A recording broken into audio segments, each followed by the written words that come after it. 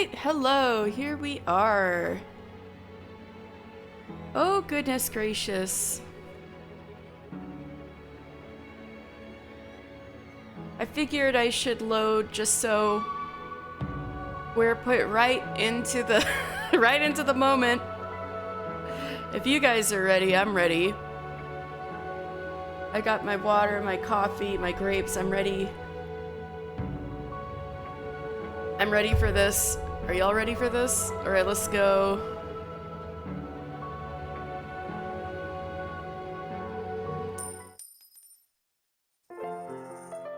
Oh, so happy. Oh no, what's that? Was that a... Sounded like a scream. Trouble with a client, maybe? No, it didn't sound like that kind of scream. Something's wrong. I can feel it in my gut. Maria, I need you to take the girls down to the cellar, now. All right, I'll send them down, but I'm coming with you to see what's up. It could just be a client causing a ruckus. No, you go with the girls. I'll check it out. Get moving. Oh, okay. I'm going. Wake up, Jaren. Come on. Now! Following the first, there were several more screams intermingled with what sounded like men shouting from the guest room. Something very bad was happening out there. My sword is back at the armory. Damn it!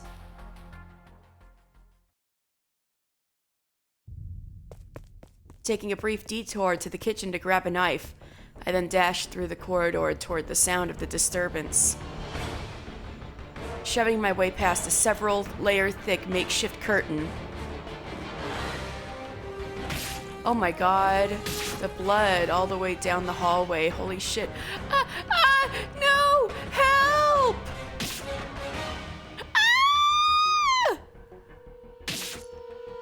Stay back, I'm just a customer. I don't have anything. What the hell was I seeing? Help! Why was this happening? This is seriously all they got? My shit's worth more than most of this garbage. Take the whores alive, you hear me? They'll probably sell for more than anything else we find. They were laying waste to the brothel. Untrained, unarmed, and unclothed. The girls and their clients alike were helpless against the slaughter being rained down upon them. Bludgeoned, mutilated, massacred. A good dozen men, thieves, by the look of it, had swarmed the brothel, utterly ravaging it. Blood splattered every which way, staining the colorful fabrics hanging on the walls. The stench of blood, screams of agony, cries of fear, and hoots of mad glee, all blended into one sickening blur. I nearly stepped into the chaos, but stopped myself at the last second. I was furious. Of course I was.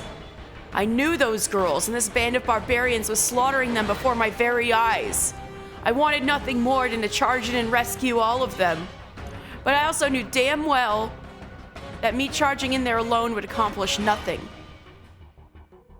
God damn it! Why now? Why here? Why? And how did they get so many men in here? If there were any signs of organized movement, someone would have noticed. I would have heard about it. How did they manage to sneak past everyone we have on patrol? How is it even possible a bunch of damn bandits managed to organize a raid of this scale without anyone catching wind of it? Damn it! There's no saving anyone in the guest room. I need to find whoever else I can and get them out through the back. As soon as I had decided there was nothing I could do here, my next job was obviously to minimize any further loss of life. I knew, logically, It was the smart thing to do, but that knowledge didn't do anything to quell the anger roiling around inside me. And then another thought snapped to the front of my mind, rattling me further. Morgana! She had said she was going to the bathroom, which meant she hadn't come this way, or so I dearly hoped. But hope wasn't enough to overcome the fear that she had. I searched frantically for any sign of her, more panicked even than I realized. I knew exactly what one of those brutes would do to Morgana if they happened across her. A prostitute in decent health, they would merely take captive, but seeing Morgana's face, they would assume she had some kind of disease, and they would kill her without a second thought. Morgana! Intending to take my search elsewhere, I set off, my shadow subtly darkening, but in too much of a rush to notice. Something seemed to crash into me from behind. The world flashed in and out of view. For a split second, the multicolored fabrics around me appeared in black and white. I barely held on to my consciousness. A few seconds later, the pain set in. Gah! My gaze drifted downward to the curious protrusion in my stomach, the tip of a blade sticking out of my gut. Blood streamed along the metal surface. But I twisted my body, distinctly aware of every minuscule movement of the blade as it slid through raw flesh back out the hole it had entered. It was almost enough to make my legs buckle.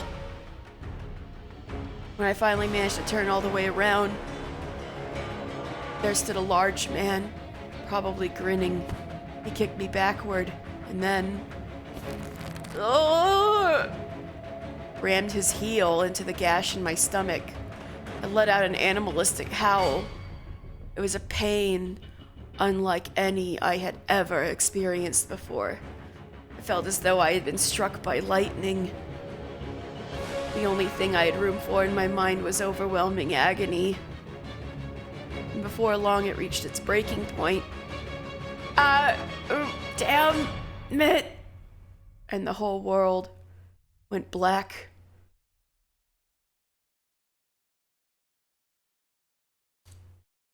He was extremely lucky that guy didn't just slit his throat. Jacopo! Jacopo! Wake up, please! Open your eyes! I can't have you dying on me, too! I'm begging you, open your eyes!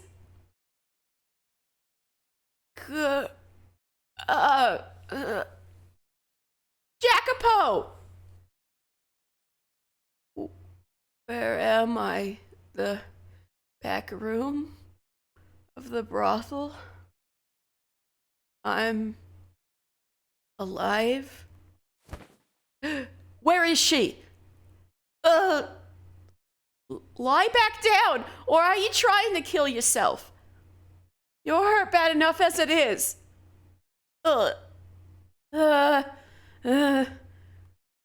I've been bandaged up. They're still bright red. I guess the bleeding hasn't stopped. I'm cold. I swear to God, I was sure I had lost you. Maria, are you crying? You got a problem with that, asshole? I'm sorry. How many years has it been since I last saw her cry? It was back when she was 12, I think. Besides us, there are 2 other girls here. No sign of Morgana or Jaren. This can't be everyone who made it, can it? I have to see. What did I just say? Lie your ass back down. You need to give it some time to heal before you move around much. Jacopo! Ignoring Maria's pleas, I stumbled my way toward the guest room, leaning against the wall for support. I had evidently lost quite a bit of blood. I was freezing cold and constantly on the edge of vomiting. My body was heavy, like someone had strapped a boulder to my back, My vision swirled, distorting with each step I took. I knew it wasn't that long of a walk from the back to the front, but it felt like it would take me ages just to get down this hall, like I was on an endless march toward a vast empty abyss. I had braced myself, but what I felt when I stepped into that room was a despair too deep for words. The meager scraps of strength that had carried me this far dissipated, and I slowly slid down to my knees. The door hung open, a blood-soaked curtain flapping in the wind.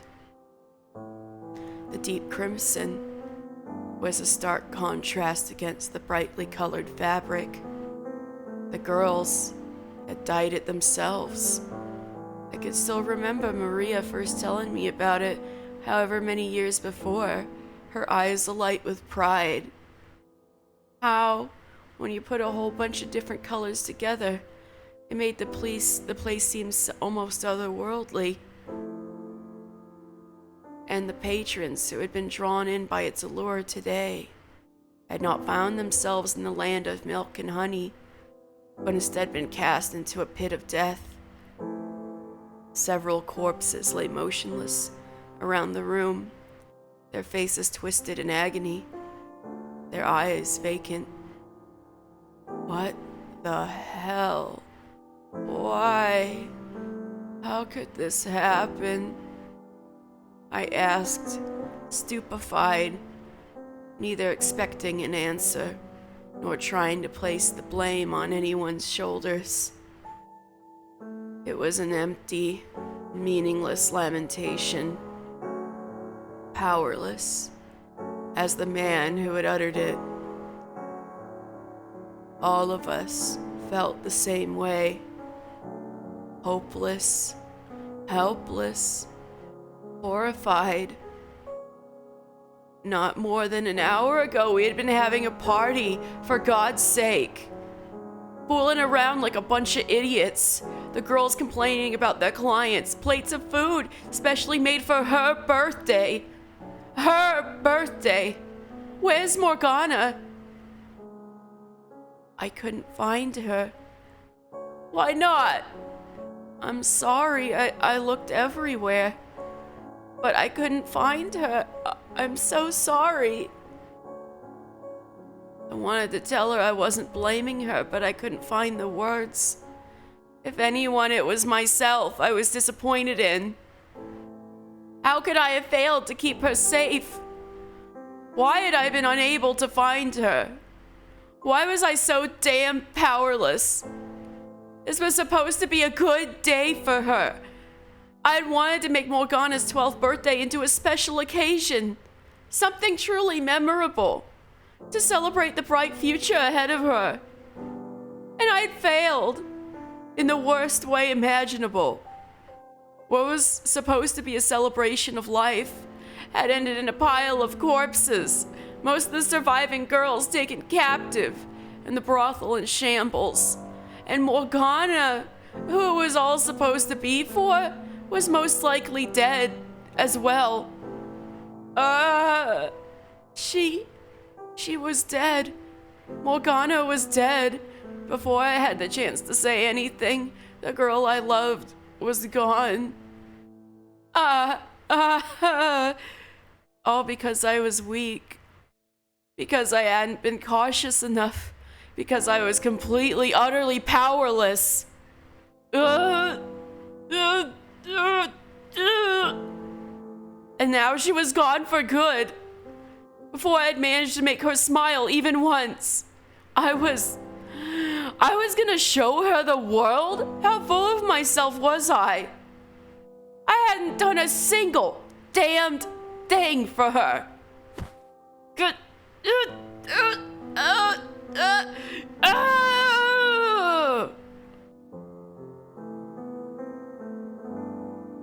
Physical strength was meaningless for what I wanted to achieve. What good was being number 2 in our little band of peacekeepers if I couldn't even stand up to a pack of bandits? I didn't have any real power. I was worthless, helpless, weak. My sole job was to keep this place safe, and it was painfully clear now how unsuited to the task I was. My initial fears were right. It was only the 4 of us who made it through the assault. Maria said that while they had made it to the cellar safely, they were soon discovered, and most of the girls taken captive, Jaren included. If only she had quit, left the brothel, taken up singing at the pub, then she could have been spared this. Spared having to be kidnapped for a 3rd time. But because she thought of us as family, because she cared about and wanted to be with us, she was taken away. If I had power, this all could have been prevented. Not physical strength or skill with a blade, but real, meaningful power, political influence, import. If I weren't a peasant, no one would dare stand up to me. No petty thieves would ever consider raiding my property. I could have hired guards to watch over the brothel. The only reason the Lord, that reprehensible man, was still alive because he had real power, enough to assure his own safety. If I had that kind of power, everyone would still be here, safe and sound. I could have made certain of that. Maria wouldn't be crying. Jaren would still be part of our family. And she, Morgana, would still be alive. She would still be by my side. That one simple thing could keep anything like this from happening again. In short order, Requiem burst into the brothel. Seeing the carnage, he wailed in grief, which quickly transformed into fury.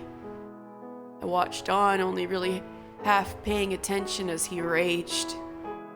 He marched over and said something or another, though I couldn't say what. After the fact, Maria told me that I had been in a stupor the whole time Requiem was there. He had apparently tried to cheer me up, as he found himself frustrated and finally disappointed in me.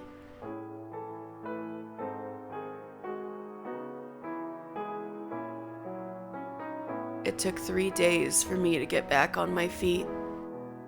There was no sign of Morgana's body anywhere in the ruins of the brothel, which meant there was a chance, however slight, she was still alive. I clutched tight to that tiny sliver of hope, searching desperately for any sign of her. Maybe she had realized something was wrong and gone into hiding, but no matter how many people I talked to, no one had seen anyone who matched her description. She was just gone, like a puff of smoke, which left 2 possibilities. Either she had been taken along with the other girls to be sold off, or she had been killed and her body disposed of somewhere out of sight. While the latter seems significantly more likely, deep down I still yearn for even the slightest trace of her. Maria encouraged me to let go, to move on, though I knew her well enough to know it wasn't out of a lack of compassion. The whole affair had visibly taken its toll on me.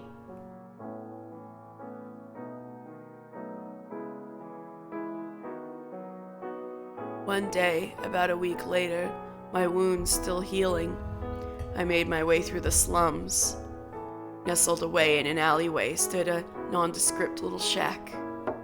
I knocked on the door, and a few moments later, it slid barely half an inch open, just enough for the sole resident to peer out at me, suspicion clearly visible in her eyes. But when she realized it was me, warmth filled her gaze, and she waited for me to come inside, a gesture that somehow made it feel like I was being invited into another world entirely. Beyond the door stood a noble woman who held herself with an elegance and grace unbefitting of the slums, but a darkness that felt right at home.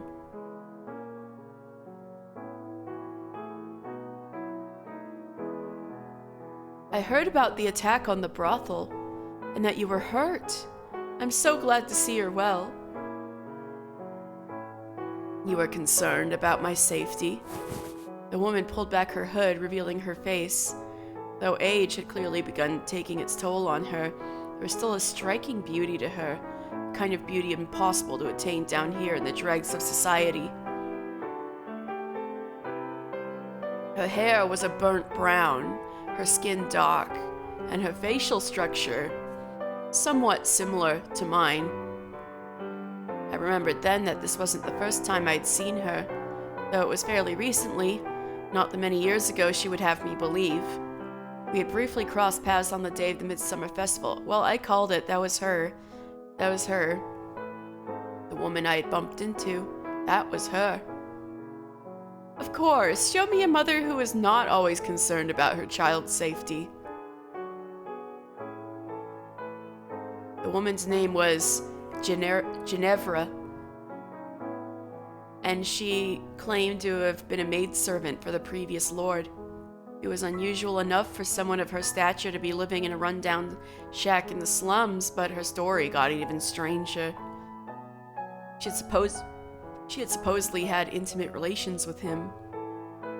She had borne his illegitimate son, and a month earlier, she had come to me and said I was that child. Says the woman I'd never seen until a month ago. Physical distance has no bearing on a mother's love. If you had gone to speak with the Lord and revealed your lineage when I first came to see you, you would have never been in that kind of danger. Ginevra spoke as though she knew exactly what had been going through my mind this past week. The very words that had dominated my thoughts as I looked out upon the wreckage. If only I had done as she said and asserted my nobility, then I would have had the power to prevent the attack on the brothel, to protect the people I loved. If what Ginevra said was true, the Bonnier family once possessed more land than even the king. That land and the family was divided up between each of their sons. The Bonniers were only a few generations removed from the current royal family, which is why they controlled so much land in the first place. And that meant, though it had diluted with each successive generation, there was still royal blood in the Bonnier bloodline, and a child begotten by a previous lord was more than entitled to a place among the nobility. However, realistically speaking, even if I had lent my ear to her cajolery, it wouldn't have changed anything. Or worse, I could very well no longer be in this world. I wasn't stupid. This noble woman, she was just using me. There's still time. Go to the Lord's manor. Show him. I'm not really your son, am I? Ginevra fell silent for a moment, observing me. I had no memories of my mother. Sure, it would have been nice if she were to show back up someday, but it just wasn't likely. Her whole story was extremely contrived. The sun could decide to rise from the west one day, and there would still not be a drop of noble blood in my veins. I knew perfectly well how filthy the blood in me was. Discussions will progress much smoother if we both know what the other wants out of this arrangement. Start by telling me who you really are. Were you actually a maidservant for the previous lord? Yes, I was. She gave a nod, then walked over to a grimy shelf and retrieved a ring that looked very much out of place. It was made of gold, engraved with an elaborate insignia. There wasn't a metalworker anywhere in the slums, or the city proper at that, who could craft a piece so intricate. Look at this. It's the Bonnier family crest. The previous lord gave me the ring as a gift, and I've kept it ever since, even after our relationship was discovered and I was chased out. I didn't sell it, because I knew I was with child. They will have no choice but to acknowledge you as a legitimate heir if I show them this ring. Why did you wait so long to come find me then? I was afraid they might kill you if I brought you in as a baby. Why were we separated? Misfortune. One day bandits came and kidnapped you. Presumably they were hired by the Barnier estate because they didn't want your existence coming to light. I consider it a miracle you're still alive. I can only imagine the stern look on my face as I listened to Ginevra speak. Part of me did indeed want to take everything she said as true. Wanted to believe I was someone important.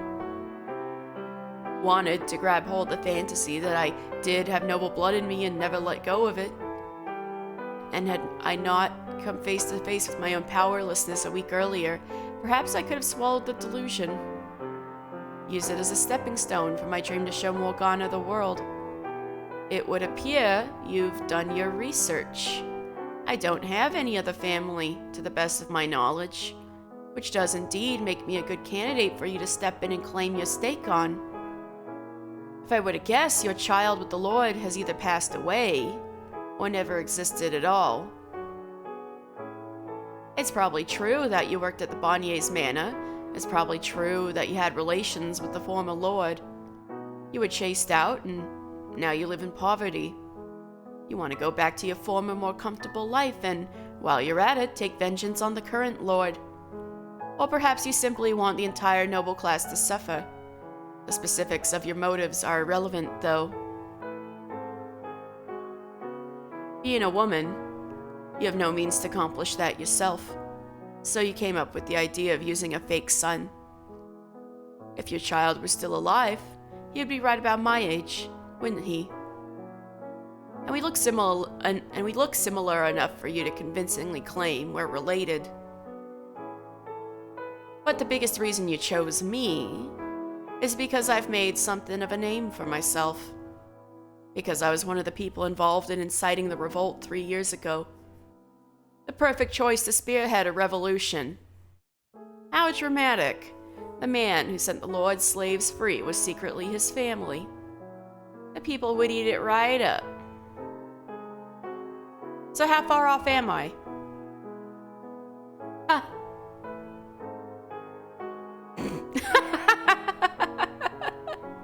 You're sharp for a filthy peasant. It would seem I chose wisely. I was right. She was a manipulative, conniving shyster. But her insults didn't bother me in the slightest. Those words made so much more sense than any mad claim I had royal blood in me, that I was some kind of hero. Following suit, I twisted my lips up into a smirk. I was a filthy peasant, and I was fine with that. All it meant was that I had to claw my way to the top. I'm in.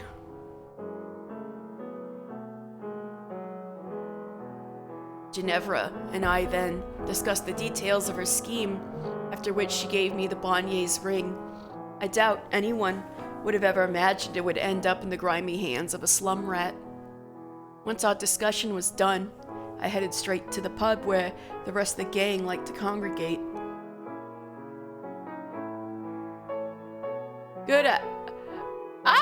Jacopo! Should you really be on your feet so soon? I'm fine, thanks. Oh, I'm glad to hear it. Oh, so it's possible for her to not yell. Amazing. And I'm so sorry about what happened at the brothel. Is the gang here? What? Oh, yes, near the back. Thank you. Are you sure you're okay? Well, look what the cat dragged in. Was just about talking about going to whip your sorry ass back into shape. You ain't still moping, are ya? I get it, kid, I do. It's bollocks, but you're a man. Instead of crying, you should be... Requiem. Yeah? It's time we started ourselves a revolution. Are you just gonna stare at me or actually say something? You're the ones always going on about revolution this, revolution that. I think it's called being shocked into silence. You serious about this, Jacopo? Am I one to joke about this sort of thing? No, you're not. You sure as hell aren't, are you? Well, it's about damn time, if I do say so myself. I knew you'd come around eventually. I knew you wouldn't stay sulky forever. Things will get way better once we rip that fucker's head off. Should cut down on the number of people turning to thievery, so we'll never have to deal with anything like what happened at the brothel again. Never again, you hear me? Indeed. What do you have in mind, Jacopo? Didn't you say we need help from a noble to have a chance? We can figure that out after we crush the Lord's skull. Yeah, I don't think that's the best plan. What's gotten into you all? You're always going on about how you want to stage a revolution. Now that we're actually talking about it, you're pussying out? No one's pussying out, it's just... we have a noble. For real? Well, if you got it all worked out, why didn't you just say so? Who's our guy? Who's the noble who's agreed to give us a hand? The former lord's illegitimate son. His actual son? Really? That means he could legitimately inherit the lordship. Whoa, whoa, whoa, whoa. How the hell did you get in bed with the biggest fish in the city? You're telling the truth. This is huge. That doesn't just give us a leg to stand on. This puts the damn law on our side. So how hard would it be to set up a meeting with this guy? This ain't some measly uprising. If we're gonna go through with this, I'd like to see our royal sponsor for myself. You're looking at him. Say what? I am the former lord's son.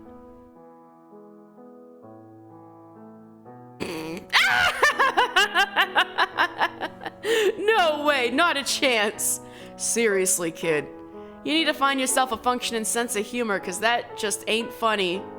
I'm telling you the truth. And this ring proves it. It's a nice ring and all, but how does it prove you're a Barnier? Where did you... how... This is the real deal. I was a slave at the Lord's Manor for a while. I've seen the family crest enough to recognize it. As I said, I'm not the kind of person to joke about this sort of thing. What? So wait, you're really... Holy shit! I can't believe it! One of us is an actual noble! You always did seem a little not like the rest of us, Jacopo. More uptight! Pretty sure I said the same thing when I first met you. That you looked like some rich aristocrat kid. This is great, guys! We can actually do this! We can actually make this happen! Let's do it! Let's start a revolution! Yeah! Requiem? Nah, it's nothing. Just surprised is all. Who'd have frickin' thought? You, a noble. It's madness. How long have you known? And why didn't you tell me? I thought we were friends. I only found out recently. I'm sorry for keeping it from you. It all happened very suddenly. I was waiting for the right time to say something. No need to apologize, kid. You just put the wind back in our sails. Don't think I'm gonna start buttering you up just because you're a bona fide stick-up-the-ass type now, though. Of course not. The last thing I want is to see you licking my feet. Alright, fellas, we got ourselves a noble, so let's set the date and get this ball rolling. Yeah!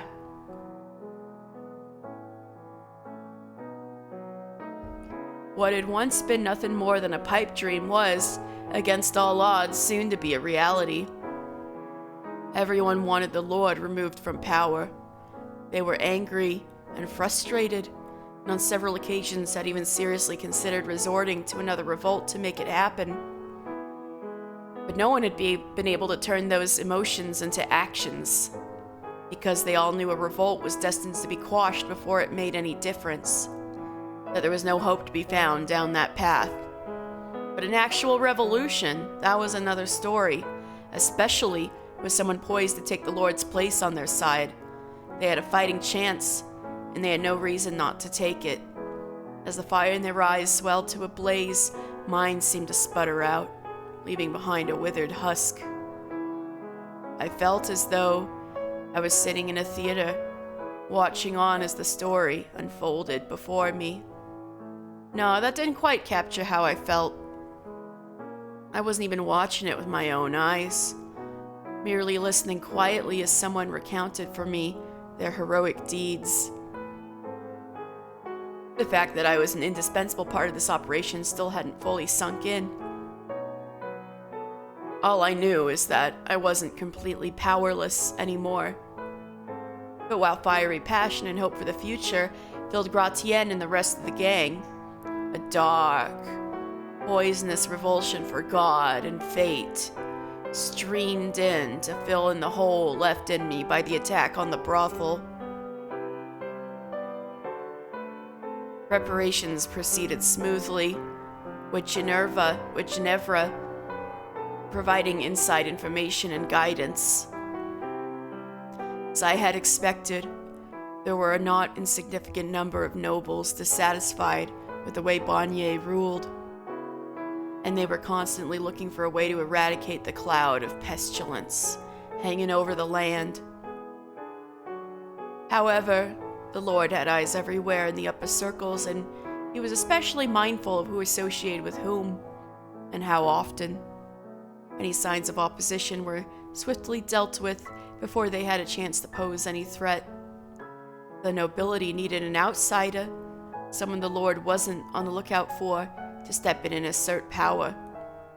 Ginevra arranged for several guards and attendants within the Lord's manor to betray him on the day of the revolution. They would open the doors for us from the inside, and we would storm the manor. Structurally, the plan was similar to the slave revolt, the two major differences being my role, and the Lord's death being our primary goal. As the day drew nearer, it was all anyone in the slums seemed to be talking about. Though we did our best to encourage everyone to stay quiet so as to not alert the Lord, it was impossible to keep the excitement contained. And it wasn't long before a word reached Maria's ears. She approached me, pale as a ghost, and attempted to talk me out of it. Haven't you had enough danger for one life? Come on, forget about all this revolution stuff. We can build up a new brothel and just stay low for the rest of our days. Does that really sound so bad? You're the only friend I've got left, Jacopo. She was practically begging, which she almost never did. While I sympathized with her, Maria's desperation did nothing to try my resolve. And before long, the day was finally upon us. Hear me, my fellow citizens, who live in suffering at the hands of your supposed lord. Within me flows the blood of the previous lord. I am the rightful heir. Behold the Barnier's golden ring, proof that I am of noble birth. Victims of this terrible tyrant, the time has come to start anew, and I shall be the one to lead you down that path.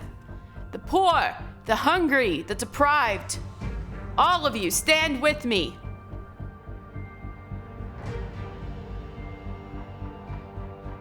Before we commenced our strike on the Lord's manor, I gave a little speech in the city square, not because we actually needed them to take up arms and fight with us, but because we needed to make a public proclamation of our position before overthrowing the Lord. They needed to know we were not merely opponents of the Lord, but proponents of the common man, that we had a legitimate cause and a legitimate claim to power. If we were to leave them in the dark, it would only sow confusion and unrest when word of the Lord's death came out.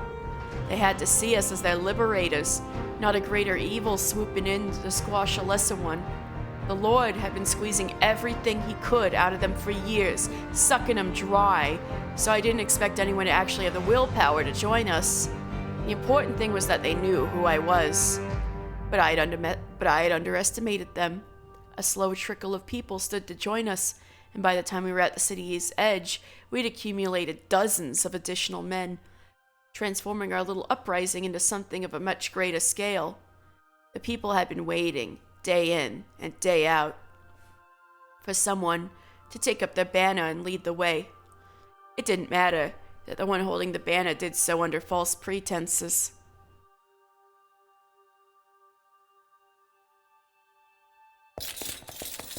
Intruders! We're under attack! Yeah!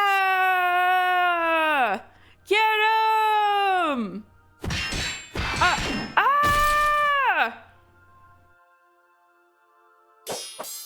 With the added support, our forces rendered the manor's defenses practically useless.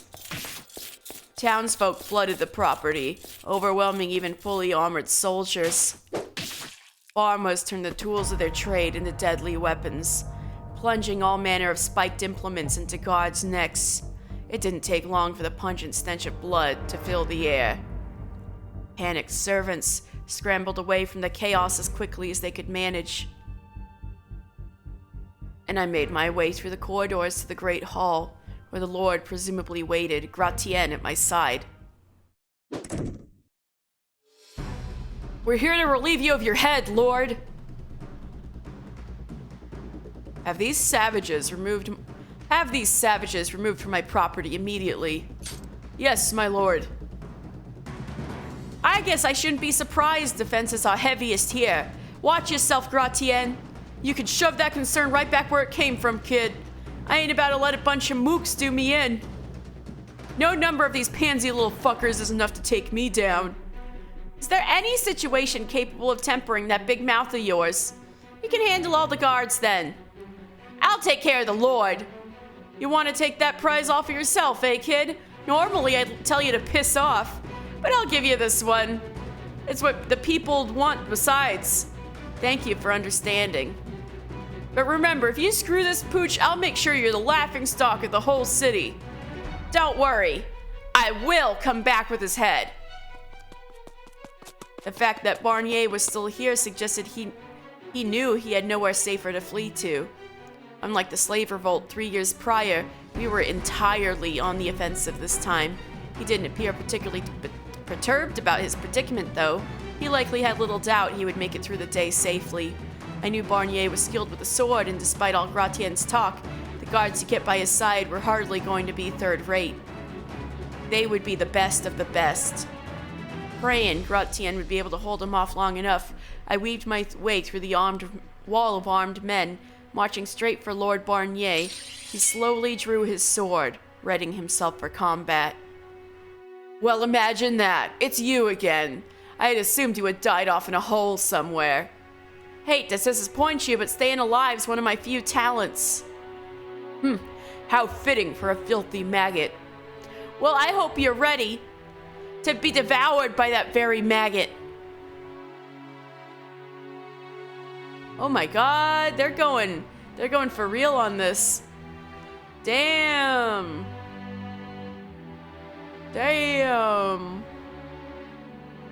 Man, I can't believe they made Jacopo look cool. It would seem your tongue has gotten rather sharp since we last met, though I needn't remind you how this played out 3 years ago, do I? Your blade will never get anywhere near my head.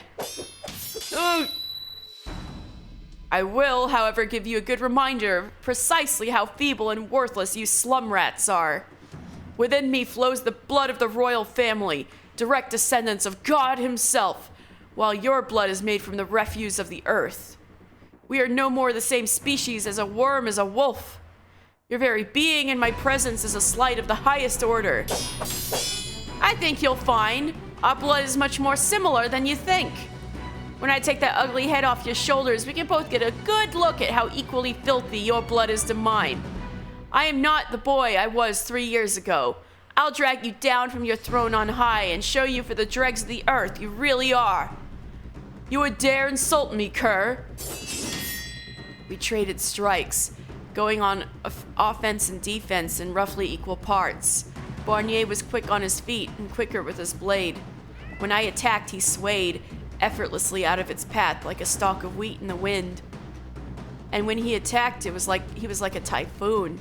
He had a prowess that could never be overcome with brute strength. However, I had not spent the last 3 years idle. While I could hardly imitate the refined swordsmanship of a trained nobleman, I had much better grasp on how and when to most effectively put my weight into a swing, how to maintain the ideal amount of distance between us. Right, he was getting all cut up because he was training all that time and Morgana was all concerned about him. And there was one other key difference. I had no intention of running. Either I would take off his head, or I would end up a bloody heap on the floor. There was no other way this battle could end. Think about what you're doing, slum rat, about who you're pointing that blade at. An attack on me is an attack on God. It is an act of unspeakable sacrilege. That's a lot coming from you. Ha! Little late to take the moral high ground. You that afraid of dying? Then put your tail between your legs and start running. You insolent. I am the rightful heir to the Barnier family. The blood of the kings of old flows in my veins, and I am the ultimate ruler of this land and my people. I would never condescend to turn my back to a worthless rat. Well, don't say I didn't give you the choice. That just means we'll have to keep on doing this until one of us is dead. Every swing, every step, every slight shift of balance had a little more weight than the last. But unlike last time, where the pressure had only served to light a fire under me, it was now building up inside me, growing, taking form. I could now perfectly trace the path of his blade dancing through the air. Back then, the only advantage I had over Barnier was physical strength and pluck, but things were very different now. He was agile, but I could keep up with him. No, I was beginning to overtake him. Ha! Allow me to borrow your words, if you would. Perhaps you should save the snide yapping for when you have the skill to back it up. Don't get cocky, you insignificant rat. You treacherous cur. The Lord swung down at me with all of his strength, but I managed to parry the strike with little trouble. In that moment, I had undeniable power. Power. That's right. I wasn't powerless. And I could never let myself be powerless again.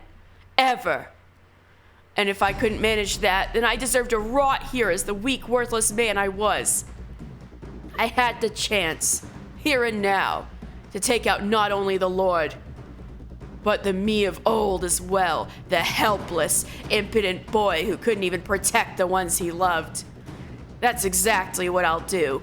I'll show you that I'm not who I used to be, that I'm not that sniveling little boy from 3 years ago. Before long, Barnier was coming up against the far wall. You impudent worm! We were both breathing hard, dripping with sweat. The air seemed to waver like there was a fire burning between us. A fire fueled by our own souls. And that heat extended to the entire hall, in staunch defiance of the cold winter sitting beyond the walls. Perhaps the room had transformed into one of the halls of hell itself. Where's your god now, huh? Ugh. It's time to end this. Your time on this earth has come to an end, Barnier. I readjusted my grip on my sword. Repositioned my feet on the hard floor, lining everything up for my final strike, and then threw a little extra fuel on the fire before breaking into a dash. However, wait! Jared? What the fuck? What? The last person I expected to see stood there between me and the Lord, bringing me to an emergency stop just moments before I had taken off his head. Jared! But because I had been running at full speed, I staggered, almost tripping before catching my balance. She reached out, placing her hand on my shoulder, pleading at me with eyes the color of early spring leaves. I could see myself aghast reflected in those eyes. I shouldn't have stopped. I shouldn't have hesitated for any reason. I should have knocked Jaren to the side and taken off Barnier's head, but a torrent of questions rained down on me, entangling me from head to toe like a spider's web. Why? How? What was Jaren doing here? Why did she ask me to stop? Why was she standing between me and Barnier? No! The answer hit me like a bolt of lightning. Only 4 people had survived the raid on the brothel, but we had prepared a safe room underground in case of emergency. The stairs down were hidden beneath the floorboards, yet Maria had said they were found quickly and most of the girls taken captive. You didn't! The attack had been well organized and large scale. What? What? What? Could the aroma of herbs, which is strong enough to be smelled from outside, been some kind of signal? How could you? How could you betray us? What came out of my mouth was not words, though, but a pained, visceral wail. But overpowering everything else I felt was paralyzing shock. I had a feeling he'd do that.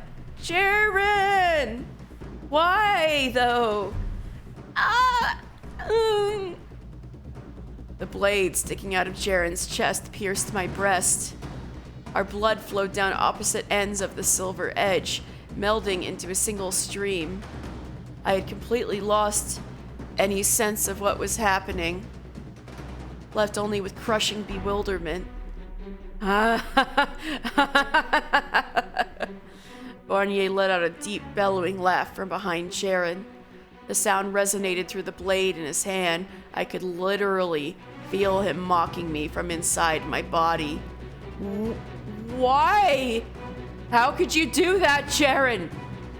No. How could you, Barnier? Jaren had double-crossed us. As much as I didn't want to believe it, I no longer had much of a choice. She had claimed she thought of us like family, when in reality she was colluding with the Lord. She was the one who had brought ruin upon the brothel. I couldn't reconcile what I saw with what I thought I knew. I couldn't forgive that kind of betrayal, and I couldn't even begin to comprehend Barnier's actions. How can you hide behind her when she stood up for you? How can you be so readily cast her aside? She saved your life. How could you do this to her?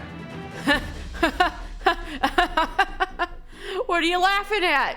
Look at the girl. Look at her face. Huh?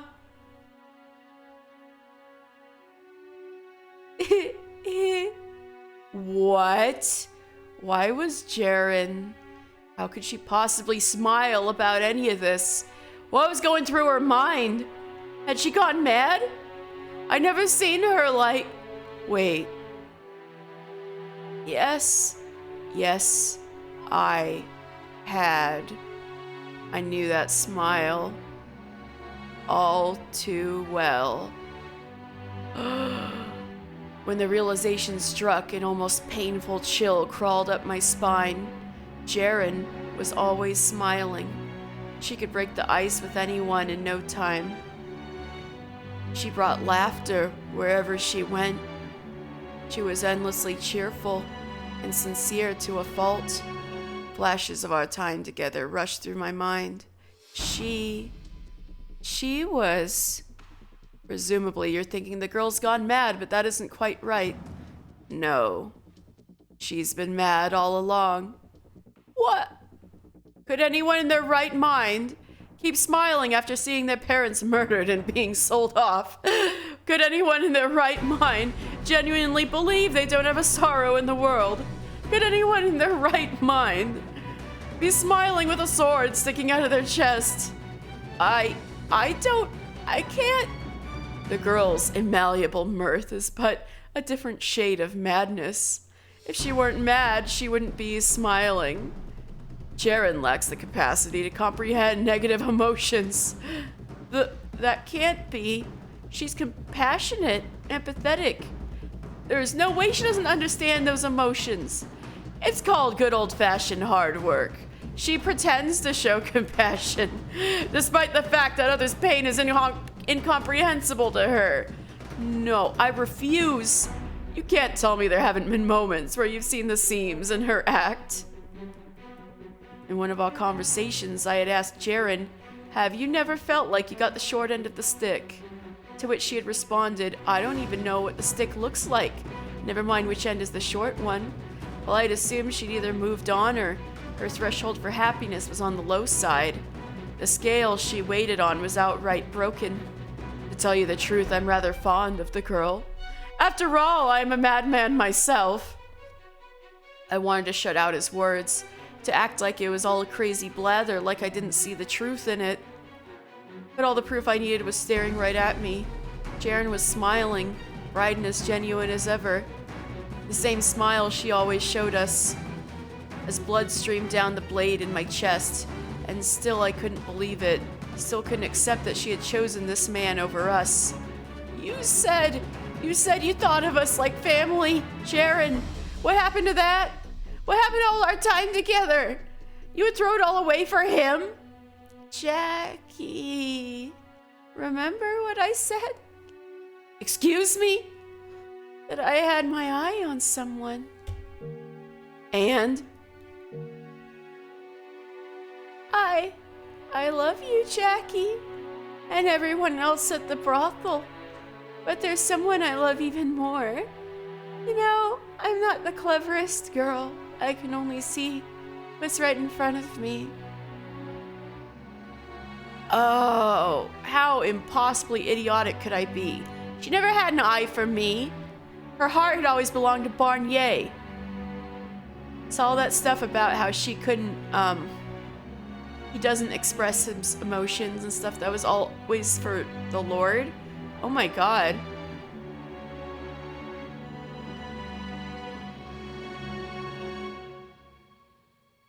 Barnier did have prostitutes around him, and Jaren did used to, work in the city. I was being presumptuous when I assumed she was talking about me at the festival. Why him, though? Why this man, of all people? I about fell to my knees, but I managed to hold my balance long enough to stagger back. When the tip of Barnier's blade slipped from my chest, the blood it had been holding in seemed to rush out all at once. And with it went everything I was feeling. Some revolution this turned out to be, Rat. As a parting gift, I'll let you in on a little something. The girl was my pawn from the very beginning. An informant sent to keep me apprised of anything that might spark opposition. If someone's amassing wealth illegitimately, I have them killed or forced to surrender all their assets to me. If someone says something disagreeable about me, I have them hanged. That scheming wench, Ginevra, was it? Is probably at the bottom of a river by now. But, it would seem I failed to keep everything under control, seeing as you're still breathing with a pack of mindless peasants around with you. That's only a minor inconvenience, though. All I have to do is take off your head. And then, without their leader, they'll regress back to the ignorant swine they are. Now it's time we put this ludicrous revolution to rest. Barnier shifted backwards slightly, making to pull out the sword from Jaren's chest. She moaned, the sound a mixture of agony and ecstasy. I thought I could hear the flesh ripping as the blade passed through it. I should have been readying myself to fight again, to brandish my sword and take this bastard's head, but I couldn't move an inch. Everything seemed to grow distant. My spirit was on the verge of collapse. The fire that had blazed within me had been snuffed out in an instant. Countless memories crumbled before my eyes. The word death flashed through my mind, but it brought with it no fear, only vast hopelessness. Don't you? But as the last of my will threatened to slip from my grasp, I heard a voice. Remember what I said? What? That I want to be together with you forever.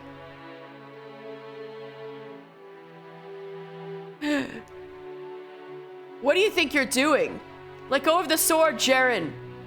Lucidity came rushing back to me, and a split second later I understood what she meant, what she wanted. I didn't give myself a chance to consider where that road might lead, if I wanted to walk down it, if I would come to regret the decision, or if it was the right thing to do. There was no time to think, only act. I couldn't let this opportunity go, so I shut everything out. My mind, my looming consciousness, my looming conscience, my sense of right and wrong, my heart. I shoved aside every possible distraction, rekindled the near extinguished fire of my rage, let out a visceral howl. Yeah! And swung. I could feel the impact on my arms as the blade tore through flesh and bone. Jaren's lifeless body dropped to the floor with a hud of and and the tip of my blade ripped a gash in Barnier's throat. A geyser of blood erupted from his neck.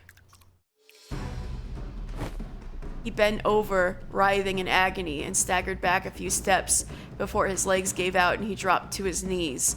His eyes were opened wider than I thought possible, and he brought both hands up to his throat to stem the flow of blood, but it did little to help. The crimson stream seeping through the gaps in his fingers. With each beat of his heart, the flow surged, sending up sprays of lifeblood.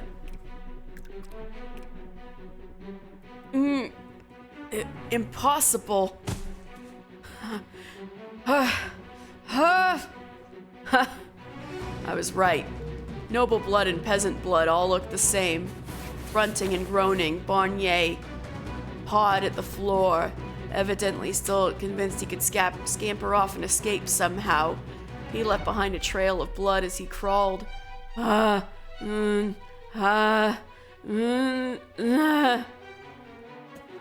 was by all rights over. However, there was still one last thing to take care of. I marched over to the Lord and placed my foot on his back, slamming him down into the ground. I'm not leaving without your head, and I owe it to Jaren to reunite you. Wait, if you kill me, the neighboring counts are sure to intervene before you even realize what's happening. Put down the sword, and I'll spare you. You'll spare me. You're no in no position to be sparing anyone. You're either a fool or a hopeless optimist. You're not a lord anymore. You have no power. You're just a sick worm. Ugh. And the counts, they won't be an issue. I'll be taking over for you after all. Is that so? And how are you planning to do that? You're a peasant. Ginevra entrusted me with a ring that bears the Barnier family crest. I'll use that to make myself out to be the successor to the royal family. And what will you do once you've faked your nobility? You have no experience, not the faintest idea how to be a lord. I'm sure I'll govern better than you ever did. You're out of your mind. A peasant like you could govern an empty plot of land. Not that being a noble makes one any more qualified, as you've more than clearly demonstrated. I'll take your seat, and then I'll take the world. Ludicrous. Think very hard about this, boy. Healing me will be a mistake you can never fix. Put down the sword. Bro, you're already dying. People don't even know about disinfectants yet, like... Does death frighten you so much you would deign to beg for your life, Lord? Like I said before we began, though, the only way this ends is with one of us dead. I pressed my sword against Barnier's nape, then leaned into it hard. The blade sank into his flesh, the gash spreading like a crack in glass.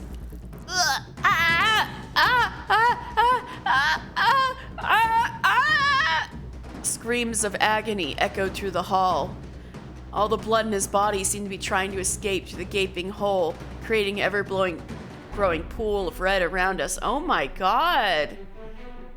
I didn't know he made him suffer. I thought it was just a quick thing, like lopping off his head. No, Jacopo takes his time with it. Before long, you too will be driven to madness. Excuse me? By the time you've figured out what it means to be a lord, you won't be a kind-hearted friend of the people anymore. Living this life, having no one you can trust, it'll eat away at you, and then enough. You'll be your own executioner. Enough!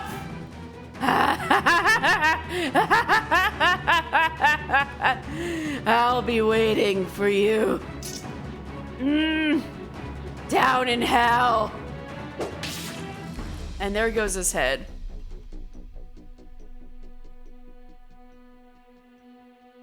Here!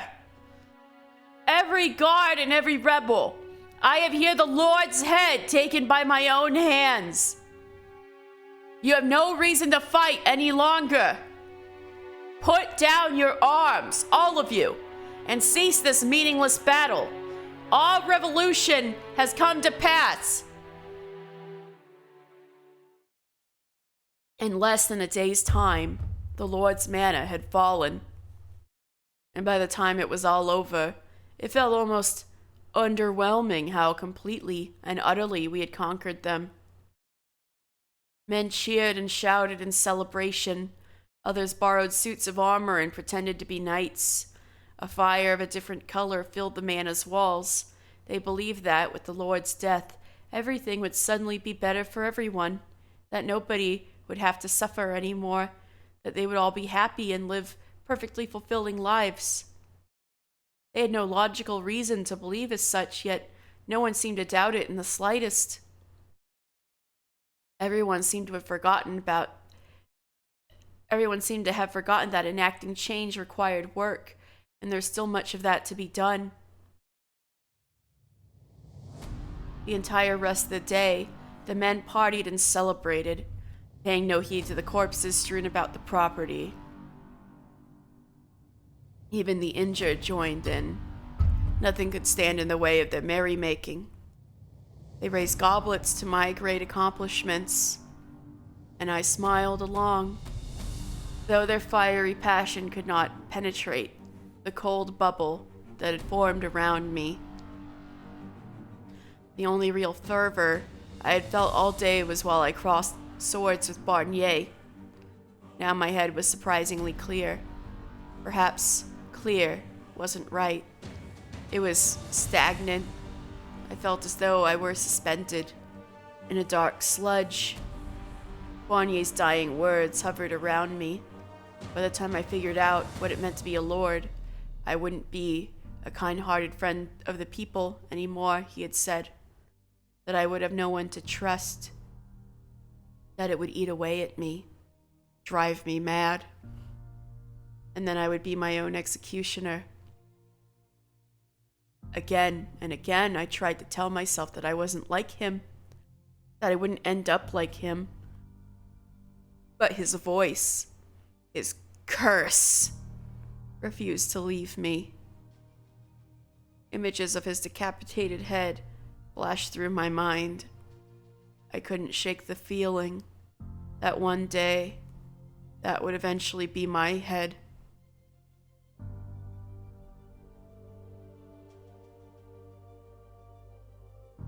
Oh, it's got him covered in blood from when he was stabbed in the cut right there.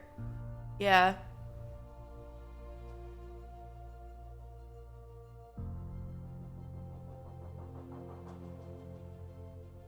Well, there you are, kid. Been wondering where you ran off to. Oh, Gratienne. How goes it? This sure ain't the face of a man who just pulled off a goddamn revolution. Your wound hurting? I've got something that can make the pain go away if you want some. Ah, there we go. Here she is. Take one of these leaves and grind it up at the back of your mouth. You should start tingling right at the back of your head in no time, and then all the pain's gone like it was never there. It's a pretty great shit. You don't mind getting a little loopy for a bit anyway. But after all that, it ain't like you're gonna need to think straight for a while, so what do you say? Take a few? I think I'll pass. It does hurt, but I can handle it. Then why the long face? You're a hero now. People are gonna be looking up to you. And that ain't a great look. What's with the big rock? I don't remember seeing this here before. Please don't touch it. It's Jaren's gravestone. Oh, so that's what got you down in the dumps, huh? I mean, I get it. I sure as hell didn't see that one coming either. Talk about a shocker. Sweet little thing like her in bed with the Lord. Probably literally. Women can be fucking scary creatures at times. I didn't even want to think about what kind of shit she was scheming when she got all chummy with us. There was no mask, no facade, no scheming. She was always just being herself. You out of your mind, kid? She played us for months, not the tiniest hint. If that ain't a facade, I don't know what is. She never believed herself to be lying to us. Assuming Jaren genuinely didn't grasp the concept of sadness or fear, that she was incapable of experiencing negative emotions, then it does kind of add up. She loved the Lord while also enjoying her time with us. To her, they weren't mutually exclusive. To her, feeling both was not wrong. Well, looks like you're a lot better at arithmetic than me, because that doesn't come close to adding up in my head. Or maybe you just don't want to accept that it was all a big fat lie. Perhaps. I'm not Jaren, and I don't know what she had with the Lord, so all I can do is speculate. And perhaps I do merely want to believe that she was part of the family. Requiem, could I ask you to keep this from Maria and the other girls? You sure? Regardless of what Jaren's actual feelings were, I don't see any reason to sully their memory of her. Fair enough, I guess. Not like the dead can make their own case, so at least the least we can do for the ones they left behind is not taint their memory. Unless someone knows how to bring him back, that is.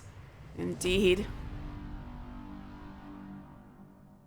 You sure everything's good, kid? What are you so concerned about?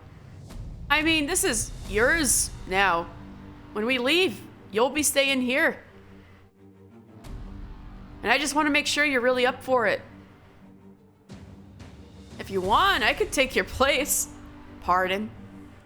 If you think being in charge will be too much to handle, I'll gladly take it off your shoulders.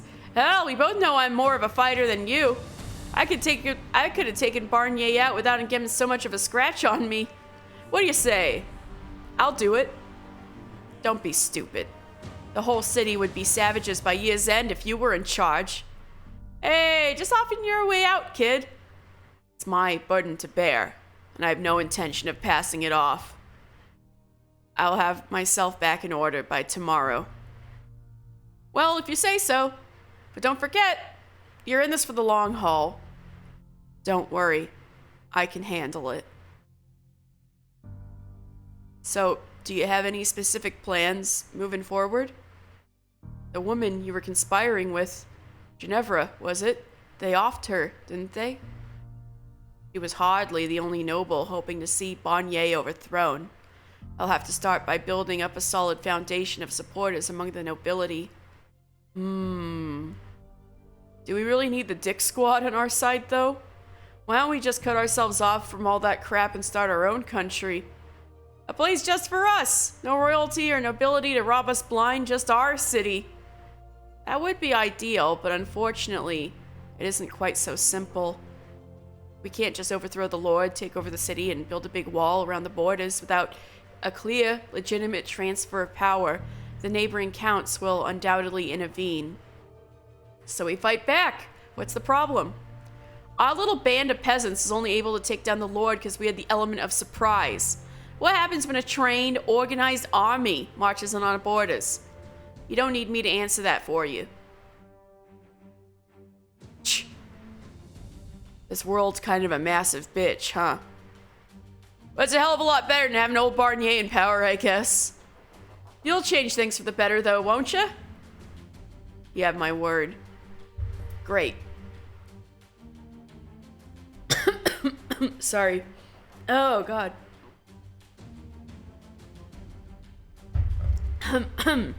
So, Jacopo.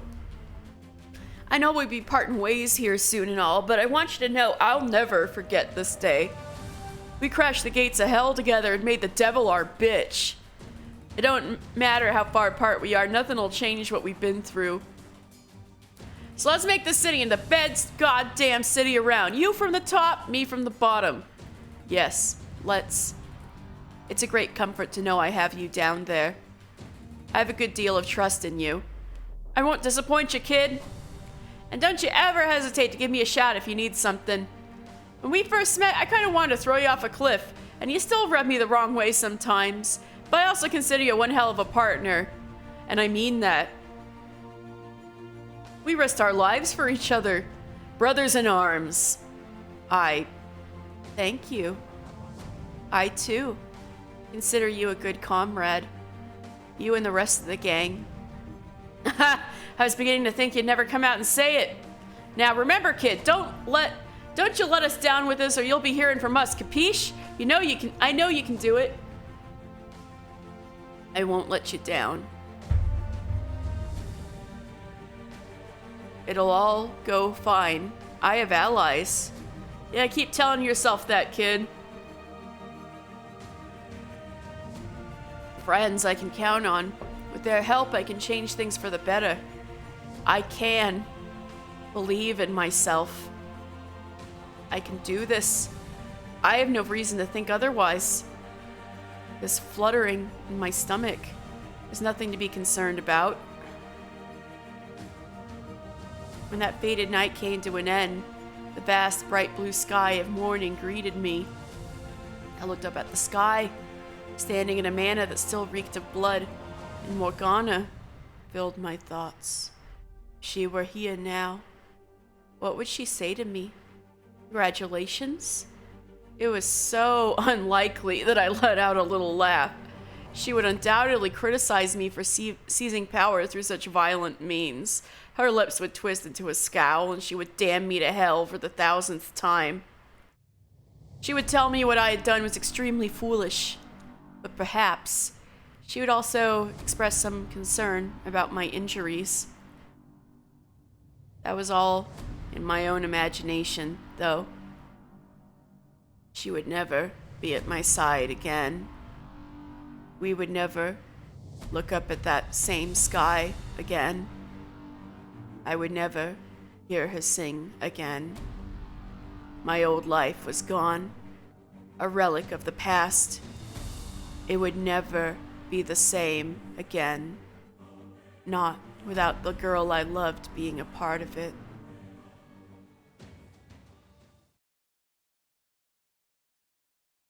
Part 1, Tales of a Distant Past, the end. Requiem for Innocence, interlude. Okay.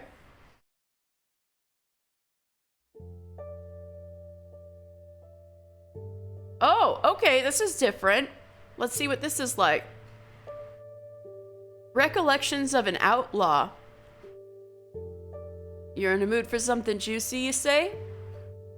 Hate to break it to you, chum, but I ain't made of dough.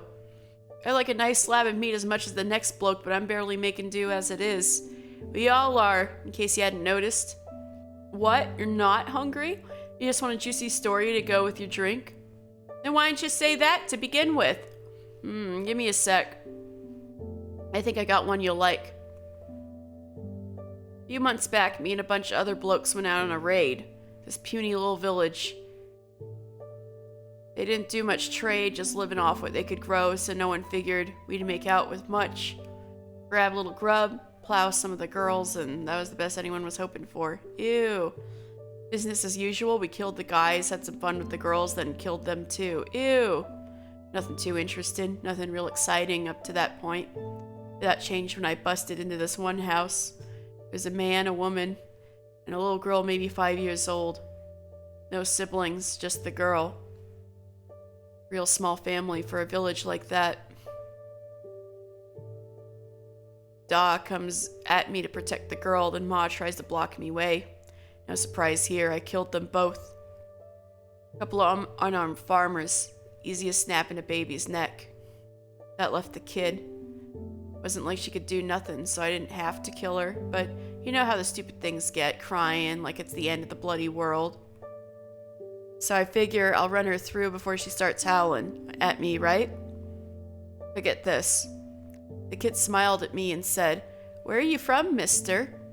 I couldn't believe me ears. "Girl, your parents were just killed by me, and I'm coming to kill you next." Oh, this is Jaren! This is the guy who killed Jaren's parents and sold her off.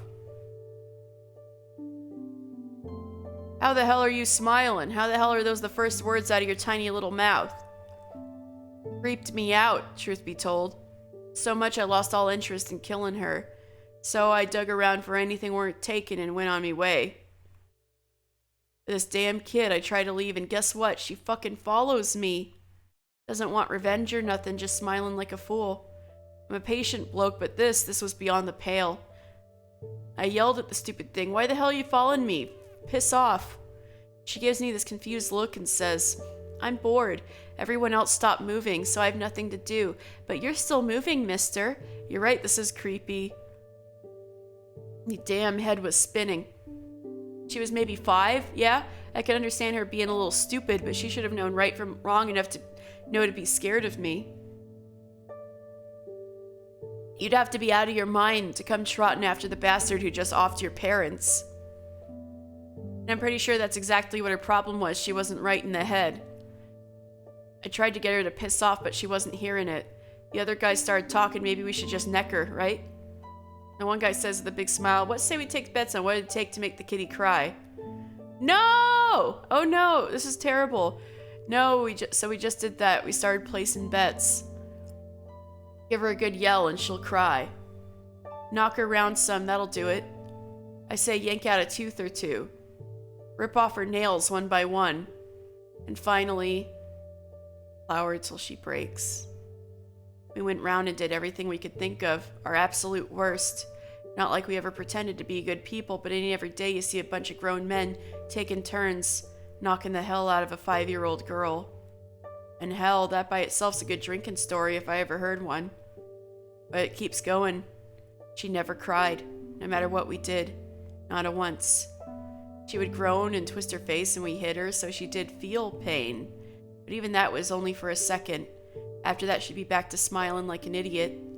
Tell you the truth, she seriously creeped me the fuck out. I wanted to just end it there and forget all about her. But the rest of the guys, they took a liking to her. Wanted to bring her back with us. I tried to talk him out of it, but one guy, he says, "What's the big deal? Ain't like we're adopting her. We'll have some fun, and then when we get bored, she's gone." And it's pretty damn hard to argue against that. When she said she was raised by a bunch of men, it was these horrible people? Oh my god. If I kept fighting it, I'd look like I was trying to be the good guy or something. And so we've got this kid in the crew. First month or so she's with us, everyone's treating her like their plaything, but after a little bit that starts to change. They start being kind of nice to her, giving her extra food, letting her join in on their conversations, that sort of thing. She still creeped me out, sure, the way she never stopped smiling, but she wasn't ugly or nothing. Could be kind of cute, even. When she started talking with us more, I realized something. None of us knew this damn kid's name, so I asked her, and get this, she says, "I'm me." Dead fucking serious. Now, like I'd been saying, the girls always never made much sense, but this was on another level, so I pressed it, "No, what's your name?" But she just tilts her head and says the same thing, "I'm me." "So you're saying your name is me?" I ask, and she gives me this big fat grin and nods her head. Who the hell names their kid me? Her parents seemed like reasonable enough folks. They at least cared enough to try to protect her from me. They just ran out of ideas trying to come up with a name with her or what? As I'm thinking to myself, I see there's something sewn into the bottom of her shirt.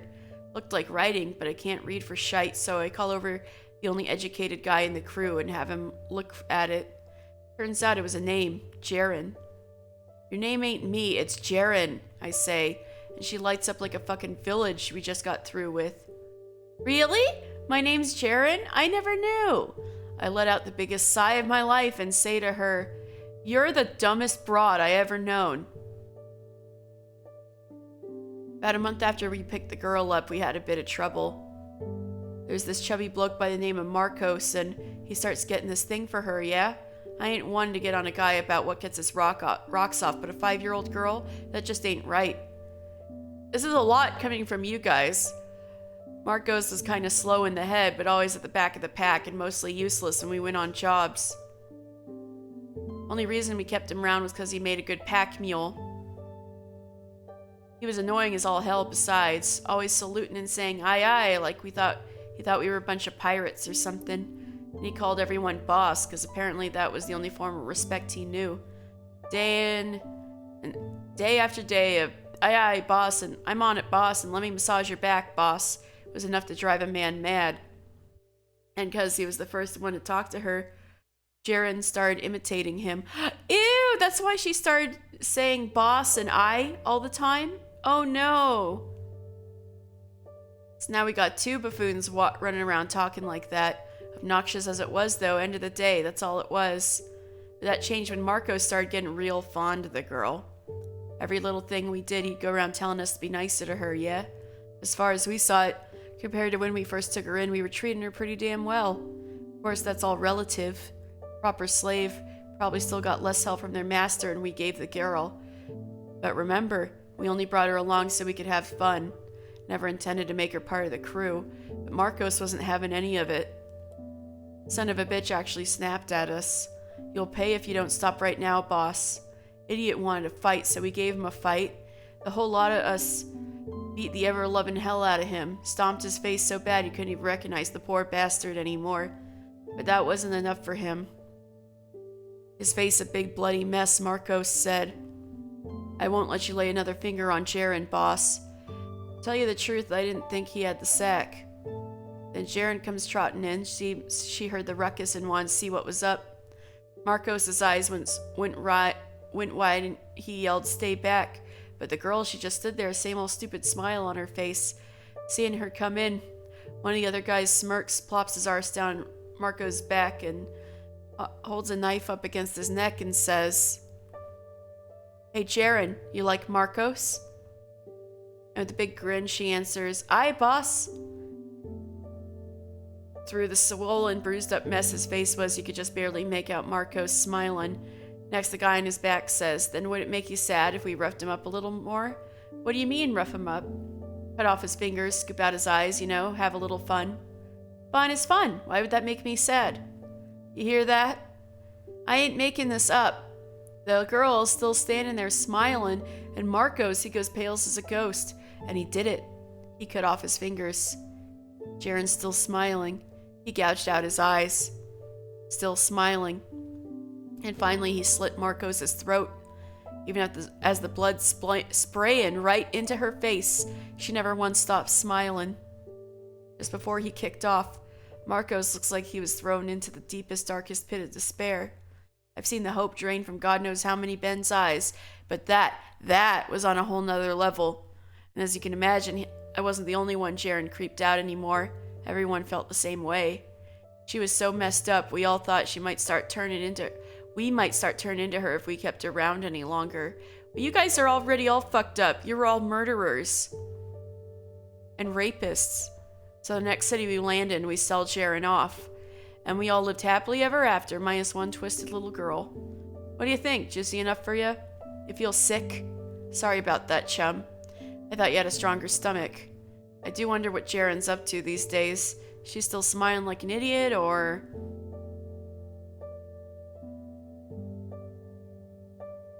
Recollections of a vassal's wife. Oh no, is this about what Jaren's experience was with the Lord? Oh no. Good day to you too, sir. Thank you so much for all your hard work.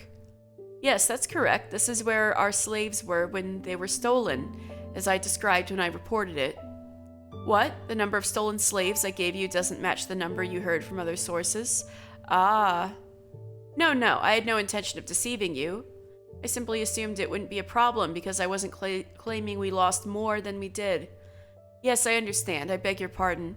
I should have reported the number correctly. I will do so in the future, so please, if you would look the other way, just this once. Why did I report fewer slaves were stolen? I imagine you would find that curious, yes. Why would anyone want less of their lost manpower returned to them, indeed? It's quite simple. I did not think it would be any great loss if she were not to come back. Oh no, she was a fine worker, and she didn't cause any trouble either. Want to know about the girl? I doubt it will be of any help to your investigation, but I don't mind telling you. I warn you, it's not a terribly pleasant story, though. Very well, as you wish, sir. We purchased her when she was about 5 years old, so she's been with us for quite some time. 8, maybe 9 years now. Oh, so this wasn't the Lord. This was the house she was working for, and then she got kidnapped again, so she was stolen again. So this is when she was about 14, 13. When we bought her, she was still too young to put to work. She was in good health, though, and always had the sweetest smile on her face, so I had little doubt she would do as she was told. Slaves tend to be so gloomy and depressing, you know? Not that I don't understand, but unlike many, we try not to mistreat our slaves. As long as they do their work, they have nothing to worry about. The best slaves, I think, are the ones who aren't so dreary as to be infectious and make us feel guilty. The girl's name was Jaren, and while she talked rather funny, she was as bright and cheerful as I had hoped. And she was always smiling from ear to ear. For a while, it felt like we had a brand new member of our family. I was so taken with her, I almost considered adopting her instead of keeping her as a slave. And how did I go from wanting to take her in to not caring if she didn't come back? It's rather difficult to explain, to tell you the truth. Yes, that's right. She never caused any trouble. She never stole anything, and she never refused to work. She never cried, and she never got upset. No matter what happened, she always did her work with a smile on her face. That sounds like the ideal slave. Yes, you would think so. And I have no complaints regarding her work. Neither did my husband nor our servants. Imagine I'm the only one who would be happy never to see her again. I started thinking the girl peculiar about 2 years after we purchased her. Right around that time, one of our other slaves attempted to run away. Yes, that's right. As I said, we have never once mistreated our slaves. Other slave owners could learn a thing or two from us, I say. We tell all our slaves when we buy them that they will be set free as soon as they've worked enough to pay back what we paid for them. So he had only 10 years, and he would have been set free, but he chose to spit in the face of our generosity, and... my apologies, I've gotten off track, haven't I? The slave who ran was captured soon after, but trying to flee is one of the greatest transgressions a slave can commit against his master. As such it was, I'm sure you understand, necessary to punish him. But I assure you, we never mistreat... Yes, I'm sorry. I'll continue. So, as I said, he had to be punished. My husband took a length of rope and used it as, a whip, I think it's called. He had all the slaves watch as he lashed the one that had tried to run. It was for their own sake. The other slaves need to see what would happen if they attempted to flee. The lashing continued for a full day. All the slaves present reacted differently. Some averted their eyes, some cried, some looked on trembling, but it was clear they were afraid, which meant the punishment had served its purpose.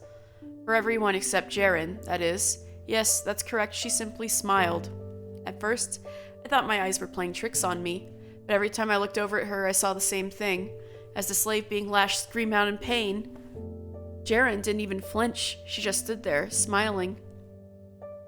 Just looking at her gave me the chills. My husband thought it was curious as well, but he wasn't nearly as put off as me. She was 7 at the time and a hard worker. He said there was no issue as long as she didn't cause any trouble. But that completely misses the point, you know? She gave me the creeps. I wasn't comfortable with her around. But of course, my husband has the final say. I couldn't defy him. So I did my best to forget that day. I couldn't get the girl out of my mind, though, no matter how hard I tried. My gaze was drawn to Jaren, and I noticed quite a bit as I observed her more carefully. Say one of the slaves hurts himself while working. You might expect another slave to ask if he's all right, to help patch up the wound, to volunteer to take on his responsibilities for the day, to show concern and compassion. But Jaren, she would just smile and go on her way, not a word. She was hardly perfect either. Is anyone, though? And she would make mistakes occasionally. Everyone slips up, and we try not to make a huge fuss about it since we sincerely value our slaves and the work they... My apologies. In any case, We can't simply brush such mistakes off, so we make sure to admonish them whenever something happens to ensure things run smoothly. But even if I scold her, Jaren's still smiling. As I'm sure you can imagine, it's hard not to feel as though you're being disrespected. So once I lost my temper and smacked her. It was only the once, though, I swear. I'm not a violent woman. I hate raising my hand to anyone. I'm sure that, if nothing else, would make her cry, but still she smiled with half her face red and swollen. I was so perplexed I came straight out and asked her, "Why do you not cry? I just hit you. How can you keep smiling?" And she said, "Why would I cry? I'm not sad about anything." Pressing the issue further, I discovered she had evidently never felt bad for anyone in her life, including herself. Can you imagine? How terrible is that? It's not right. So I decided I needed to teach her how she was supposed to act. I taught her that when she saw someone get hurt, she needed to show sympathy. That when she was being reprimanded, she needed to show remorse and a desire to improve. Oh my God, so she accidentally taught Jaren how to, mask herself and blend in with society. Oh my God. Jaren listened carefully to every word I said, and before long, she started putting my teachings into practice. At first, I was relieved. Jaren was finally a regular girl. She showed concern, compassion, regret. But it was all an act. She acted sad when someone got hurt, and then she turned around and was smiling again. It never lasted more than a few moments. Emotions were but a flash, there, then gone before you realized. It wasn't normal, wasn't human. She didn't genuinely feel sympathy. Beyond the surface, she was no different than the girl who smiled as a fellow slave was being whipped before her eyes. Jaren had learned nothing. Unable to bear it anymore, I went to my husband again. I told him she wasn't normal. There was something wrong with her. Implored him to do something. But my pleas fell on deaf ears. She was a good worker, he said. We couldn't ask for a better slave, he said. Oh, but he couldn't have been any more wrong. He wasn't the one who had to look after her. He had no idea what she was like, how unsettling it was merely being in her presence, how deeply upsetting it was. My apologies. I'm fine now. As you can imagine, I'm not particularly fond of Jaren. So it was a weight off my shoulders when I heard she was one of the stolen slaves. Why are you giving me that look? You think I'm the one who has the problem? You think there's nothing wrong with her, just like my husband? One look at her smile and you'd know I'm telling the truth, that she's not simply a little eccentric, that there's more to it than that. I can't take it anymore. Is there no one who will understand me?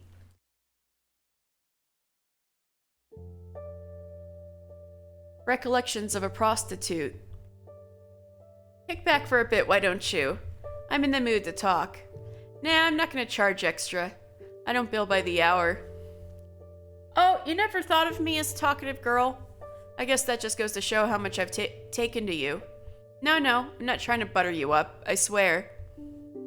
I've been thinking a lot these days about the place I last worked at, and it's really been getting me down. I can't think of anyone I want with me at times like this more than you. Did something happen there? I've been waiting for that question. A bit of a long story, I hope you don't mind. There's a city about 10 days by carriage from here.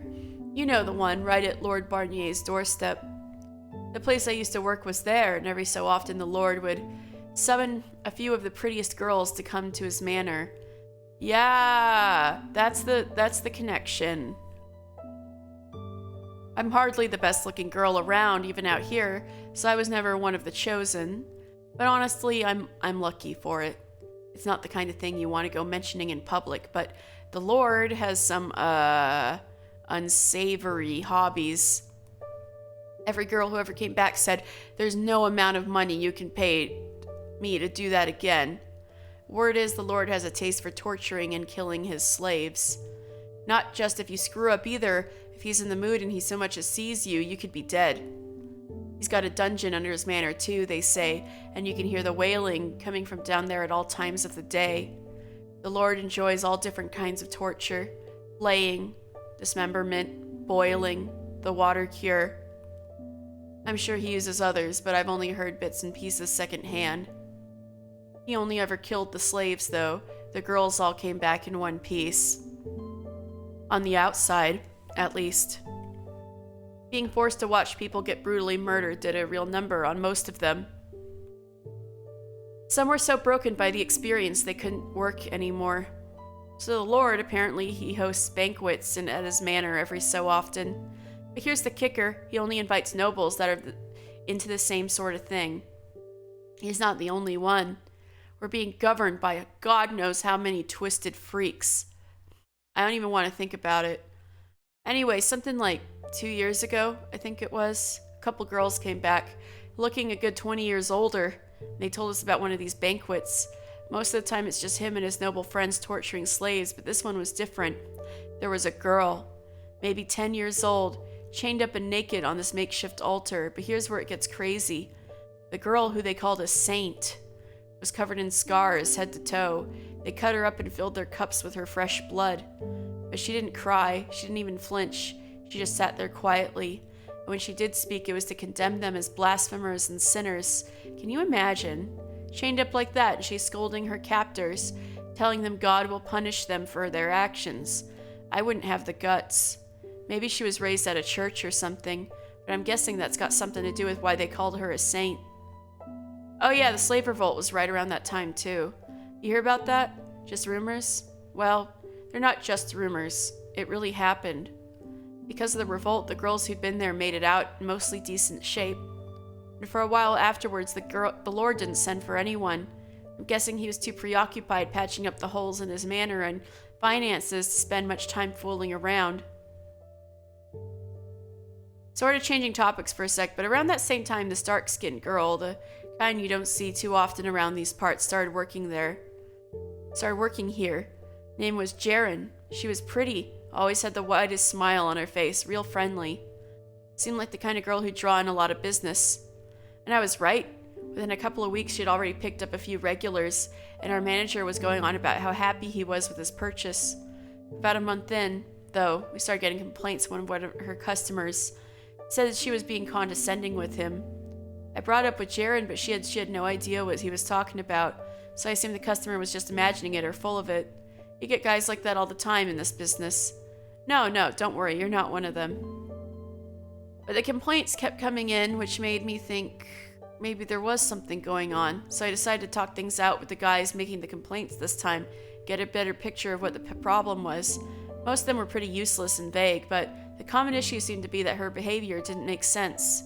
One guy came in after bungling a huge trade deal, hoping to find some comfort, and he spilled his guts to Jaren. Instead of trying to console him, she laughed. You can see why he wouldn't be thrilled about that. When I asked Jaren about it, she gave me a confused look and said, I thought he was telling a funny joke. There was no malice, nothing. She genuinely didn't understand how the customers wanted her to act. Can't run a business like this without a solid customer base, so making sure everyone leaves happy is crucial to operation, which is why not something I should be talking about with the customer, but well, you're special, so cut me some slack, okay? Anyway, something had to be done about Jaren. We couldn't risk any more dissatisfied customers, so I figured the best thing to do was to give her some training. Here's how you should react if a client brings up such and such, and here's what you should say if they're looking depressed or upset or whatever. So she taught her again. She was taught by more than one person. Like, this is how you should act in front of others to blend in, and how to be the perfect prostitute, I guess. How and when to be reactive, how and when to be proactive. Jaren was a quick study, so it wasn't long before she was putting my lessons to work. I would have been happy with just reducing the number of complaints to a more normal level, but Jaren improved so dramatically we heard nothing but praise from then on. Say a patron was looking a little blue. She'd give them a big pouty face and say, "What's the matter? You can tell me anything." "Oh no, that's terrible. I feel awful for you. Is there anything I can do to help? Anything at all?" Just this constant stream of comfort, almost to the point of being excessive. She had gone from bright and energetic to sweet and sympathetic as well. On the surface, anyway, every condolence she offered was completely fake. She was acting, and I knew, because I was the one who taught her how. There was nothing wrong with that, though. We're not in the business of genuine human interaction, after all. Thinking back on it now, though, I probably should have taught her what the real thing felt like rather than just how to fake it. About a year later, the Lord started sending for girls again. We all knew he was a madman, that was common knowledge. But he paid well and everyone always came back alive, so we reluctantly complied. But we were wrong. He did kill the girls this time. One came back alive, but she was missing an eye and half an arm. This is awful! Fuck that guy. Fuck Barnier. She was in no condition to go back to work. Even just going about her daily life would be difficult. We were aghast, but things only got worse from there. The next time the Lord sent for us, we panicked. For one, no amount of money was worth what awaited at the Lord's manor, and two, it was impossible to run a business if your employees kept getting killed, so he attempted to turn him away, but his messenger simply said, "The Lord will not take no for an answer." We either complied or were all executed for treason. What little hope we had left crumbled. We were screwed either way, so we fought among ourselves like a pack of wild animals. Oh, is this tied to what she was saying, like she made an oopsie whoopsie at her old job or something? Oh god, okay, I guess we'll see what's going on. Oh god. I'm too ugly, you go. I have more regulars, you go. No one likes you anyway. Pure chaos. I was, of course, part of the brawl. And here's where she comes in, Jaren. Everyone's in a big mob clawing each other's faces off, and she just tilts her head and asks, "Why are you so afraid of the Lord?" Seeing that stupid, clueless look on her face, just about everyone in the room burst a vessel. "All right, we'll send her," we said, and it was decided. Jaren smiled, not bothered in the slightest, and gave us a cheery "see you later," and went off to the Lord's manor. To no one's surprise, she never came back. We figured she had been killed. A week or so later, the messenger showed up again asking for more girls. By this point, the manager was furious. He demanded to speak with the Lord in person, saying if something wasn't done, the whole brothel would collapse, and he'd put his life on the line to prevent that. Seeing him so resolute, I felt a newfound respect for him. I also thought he was a complete idiot, but I still respected him. After all, there was no way the Lord would be open to negotiation. That much was obvious from everything he'd done. The manager and a few assistants set off for the Lord's manor, and about 2 weeks later he returned. Or his head did. His assistants managed to avoid death, so they were able to tell us what had happened. No one was exactly thrilled to hear more twisted tales about the Lord, but we listened anyway, and no one could have imagined what they told us. Jaren was there, with the Lord, alive and well. Not only had she not been killed, he had apparently taken quite a liking to her. The manager was surprised to see her too, but he figured it was a good chance as he would ever get. If Jaren would speak up in his favor, the Lord might actually listen to her. So emboldened, the manager pleaded with the Lord, begging him not to harm the girls, that we wouldn't be able to send anyone else otherwise. And for attempting to oppose him, the Lord ordered the manager be executed. The manager, however, entreated Jaren for help. "If you have a heart, Jaren, please tell the Lord not to take my life. I have people who need me." Without hesitation, Jaren nodded, saying, "You think you could maybe let him live?" That seems a bit, I don't know, disrespectful to a whore to speak to the Lord like that, but he didn't get upset with her or anything. He really had taken a liking to her, apparently. The Lord nodded and said, "I'll offer you a choice then. Jaren, you may have whichever one of the following you prefer. Either I spare this man's life, or you can have my full attention for the rest of the day." The manager and his assistants were all baffled. How was that even a decision? It was a man's life, a man who had employed her for more than a year, no less, compared to a little attention. But they were even more baffled by Jaren's reaction. She thought about it for a second, then blushing, she said, I want your attention." Everyone's jaws dropped. The manager about burst into tears. He begged her to reconsider, to have pity. He asked what he had ever done to wrong her. You never did me wrong, she said. Then why won't you have him spare me? I just want his attention more. And you're willing to let me die for that? What's so scary about dying, anyway? Not only did she not comprehend sorrow, she seemed devoid of anything resembling fear as well, which explained why she had so much trouble sympathizing with people's suffering, when she was always smiling no matter how bad things got. Without our manager, the brothel went to hell. His son took over, but he didn't give a damn about any of the girls. All he cared about was if he had enough booze to keep himself perpetually smashed.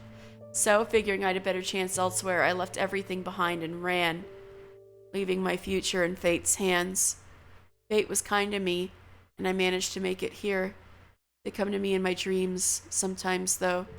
I still see the faces of the poor girls we sent off to the gallows.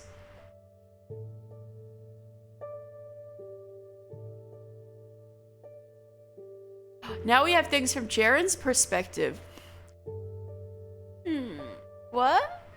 Where am I again? Awake again, are you, whore? Ah!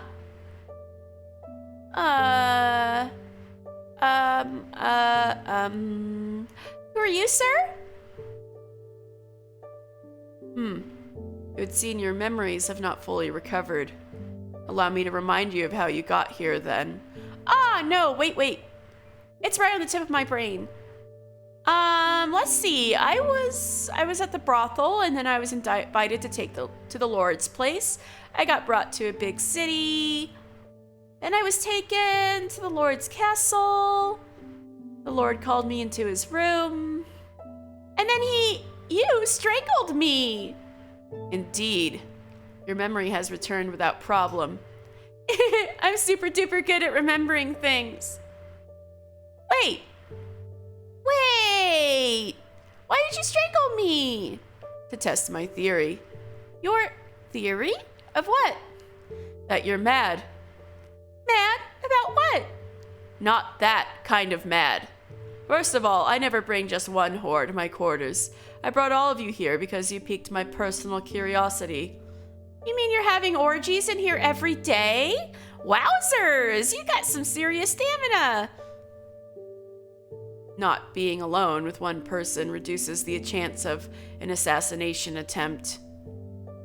Oh, that makes sense. It's pretty tough being the Lord, huh? So what are you so curious about little old me for?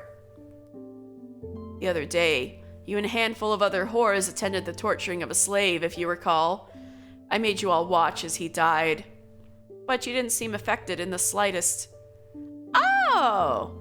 Crap, I'm so sorry. For what? I wasn't sad enough, was I? The nice farm lady and the girl at the brothel told me how to be sad and how to be angry. The nice farm lady, huh? But if I'm not careful, I forget. I'm sorry for not being sad like I was supposed to. As I said, you piqued my interest. Had you sobbed and screamed like any other whore, we wouldn't be having this conversation. What? So me not being sad wasn't bad? That wasn't it. Huh? No one said that to me before. I always thought you unusual, but I couldn't be certain about what you were without getting more personal. Which is why I brought you here to test that theory. You don't fear death, do you, whore? It's not just death. I've never felt sad or scared about anything, ever. I didn't even know sad or scared were things people felt at all until someone told me. But now I know all about them, and I know how you're supposed to act when you feel them. I just don't know what they actually are. Truly fascinating. Tell me more. Huh? What do you want to know? Let's see. Tell me your whole life story. Tell me everything as far back as you remember. Wow! No one's ever been this interested in me. This is super nice. Alrighty then, I'll tell you everything. Don't hesitate to conk out if you get bored. And ta-da! Here I am.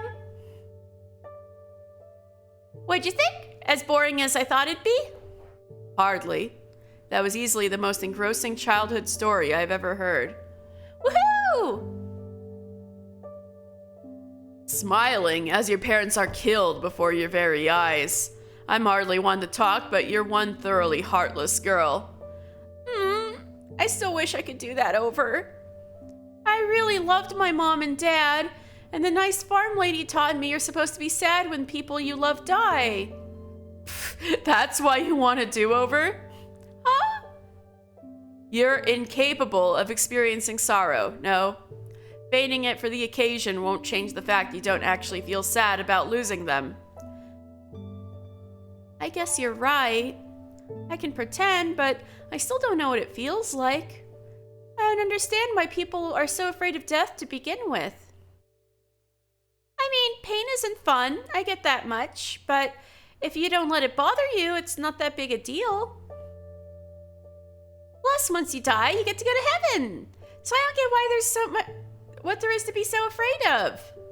Not everyone goes to heaven. Oh, that's right, but still, I'm sure there are plenty of fun things to do in hell.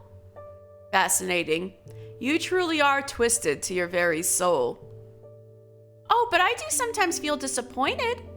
Do tell. Like I sometimes wish I could eat my mom's supper again. And I feel left out when everyone's talking about how weird I am. Maybe sad is just like an even stronger version of that. I get the impression your entire experience of negative emotion is fundamentally distorted, so I don't know if you can say that. Jaren. Would you like to remain with me? This is the first time we've seen that expression on him. What? Normally, I send whores back where they came from when I'm done with them.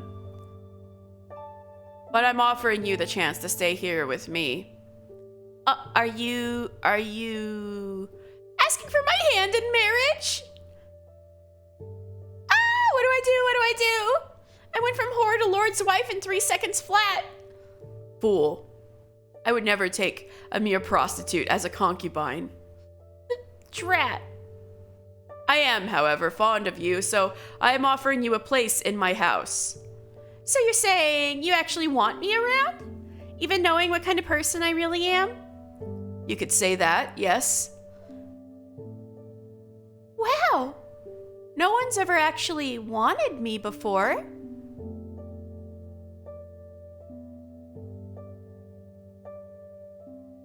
As promised, Jaren, you have my full attention for the rest of the day.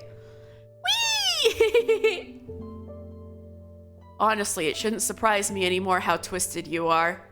Twisted so far, in fact, you're the most sincerest and honest person in the land, to a fault.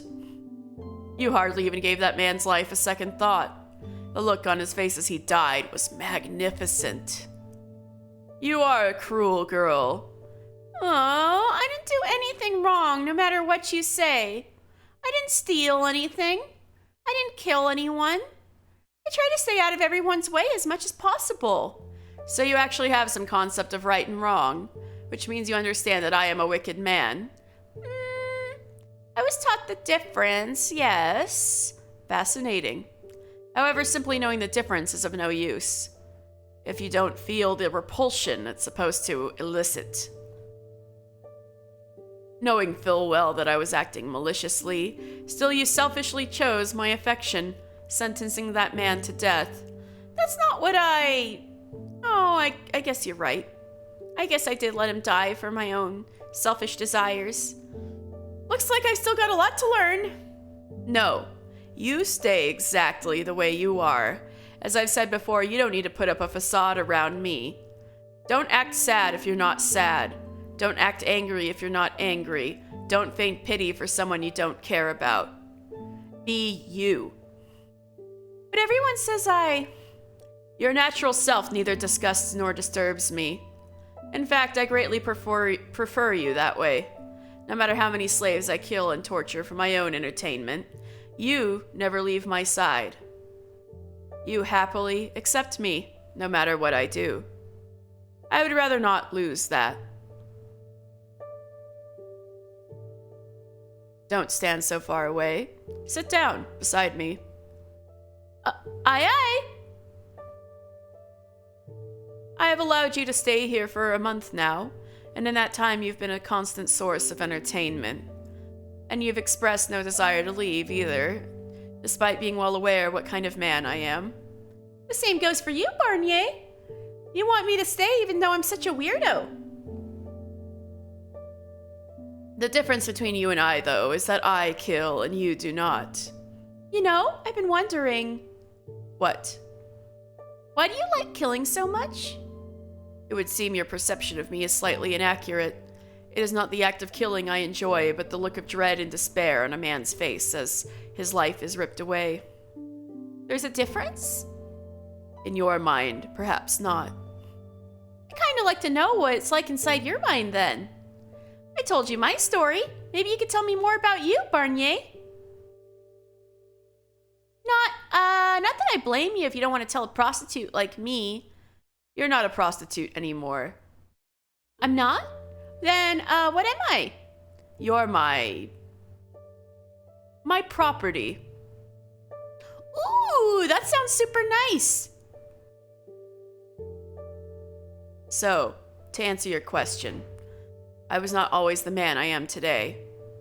I had several brothers, though I was the eldest. As such, I was first in the line of succession. There should have been no question as to who was the rightful heir to the house.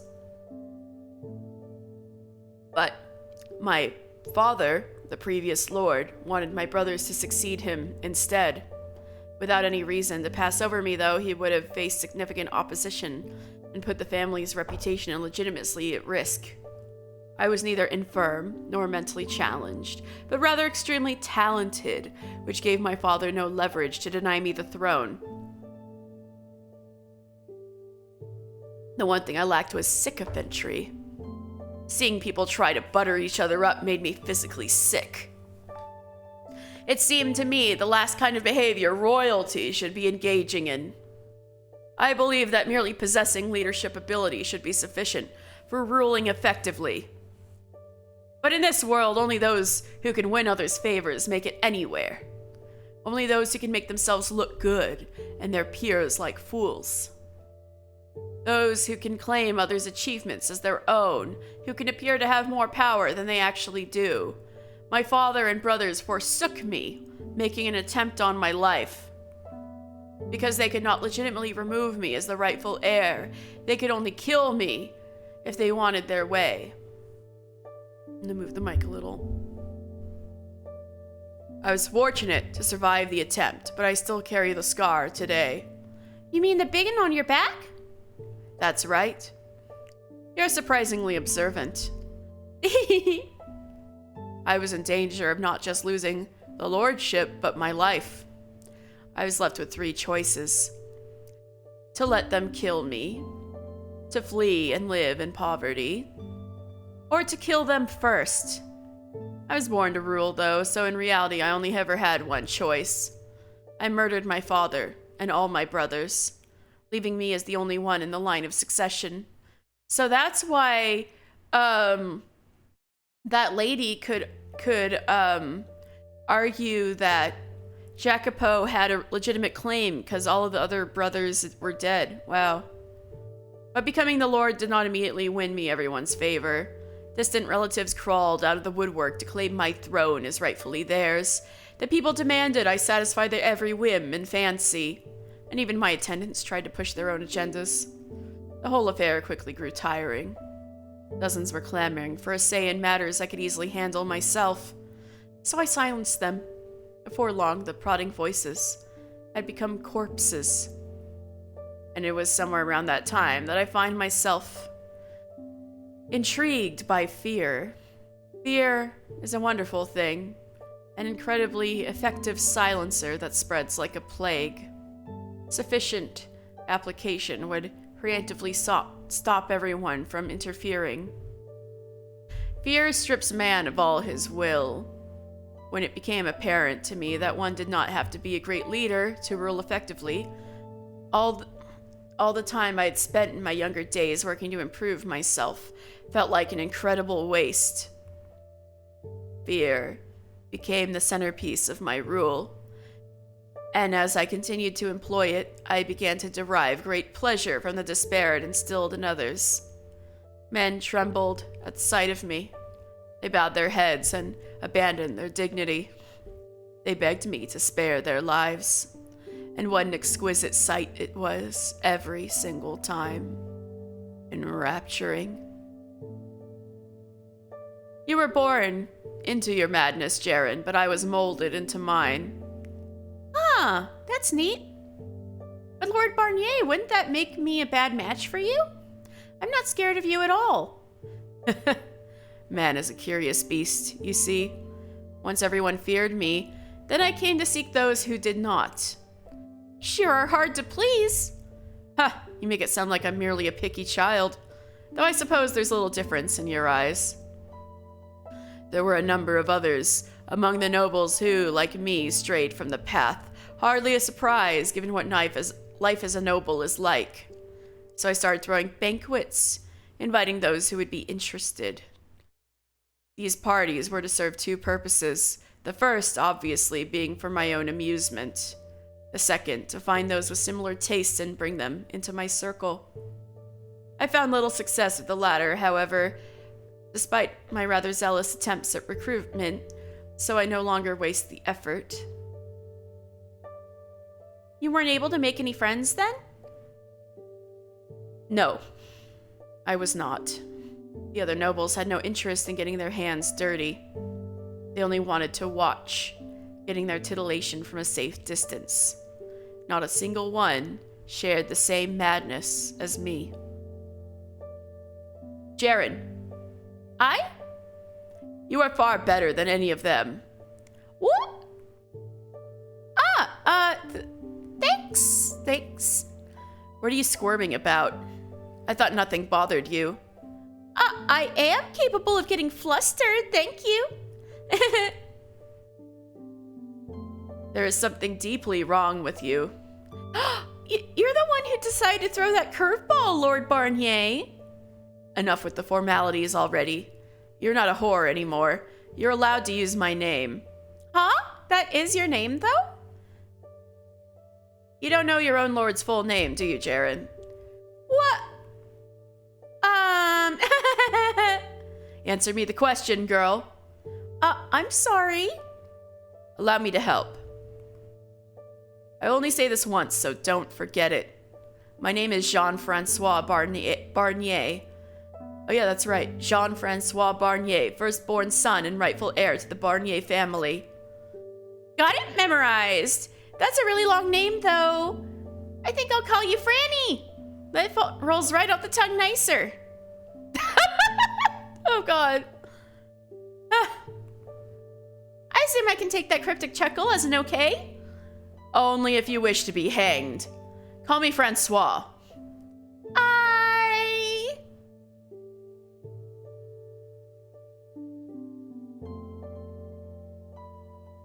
Jaren.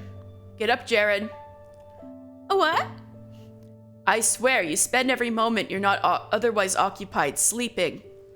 Oh, I love sleeping. I said get up, you feeble-minded Nimrod. Ow! You didn't have to hit me, yeesh. There are nicer ways to wake a girl up, you know? Be grateful I only hit you hard enough to wake you. I swear the church may have to redefine sloth if they ever meet you. This bed's so comfy, though. You do realize the blood of dozens of women has seeped into every fiber. Comfy's so comfy, though. Ha! That wouldn't bother you, would it? So what's up, Francois? You need me for something?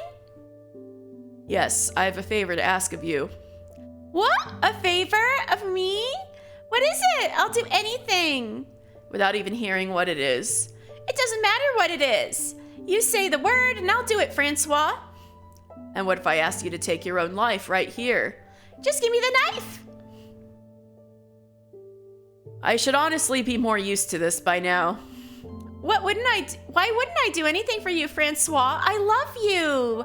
No one's ever cared for me like you before. No one's ever wanted me as much as you.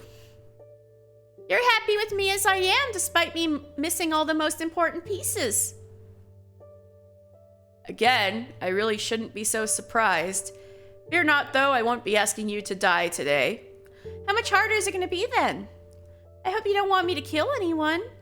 It would be my first time, and I'm not sure if I could pull it off properly. You're at the bottom of my list of prospective assassins. I doubt you could successfully smother a baby, although you could probably cause a great deal of death, I imagine. I would like to make you into a mole. So you want me to dig holes? In a sense. There's been a word of unrest building in the city of late. Money and resources gathered below the table. Murmurings of resistance being organized. So a bunch of baddies. Precisely. I want you to go down to the city and try to find as many baddies as you can, then report back to me.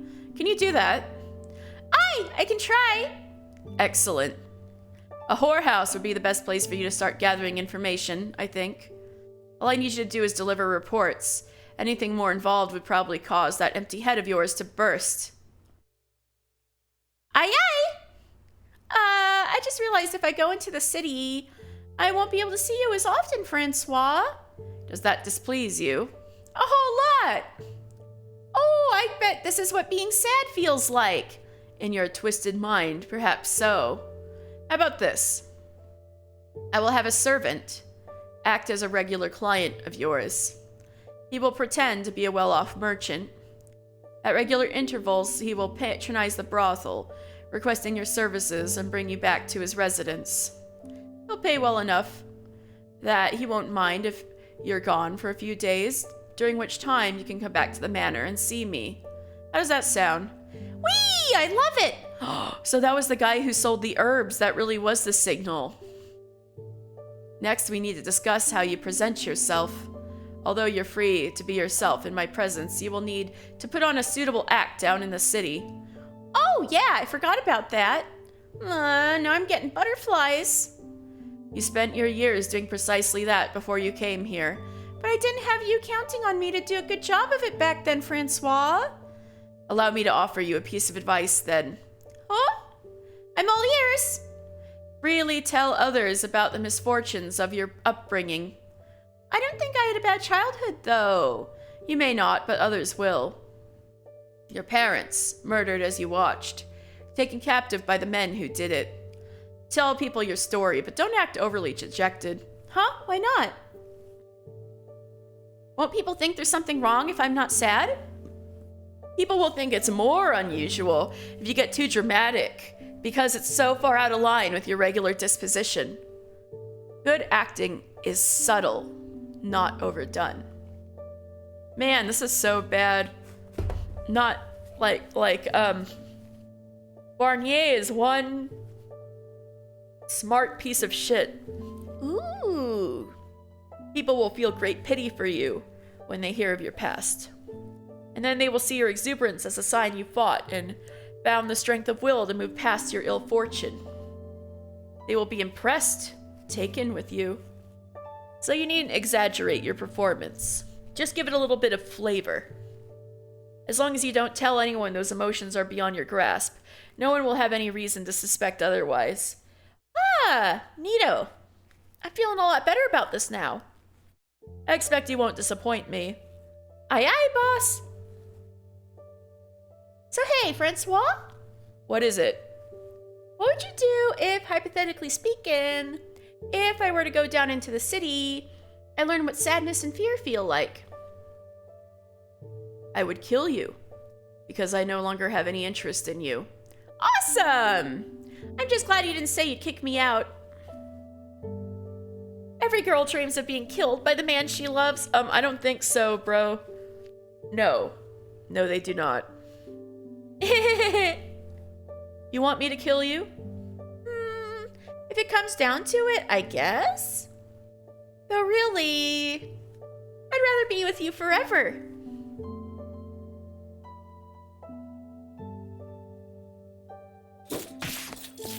Into the robe, Sharon, now! Ow, ow! You're gonna yank my arm off. I wouldn't have to if you would move. Bleh. Listen very carefully. You stay into this room until everything has blown over. Do not open the door for anyone. But is this what I think it is? You are only to leave the room if I tell you it's safe, or the manor goes completely silent. If someone breaks down the door, tell them you're being held captive by the Lord. My predilections are well known among the people. No one will suspect you're lying. Oh my god, does he actually care about her? I must go now. Farewell, Jared. I rather enjoyed our time together. Wait, don't go! I've got an idea, Francois. We could escape through that window there. Tie the sheets into a rope and climb down. Then we can go somewhere far away where nobody will find us. I do not have that liberty. Why not? Because I am the lord of this land. I was born to be the lord. I murdered my own family to keep my claim to this title, and I will not abandon it until my final breath. I was a fool and a tyrant, neither a great leader nor a great man, but still I bear responsibility of my role. Fleeing is not an option. I never thought you were a tyrant. The rest of my lordship would disagree with you. I used fear as a weapon of control, murdering slaves for fun and prioritizing my own desires over the needs and lives of my people. You have a better word for what I am? Whereas you grasp the difference between good and evil, but lack the requisite emotions to give those concepts meaning. I knowingly chose to stray from the path of righteousness. Didn't you say you could run things just fine with fear? That it was very effective? Indeed, you can run things exceedingly well with fear, though I never said you could do so forever. I first saw signs that people were turning against me 3 years ago. While I did what I could do to crush the seeds of revolt before they grew, it seemed I missed a few. If you knew this was coming, couldn't you have stopped it? I've traveled so far down the wicked path, it would be nigh impossible for me to find my way back into the light. Which means all I could do is continue on and see what awaited me at the end. I could never play the benevolent ruler, though. Those people are inscrutable to me. They all appear to be either ravenous beasts or feeble-minded swine. Were I able to have any love for my own people, perhaps things could have turned out differently. I can't stay in here and wait, Francois. I want to be with...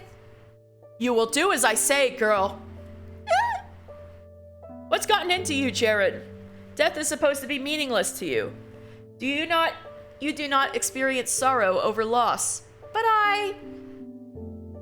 Should I not come back, go on smiling. You don't think I will simply let them walk in and kill me. I have dozens of skilled guards, and I can handle a sword myself as well. Far better than any mere peasant. They're getting closer. Now remember, you are not to leave this room, understood? You are my property, and property does not defy the will of its master. And what if I do come out? Jaren, you will not be of any help to me out there. And should you obstruct me in any way, I will not hesitate to kill you. You do not have a choice. Is that clear? Francois? What? Time is running short. I love you. I will always place myself, the Lord, Jean-Francois Barnier, above anything else in the world. And you, second. Ah! Wait! Second? That's kind of super crazy wow, isn't it? Whoa! I'm shaking a bit here. I've never felt this way before. Is this what being scared feels like? This is a lot worse than I imagined. It hurts real bad, like someone's sitting on my chest. I can hardly even breathe right. But It's kind of really wonderful. No, I can't do this. I can't be away from him. And that's when she went to block what's past is prologue. Requiem for innocence. What's past is prologue. Wherefore should the heathen say, where is now their God? But our God is in the heavens. He hath done whatsoever he hath pleased. Their idols are silver and gold, the work of men's hands. They have mouths, but they speak not. Eyes have they, but they see not. They have ears, but they hear not. Noses have they, but they smell not. They that make them are like unto them. So is every one that trusteth in them. Oh, I managed to get more than half of that this time.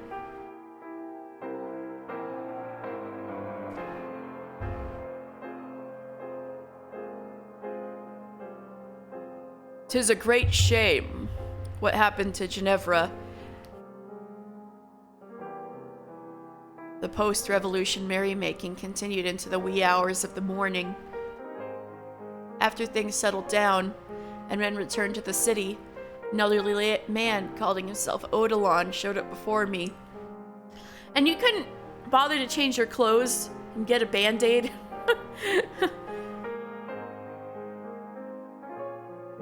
Oops. Despite his evident age, the man stood tall and spoke in a clear, confident voice, looking into his deep sapphire eyes. As felt as though I could see everything he had borne witness to in these walls engraved within them. Odilon revealed himself as an ally to the revolution and as being in contact with Ginevra.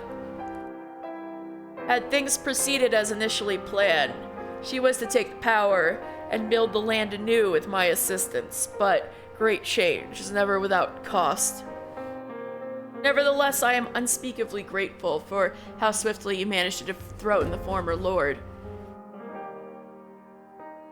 Without your heroic efforts, we would still...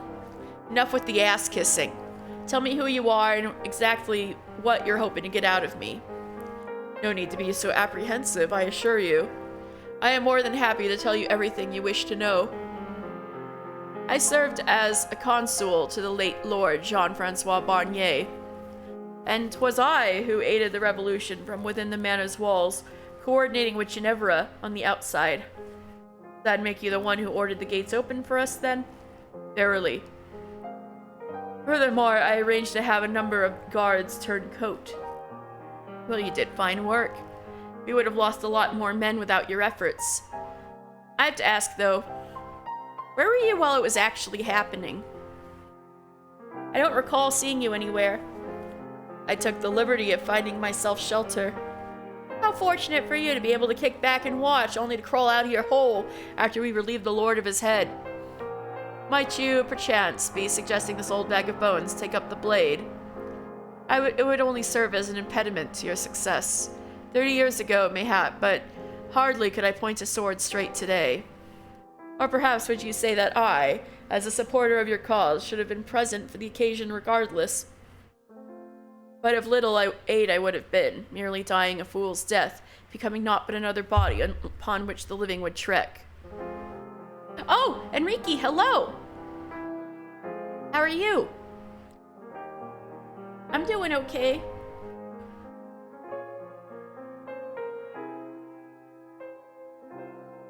I thought something about Jaren was a little off, but I didn't expect things to go that way. I thought she'd just get murdered in the raid, but and then she was kidnapped, and I'm like, oh, she was kidnapped, but it turns out no. She was in love with the Lord. So yeah, I didn't see that coming.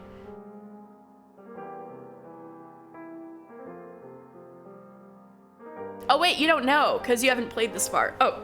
Alright, there was a plot twist, so... Jaren, who you, saw... I think you saw her yesterday, right? She was one of the new characters. It turns out she's utterly incapable of, experiencing negative emotions. So, she creeped out everybody, except perhaps her own parents. So she was smiling when her parents died and followed their killer right out the door like, hey, mister, you know, and when she eventually became a prostitute, she was one of the prostitutes who was hired over to Barnier's manor. This was after the slave revolt, so there was no way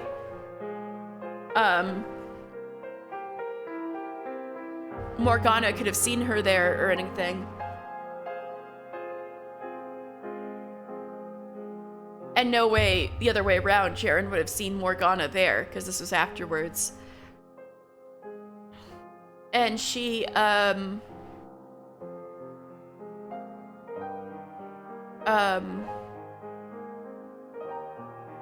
she was the only one who didn't seem affected by anything Barnier did to the slaves.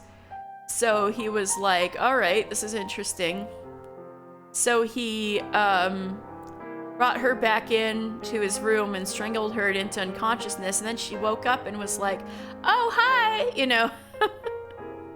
So he's like, oh, my suspicion was right, you're mad like me. So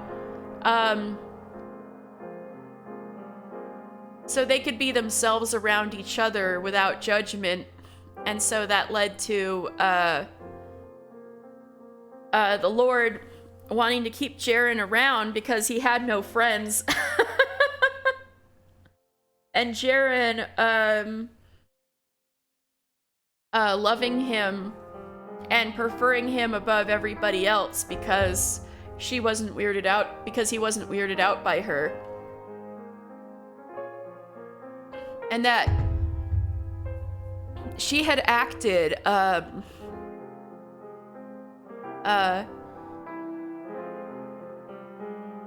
the way she had been taught by several different people how to act, to mask, to like pretend to have emotion, pretend to have sympathy, and things like that. Just so she wouldn't put off customers and things like that. And so ultimately, Barnier requested Jaren be a mole for him in the slums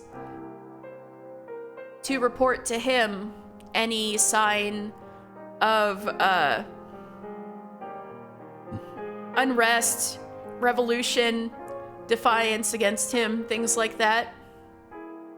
And that her quote-unquote regular from when she was working in the city was actually a servant of Barnier who she would report to through and see Barnier sometimes through. So that's when she started working at Maria's brothel, because that's when she was sent to be a mole, and she was betraying people to Barnier the whole time. But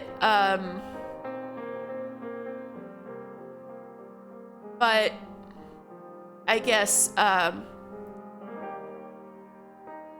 nobody ever figured it out, and apparently her actions weren't thorough enough to quash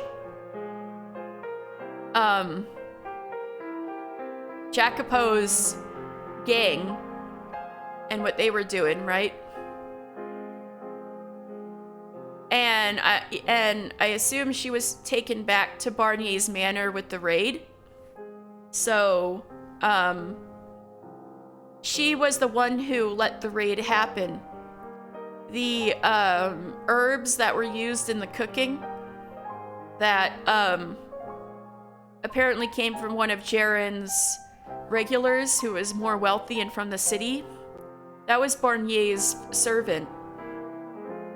And the smell of the herbs was a signal for the group of the raid to come inside. So the raid on the manor was actually orchestrated by Barnier to quash resistance, but I guess he didn't count on Jacopo surviving, and that the talk of revolution didn't make its way back to him, because by that time Jaren was back at the manor with him. So then, you know what happens next.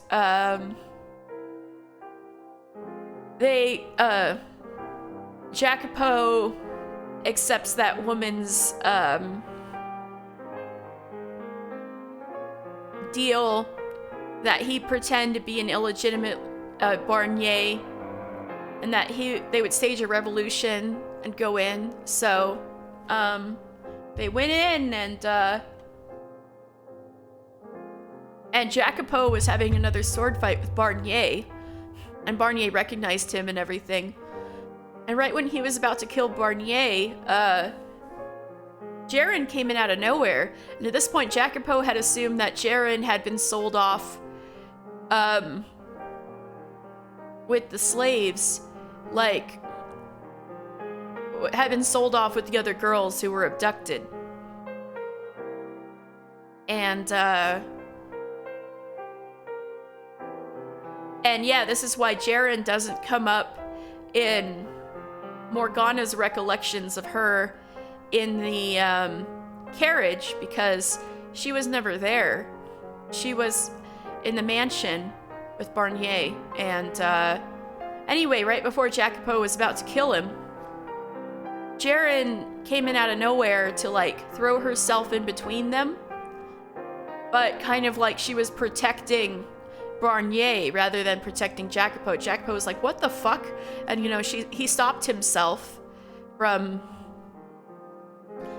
killing anybody from what he was about to do. He hesitated because, you know, he hadn't seen Jaren, and Jaren was his friend, right? So, then what happened was, right as he was like too shocked to do anything, Barnier thrust his sword through Jaren's back, so it went like out of her collarbone, like it stabbed completely through her, and the top stabbed into Jacopo, where he's got the blood in the sprite. So this blood is from when the sword stabbed through Jaren and into Jacopo. But I guess it wasn't very deep wound for Jacopo, because he was still able to do what he needed to do, right? But so then Jacopo's like, what the fuck is wrong with you? This girl was trying to defend you, and you stab her. And then he's like, look at her face, and she was still smiling, even though she had literally been stabbed through. And that's when Jacopo started to put all the pieces together that Jaren had betrayed them, everything was her fault, and he even put together that she couldn't experience negative emotion. And then Barnier was kind of confirming that, and was, you know, maniacally laughing that, you know, Jacopo had been had and stuff like that. But,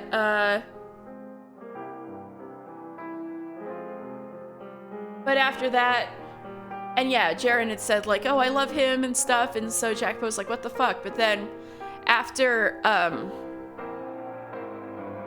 Barnier had pulled the sword back out of Jacopo, and was kind of making to pull the sword out of Jaren so he could, like, finish off Jacopo, Jaren held on to the sword. And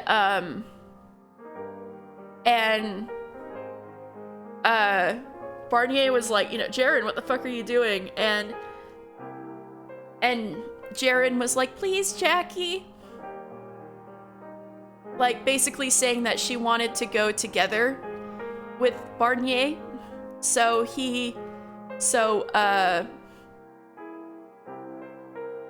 Jacopo swiped his sword and I think kind of cut off Jaren's head, and doing so sliced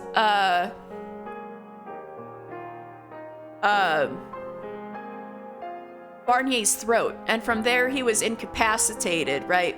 And fell forward. He had like blood gushing out, so he couldn't do anything. And so that's when Jacopo went over him with the sword. And like from his story, you'd think he just cut off his head and be done with it, but no. Barnier got to tell him, you know, you're gonna be just like me. As a lord, you cannot trust anyone, and it'll eat away at you, and you won't be the kind. There's no way you can be the kind man for the people in the end, that you'll be your own executioner.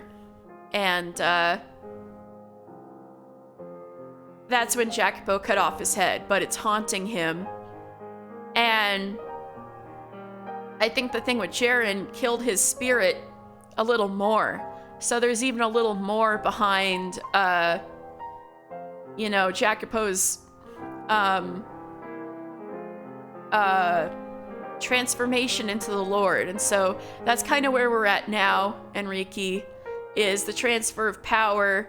This old man was working for the Lord, but was the one who had secretly, helped the revolution from the inside. And he was in cahoots with,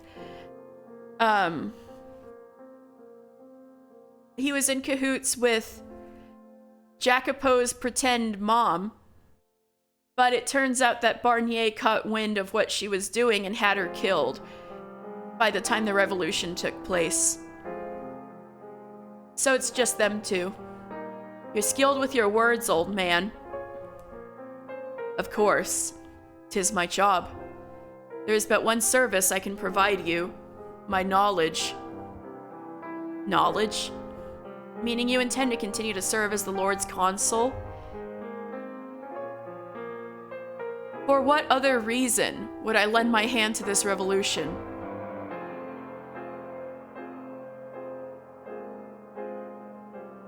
You expect me to just take your word, to trust you. Surely you're aware that you cannot rightfully govern this territory without the acknowledgement of the neighboring counts and the king. I have knowledge and connections which could provide invaluable in establishing you as a legitimate and qualified to inherit the throne. Yes, I know. I did not saunter into here blind. I still hadn't figured out how I would accomplish that, but wait. I recognize you from somewhere. I remember. You were here during the revolt 3 years ago. You're the one who helped Barnier escape. 'Twas indeed I. That's all the more reason not to trust you. You sat back and watched not a damn peep as that clown of a lord left his people to rot. Like hell I'm letting you be my consul. You are an astute young man, but still far too green for your own good. And you failed to fully separate yourself from your old life. Excuse me? I assure you I was no more of Lord Barnier's predilections than you, but I'm sure you were aware, he was quick to send his opponents off to the gallows. And he would be no more merciful to his consul than a slum dweller. My objections would have ensured but one thing, a swift, meaningless death. Moreover, you knew it was not yet the time, and stayed your hand, nay? I too had reached the same conclusion, and was awaiting the appropriate time. The perfect time to rearrange the board. You must dispense of the childish emotion that controls you. Act exclusively in service of that which most benefits you. And you cannot do so without someone to guide you. You are still merely a fledgling, young man. You do not know up from down in this vast new world. And you have neither an army nor the weapons with which to defend yourself. Should you go out into that world unaccompanied, it will snap your neck before you feel the hands upon your skin. And what benefits are you hoping to reap from this? You're not acting out of a love for the people, that much is obvious. A chance to fulfill my duties as consul to the Lord. My expertise went largely unused under Lord Barnier's rule. 'Twas a deeply frustrating time for me. Though if I may be blunt, perhaps I should say that I would like to die knowing I have accomplished something worthwhile in my life. I can promise you I have no intention of mistreating the people for my own personal amusement. You've still given me no reason to actually trust you. Allow my work to speak for my words. Allow me to proffer unto you my knowledge, that it might be of service to you. I don't completely trust this man, nor do I think I ever will. He's after something. Probably wants to use me as a puppet under the guise of assisting me as my consul. He makes a good point, though. I'll need someone to show me the ropes if I want any chance of governing effectively. Have you come to a decision? Okay. It's a pleasure to have you, Odilon. At your service. That said, try anything and you'll be out the door faster than you can blink. Understood. Good. Now, if I may, I would like to offer my first instruction. And what would that be? You will need to make a formal proclamation of your succession. There are so many among your people who do not know who you are. Thus, you must declare yourself the rightful heir, the lost son of Lord Barnier's predecessor. You must assume a new name. Say again. The name by which you were known before is but a veil behind which you guarded your noble identity. And the time has come for you now for you to reclaim your true self. Hold on a second. I'm not... Yes, I am aware of your lineage. Okay, then what name do you suppose I should take? You shall assume his name. Jean-Francois Barnier. Is this some kind of a sick joke? You're insane if you think I'm taking on that psychopathic killer's name. Why on this green earth would I ever want to call myself after the man I dethroned? Among the nobility, names are oft passed on, from father to son, from brother to brother. But why his name? A name associated with fear and tyranny. Are you trying to hobble me before I take my first step? You will remove the stain his deeds have left upon the name. Lord Barnier killed his father, brothers, and all their families in attendance, as Ginevra likely told you. Why do you suppose he killed them? Are you mocking me, old man? He killed them because he was a damn madman. Lord Barnier was not the rightful heir. Excuse me? He was merely a stand-in, to be disposed of and quietly replaced when came the time. However, he grew voracious for power, fixated on becoming the Lord himself. So he killed everyone who stood in his way, both the Barnier family and the attendants who knew the truth. Though he failed to realize that the Lord had sired another son, you, the rightful inheritor of the Jean-Francois Barnier name. So that's our story, huh? I'm not the fake, he was.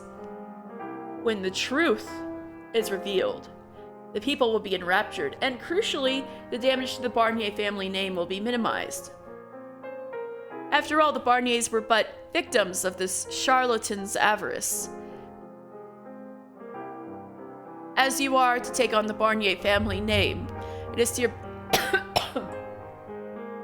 Sorry.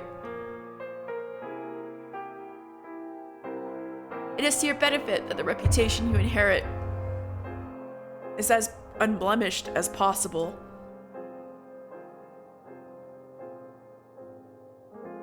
Furthermore, you have nothing to gain from keeping your present name.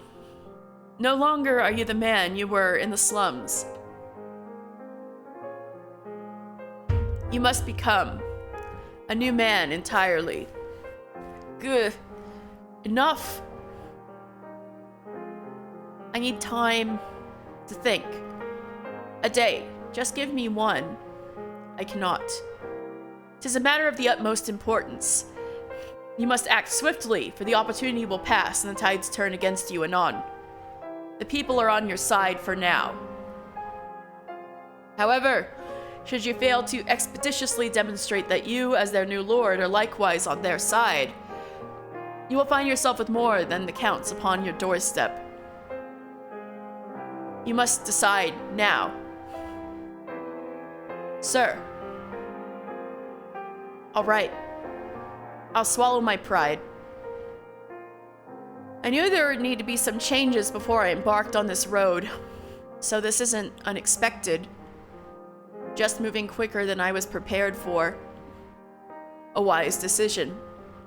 Now, before we move on to the next order of business, I must ask, are you physically well enough to remain on your feet for a short while longer? You will need to stand before your people and make a speech. Nevertheless, it is evident that you are wounded from your battle, and 'twould reflect poorly on your accomplishments were you to collapse during your first appearance. I'll be fine. I can hold myself up long enough to give a speech. Oh ho ho! Youth! What a wonderful thing. You must be sure to get your rest once you have finished. I will arrange for the best doctor to come examine you. Appreciated. Now then, let us be off. You need merely repeat after me.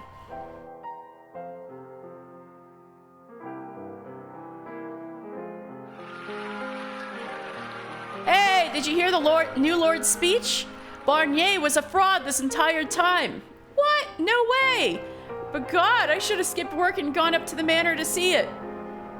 You still got a chance. Go down to the square. The town crier's spreading the word of the whole thing. Did you hear that? The new lord led the charge on the revolution, and he was the real Jean-Francois Barnier. I heard. I was there for his speech. He's so young. And easy on the eyes to boot. They say he spent years living in the slums, hiding his true identity. That must have been so difficult for him. At long last, we're free from our suffering. Free from the terror of Lord Barnier. Cheers for the new lord. Oh, give me a break. You're no damn lord. How goes it, Maria? You look like you ain't slept in weeks. Ugh. Where's your smile, girl? Today's a day for celebrating. Oh, go fuck yourself. What? You're the one who pushed him into this. Huh? What are you getting pissy about? You pressured him into this dumbass revolution and becoming the fucking lord. Whoa, that ain't what happened at all. Jacopo's the one who proposed the whole thing. Bullshit! He was trying to talk sense into you at the Midsummer Festival. God, for the love of Cripes, I crawled up your ass and died. The batshit asshole's gone, and now we got someone on our side of in power. What's there to complain about? Ah! Is there anything in that meat head of yours? What was that? You do realize he can never come back now, right? He's the Lord. He's gone, and he's gone for good. Up there in that manor all by himself. And you dragged him up to the top of that hill and left him there. I get that you want someone to take this out on, but Jacopo is also the one who proposed becoming the Lord. No. I didn't push a damn thing on him. He showed up one day with a ring bearing the Barnier family crest, and then told everyone he was royalty and had a claim to the throne. This is insane. It was his words that sparked the revolution. There's no way. Jacopo is royalty? You need to get a better sense of humor. My thoughts exactly at first too, but then I saw the crest on the ring. It's the real deal. Did you miss the whole part when he put on the ring in front of everyone before we stormed into the manor? His whole spiel about being the heir? That was pretty damn convincing, if I do say so myself. You seriously think I was there for some stupid pep talk? Ain't you his friend?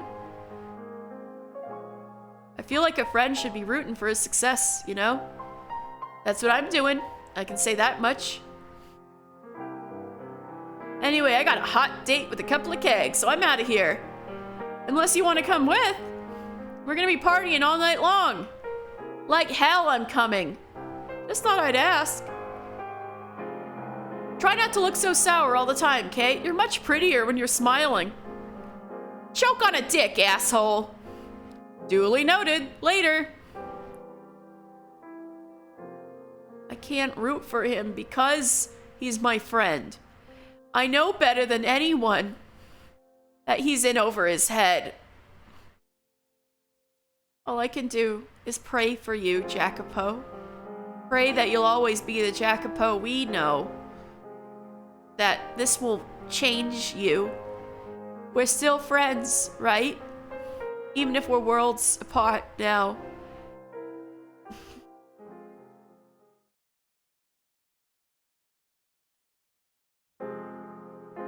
After giving me just enough time to recover, Odilon quickly got to work instructing me in everything I needed to know to be a lord.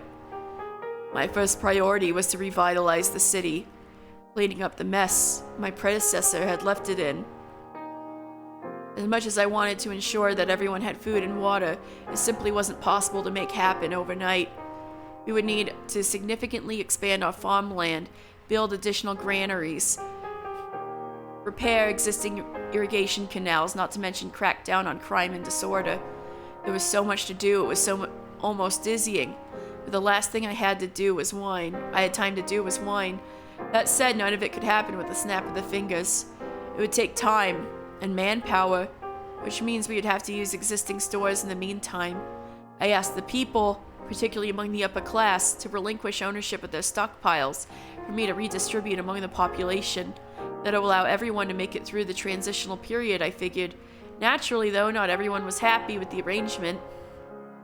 But the cries of dissatisfaction were drowned out by cheers of support when I explained that it was for everyone's sake, that we would need to band together to carry the whole city through what would be a rocky transition. As I was patting myself on the back for a job well done, Odilon shook his head and said, "'Twill hold a year at most. We have enough stores to last at least 3 years, though. 2 if we want to be extra safe. They will set your manor ablaze long before the stores run dry." Excuse me? Why would they? I'm obviously doing everything in my power to revitalize the city. I guess they didn't have enough to put new clothes on him yet. And I was the one who freed them from the claws of the tyrant. The people see only the results. Though they accept your promises of improvement now, if in a year's time, they do not see those words bear fruit. Their trust in you will wither away. That you came from the slums is viewed now as a heroic rise to power, but your past will soon be turned against you, used to delegitimize you. You must produce for them tangible results. God, I knew this wouldn't be easy, but still, it boils my blood to think that my predecessor sat around on his ass all day. Did he even accomplish anything his entire time as Lord? I can think of only one truly positive effect of his regime. His support for the arts. His what? Surely you've seen the numerous pieces of art adorning this manor's walls. He would often treat himself with works from the finest artists and artisans in the land. Oh, you mean all those paintings and vases and fancy drapes? Bunch of worthless junk, every last bit of it. None of it will do anything to fill the people's empty stomachs. 'Twould seem you understand not the value of art. Well, I did grow up in the slums. You know what purpose art serves? To make you feel better? It's nice to have around, but not much more than that. Bribes, my boy. Those who hunger for power similarly hunger for ways to flaunt it, and the singularity of a piece of art fills that role. Some have a genuine appreciation for art, Others merely use it as a tool. But nonetheless, skilled craftsmen, artists, and their work naturally gravitate toward those with power. It would be wise for you to consider dressing somewhat less pedestrian soon. Oh, so it's not just me. He's still dressing that way on purpose, okay. Now, we should be able to put the former Lord's possessions to good use in helping you build up valuable relationships. You mean stop handing out bribes? Indeed, but remember, they are negotiation tools. You must use them where they provide you the greatest returns. Negotiation, huh? Alright, I think I see what you're getting at. If I want to revitalize the city in a year, I'm going to need help from my good neighbors. In exchange for provisions and workers, I offer the various count's pieces from Barnier's collection. Sound about right? Precisely. My, you're much cleverer than I would expect of a man from the slums. Now, if only you would become accustomed to this manner of thinking, you could become a fine leader in short order. I appreciate the concern, old man. I will dispatch messengers and arrange meetings with the Count so we can begin anon. And I hope I do not have to remind you, but you will need to be very careful with your words, Lord Barnier.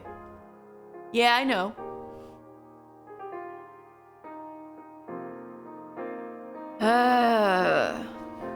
You seem quite tired, Lord Barnier. You think? Every day I have to go meet with someone new, and I spend all my travel time learning how to read and write. It's enough to exhaust anyone. 'Tis necessary, nonetheless. Illiteracy will only... Yes, I know. You said I looked tired, and I'm telling you why that is. I never said I had a problem with it. I overstepped. My apologies. Your diligence has been invaluable in earning the Count's favor, Lord Barnier. They think quite fondly of you. Is that so? Because that's certainly not the impression I'm getting. They put on a facade of friendliness, but beneath the surface they're all laughing, trying to figure out how to best use me, or just outright scoffing. Not a one of them sincerely trusts me. I'm just a pawn to them. We are all pieces on one another's boards. What's that supposed to mean? It would be most prudent to consider that unqualified friendship does not simply exist in high society. All interpersonal relationships are built upon a foundation of mutual benefit, save for exceedingly rare, short-lived exceptions. Nonetheless, you should not consider being used as a bad thing. We all climb atop each other's boards, offering ourselves up as a powerful piece. And so do they offer themselves to us. Should you wish to survive in high society, you must always ensure your peers see you as a piece worth playing. That would mean you're putting yourself out there as well, old man. Indeed, I am your pawn, Lord Barnier. I offer myself to you, and in your using me, I gain this position as consul to the Lord. 'Tis a far more practical and reliable system than one founded on something so uncertain as emotion, would you not say? Which is to say, I'm a pawn to him as much as he is to me. I suppose so. Then I too will have to ensure I remain useful, lest I be swept aside and another Barnier brought in to take my place. Oh, ho, ho. Sharp words, my lord.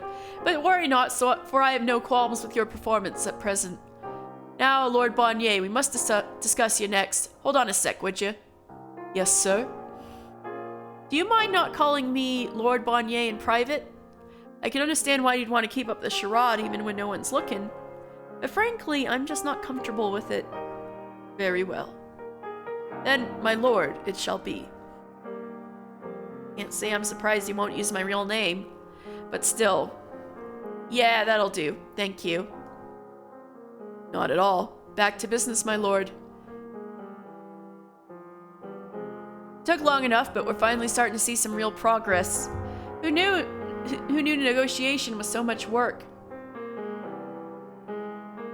You should be proud of your accomplishments, my lord.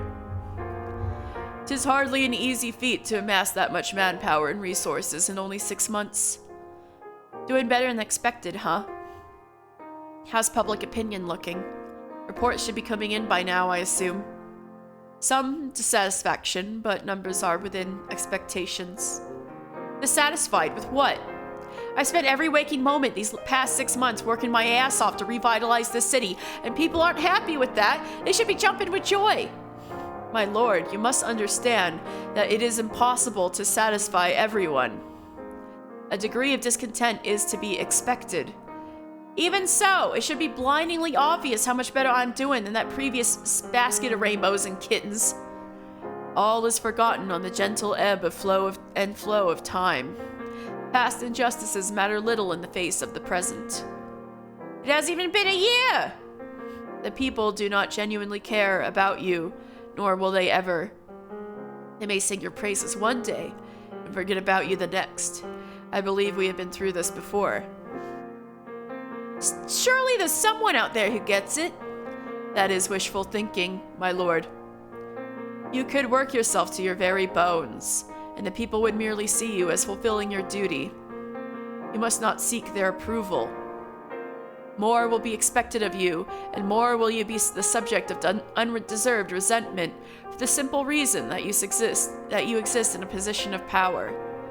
Only those in a similar position can understand your hardships. Ultimately, then, you have two choices. Either dedicate yourself in service of your people, or mercilessly exploit them like your predecessor. I won't follow in that bastard's footsteps. I pray your heart remains true, that you remain a wise and caring lord. Damn it. So what specifically aren't people happy about? The foremost is food shortages. This was anticipated, and all we can do is ask them to persevere. The second comes from the upper class. Go on. They are quite naturally displeased about being made to surrender their stockpiles. It would be prudent to offer them remuneration in the near future. They're doing well enough for themselves already, my lord. I know, just letting off some steam. So I get to go butter up all the rich men in town. Wonderful. The whole idea was to help the less well off, yet here I am. I understand that you are not pleased about this, my lord, but do remember that you have more to fear from a few of the upper class banding together than the entirety of the slums. For they wield a most troublesome weapon, an upper class upbringing. They know precisely who to tell, and what to tell you about you to tarnish your reputation in the blink of an eye. And do not placate yourself by thinking the common band will see through the attempts to undermine you. Even if they did, an unlikely supposition, they could do nothing to counter it. They are powerless. But it was the people at the bottom who pulled most of the weight organizing and executing the revolution. It was an exceptional set of circumstances that allowed the revolution to take place as it did, not at the least which was the Lord's status as unequivocally evil in the eyes of the people. You will not find them all agreeing on anything so readily now. All right, I get it. The point is, I gotta win over all the rich people or my whole operation's gonna come to a grinding halt, right? So as much as it rubs me the wrong way, I'll do what I have to do. A wise decision, my lord. Is that the last of the complaints? No, the influx of immigrants has caused an increase in general unrest. Of course it has. I bring them in to help with the restoration effort, and they go and cause their own new set of problems. It's like I'm chasing my tail here. So long as there are people under your authority, never will you be completely free of strife. You're telling me. So would increasing the God's presence in the city help keep the peace? Most of those with the training necessary are already deployed, meaning you would need to have new guards trained from the ground up. You will have to mobilize them where they are most needed. In other words, tighten your grip on the slums. So now I've got to take away their freedom. I know you have a personal attachment to that area, my lord, but you must cast that aside. No longer are you the man you once were. The slums should have never been allowed to fall into such lawlessness in the first place. You will merely be restoring it to its proper state. If you truly wish to bring prosperity to this land, you must eventually scale down and then eliminate the slums. If I get rid of the slums, I'll be getting rid of their home, my lord. I know. I understand what you're getting at, and I understand that everything you're saying is perfectly logical. Can we hold off on that for a bit? A bunch of guys down there formed this peacekeeper group to, keep the peace. They'd gladly help out if we could talk to them, I'm sure. We can scale up our patrols, but no stepping on their toes. Got it? As you command, my lord. And there he is. There he is.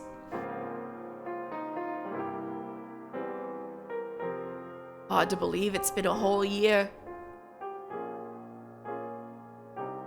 Feels like I only just started yesterday, yet I also feel like I've been doing this forever. You are looking somewhat worse for wear, my lord. Do I? Who am I kidding? You're right. On the other hand, you don't look like you've even lost an hour of sleep this entire year. Goes to show how inexperienced I really am. While it is true that I've been in this position for many years, I also do not bear nearly as much responsibility as you. I merely stand in the background and offer you small pieces of advice.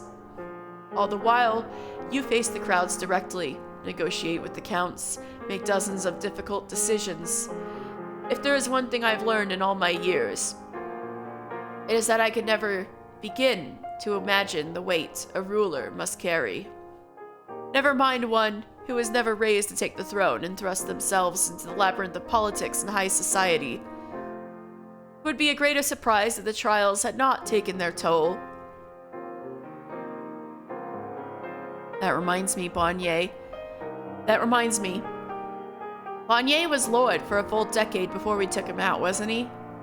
And as I recall, he wasn't as much of a despot early on. Just 1 year has taken this much out of me. How much longer before I'm no longer able to act like a reasonable human being? No, don't think like that, Jacopo. Actually, forget it. What matters is that we seem to be doing a good job minimizing discontent. Indeed, you have successfully made it through the first year. The city is decidedly more presentable than it was when you first took the throne.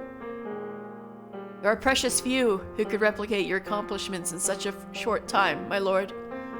You would do well to take pride in your work. Pushing to do everything so quickly has taken its toll. The people are worn thin.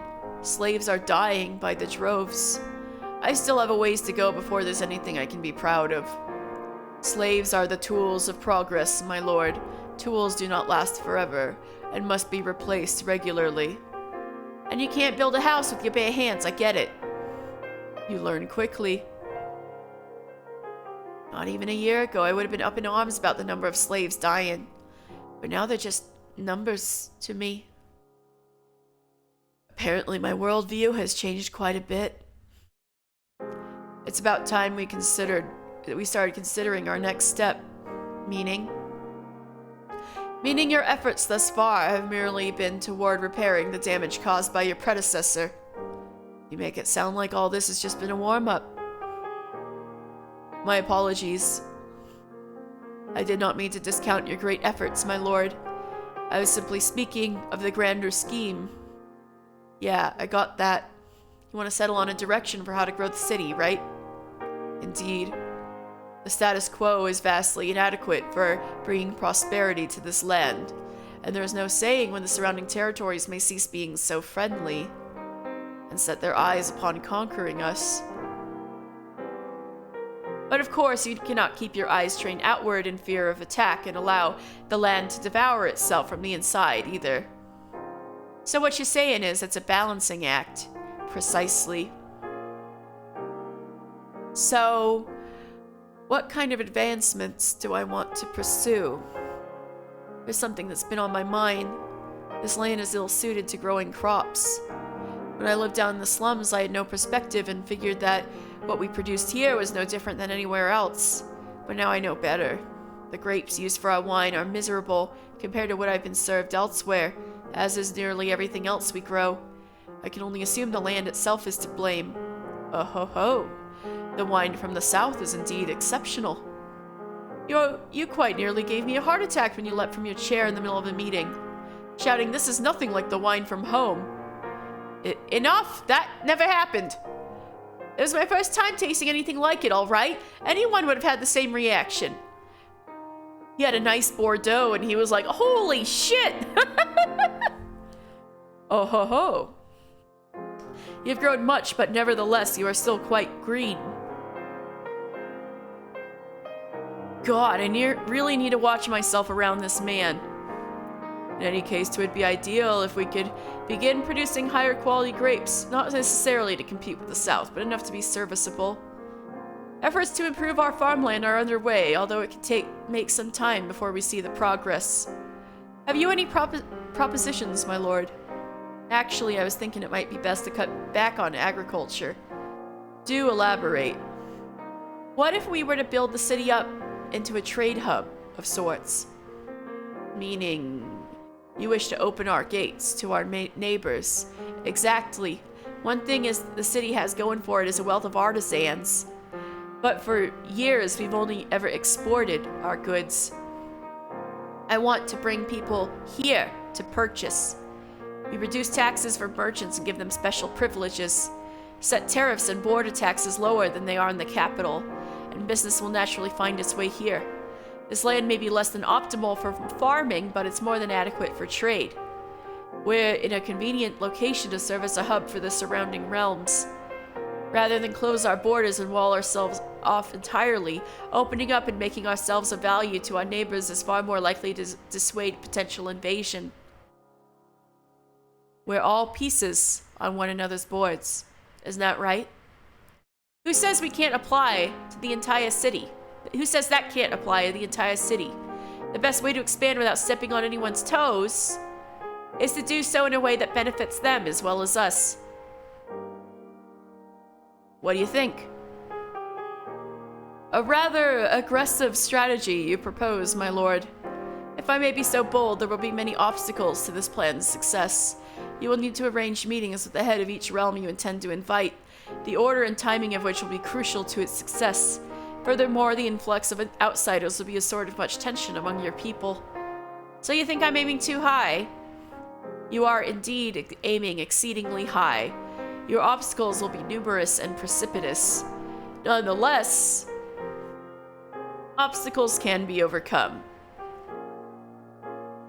Your exhaustion is nothing compared to the weariness that awaits you down this path. Do be well aware of this, my lord. You're damn right I am. If I'm gonna do this, I'm gonna go all in.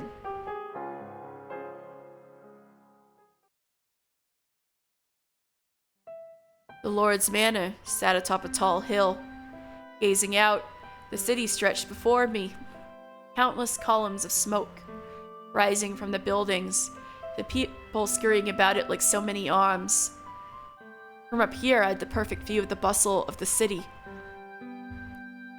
But I was too far away to feel the life breathing through it. To think I used to be one of those tiny little specks. Thousands of people lived there. They had families, jobs, friends, hobbies. But as much as I was cognizant of the fact, I no longer grasped it on anything more than a conceptual level. It was incredible just how much my view of the world had changed in merely a year's time. I'm going to go out into the world, I said. I thought that clawing my way to the top of the ladder would let me see it, would let me experience it. That with power I could have the whole world at my fingertips, but reality wasn't so simple. This sure isn't what I was looking for. Hell, I feel like the chain's just gotten tighter around my neck. Yep. There's no way to truly grasp the view from this height without climbing up and seeing it for yourself. And that was exactly where I was a year ago, blind to the reality of life in the upper echelons, fantasizing about a world that didn't exist. Unlike the me of the past, I did have the satisfaction of feeling like I was accomplishing big things. But was that really worth cutting myself off from all my friends? Did those achievements really justify a bloody revolution? Or I suppose I should ask, was this work valuable enough to justify it all?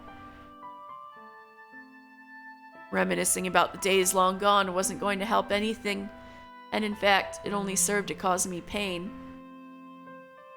I couldn't return to that time. This was where my quest for power had brought me, and now I had to live out my days as lord of this land, telling myself, day after day, that it was far better than being a powerless slum rat. God, I've been so busy these past few weeks. My eyes are...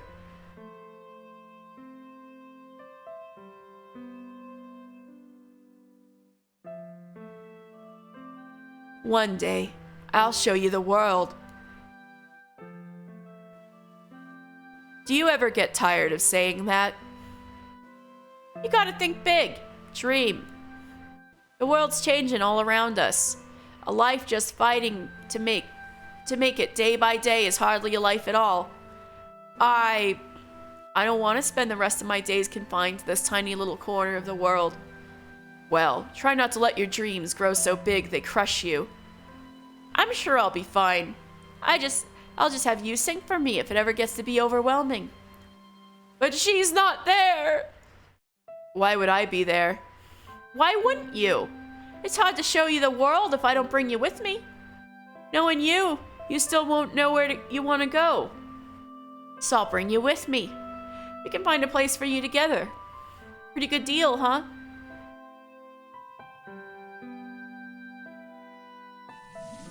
I don't need to see the world. All I want is...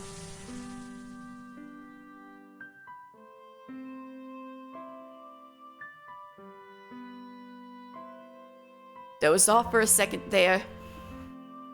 It feels like those days were an eternity ago.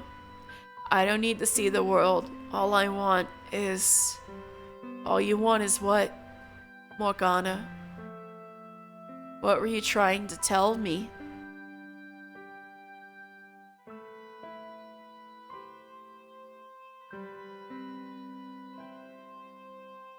I'm gonna take a little break. Because, started feeling a little weird. I don't know if I'm coming down with something, but I think I'm gonna make myself some tea, and I think I'll feel a little better and come back and do this for another hour or two. So, I'm gonna take a bit of a break, but I'll leave you guys with this music, and I'm gonna go make myself a pot of tea, alright? So I hope you guys have been enjoying so far, even though this is like Jacopo's rise and fall, you know? So, yeah, you guys chill out or come back later. I'll be taking a break, so see you in a bit. Bye!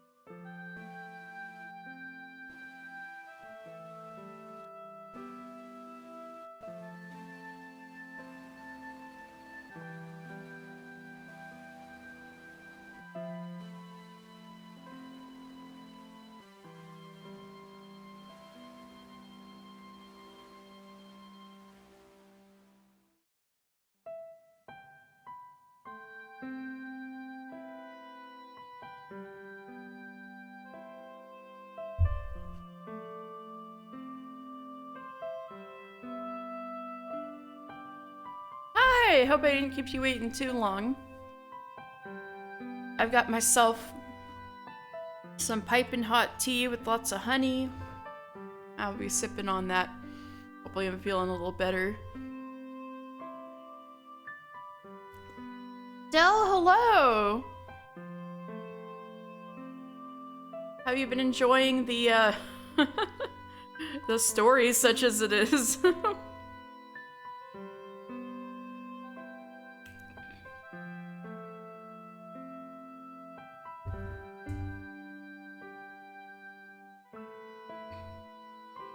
All this, like, murder and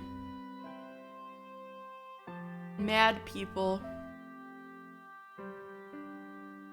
You're just killing demons and zombies. Right on, my guy. Go for it. So, it looks like we might be seeing what happens to Gratien now. I wonder if he is gonna attempt to kill, Jacopo at some point. Depending on how things pan out.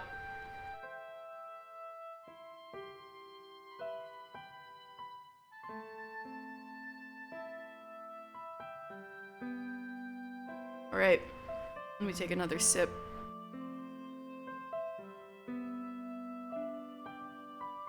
Yes, this is a prequel. This is like in the Middle Ages, and it's kind of we kind of know the gist of what's happening, but this is like from a first-hand perspective. Yeah, we know how it turns out.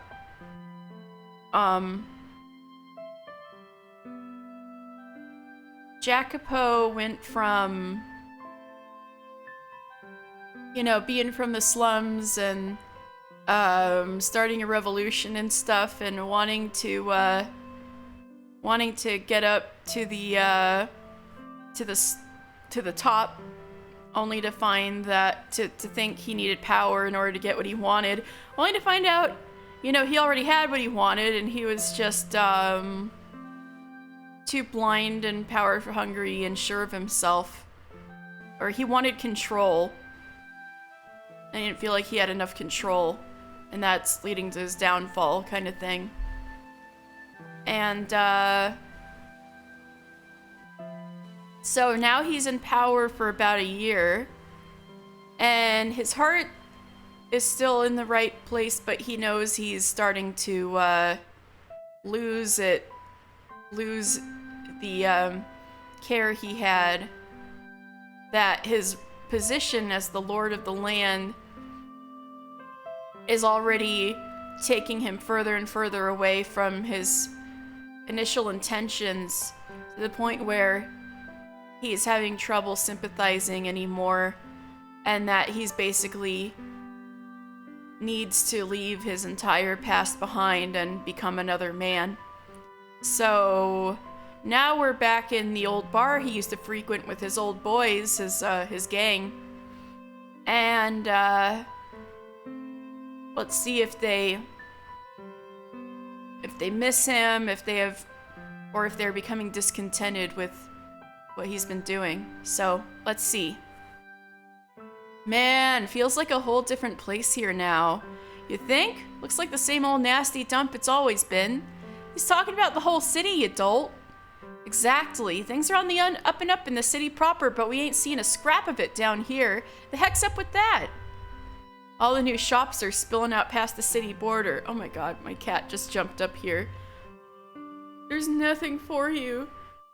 You shouldn't, you won't like tea, kitty. It's tea. It's not for cats.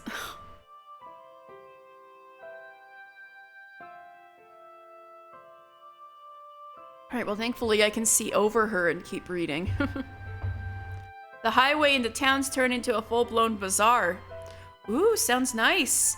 Is there anything in that damned head of yours? We're saying, how come we're still living like rats if they've got enough spare coin to build all that market space?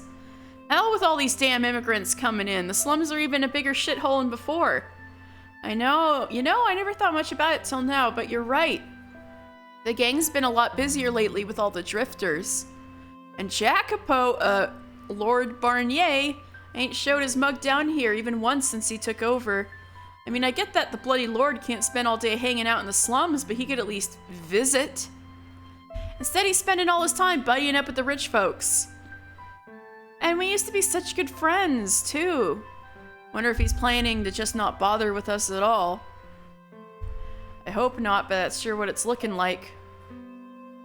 You think I'd at least throw us a bone rather than letting the merchants in the upper class take coin baths in his coffers.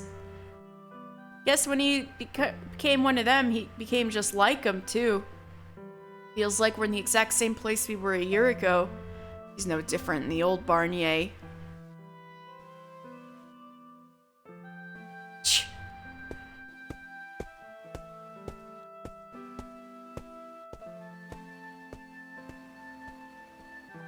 Psst. Psst. God. Oh, it's you. So you find anything? Yep, I got the proof you was looking for. But if you'd be so kind as to never give me a job like this again, I'd be hanged thrice over if the nobles found out I was sniffing around in their business. Oh, quit being such a bitch. You didn't steal nothing or kill anyone, you're fine. A man's secrets can sometimes be worth more in his life. But on to business. Your suspicions were correct. Well, fuck me sideways. Here's your pay. Take it and piss off. Nice doing business. Hey, hold up now. I risked my neck to get that for you, and this is all I get in return? Got a problem with that, you little bitch? No, sir. Don't you worry. You'll get your fair share. You'll get your fair due shortly.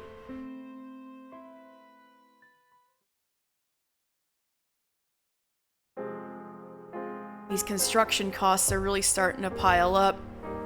Can't we put the manor repairs off until we've taken care of more pressing matters? Like using that money to help the poor. The Lord and his residents are the face of his land. If you wish for the city to continue thriving upon the fruits of your relationships with the surrounding realms, you must maintain a minimum level of respectability, my lord. Merchants in particular are merciless judges of appearance. Of this you can be certain. No respectable merchant will do business on equal terms with the city whose lord refuses to take care of his own home. I get that, but still, it's so much money. These are necessary expenses. To acquire the resources required to aid the lower class, we must increase the rate of production. Efforts must begin at the top and gradually work down. You must not be in such a great rush, my lord. The work you are performing is on a much larger, longer scale than perhaps that of which you are accustomed. You have a point. And let the construction continue. I'm definitely coming to see just how crucial a bit of embellishment can be to surviving in high society.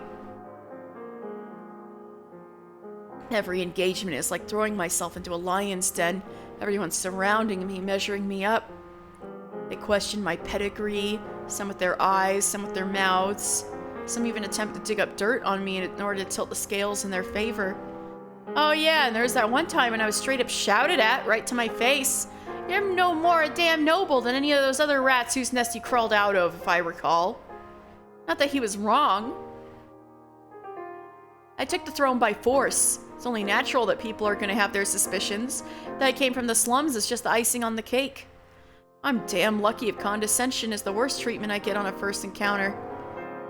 And then there are the distant relatives Barnier let slip through the cracks, slithering back up to assert their right to the land. There are a lot more people out to get me than I first anticipated. Do remain strong, my lord. I will always be strong. If I so much as let those wolves smell weakness, they'll pounce all over me. Like hell, I'm gonna let that happen. I won't have time to work on helping the poor if I have to spend my days fending off packs of bloodthirsty nobles. I must always appear strong, under any circumstances. I, of all people, should know just how easily a lord can be dethroned. And I'll be next if I leave even the slightest opening. I have to do whatever it takes to make sure that's not my future. Perhaps you should get some rest, my lord.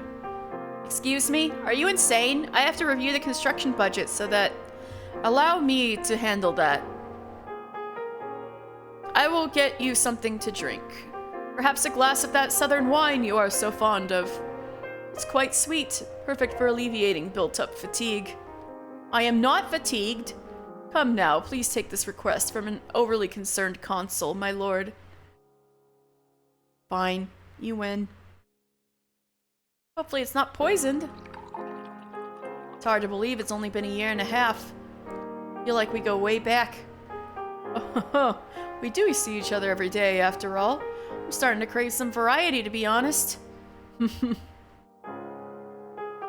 I never found a good opportunity to ask you this, but... Yes. Do you have any family? Because if you do, you're more than welcome to have them live here.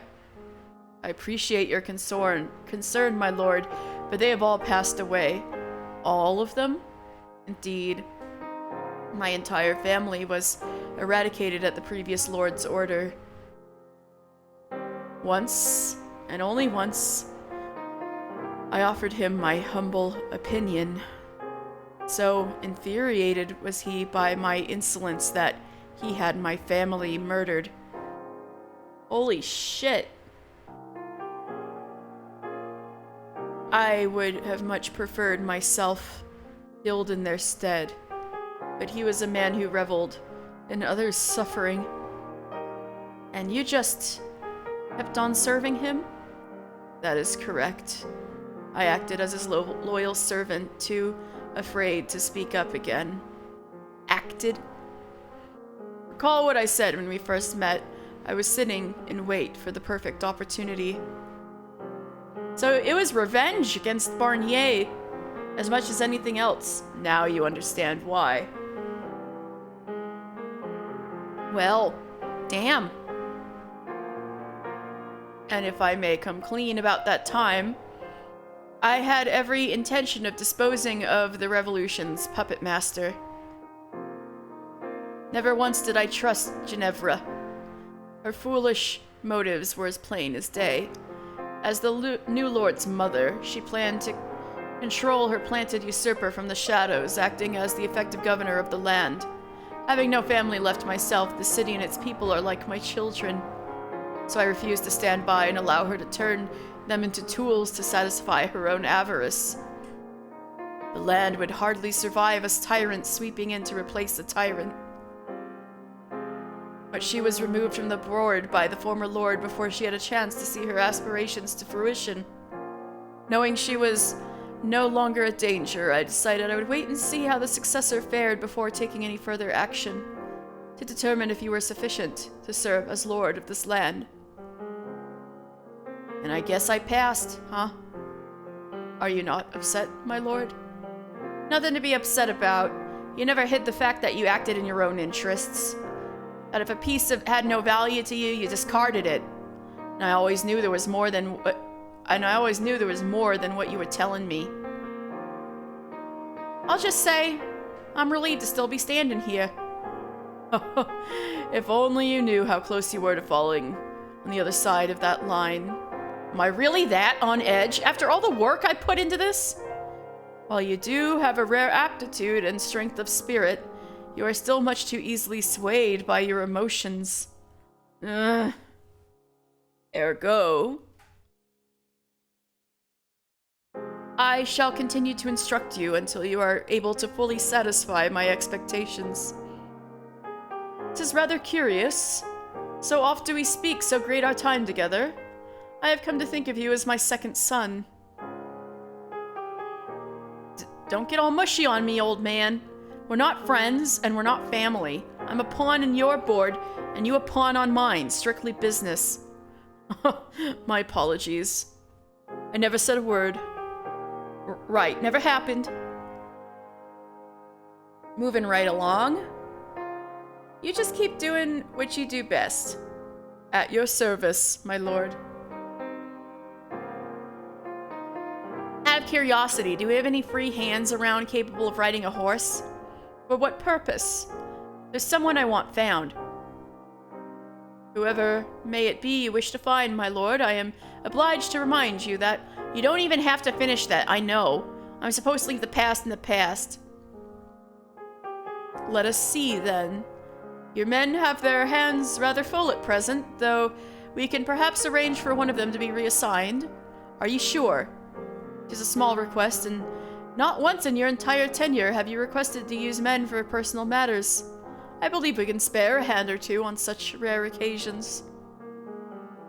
Much appreciated. Shall I arrange for them to set off immediately? Please. I'm looking for a girl. If she's alive, she'll look around 13 or 14, and she has unusual markings on her face. Markings akin to burn scars. Barnier once imprisoned her in this manner. He used her as a prop for his banquets, cutting her up from head to toe. My guess is that the patches on her face are a result of Barnier's abuse. Indeed, I know the girl. I presume she had not survived the slave revolt. I take it you care quite deeply about this girl, my lord. Then allow me to offer my sincerest apologies in his stead. No need to apologize. Will you help me find her, Odilon? I will oversee the search operation personally to the best of my ability, my lord. I pray the girl is still alive. As do I, unlikely as it may be.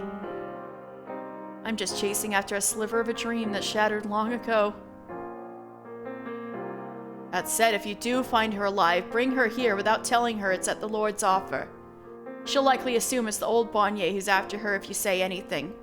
If she happens to have found a new home where she's happy, just leave her be. Understood.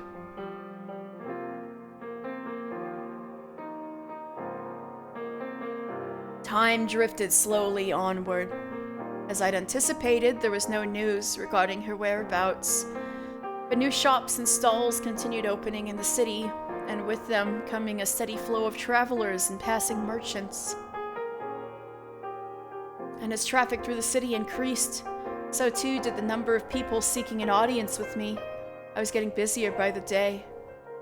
My plans to attract merchants and artisans from the capital had worked, and every one of them seemed to have a bigger, more ambitious proposition than the last.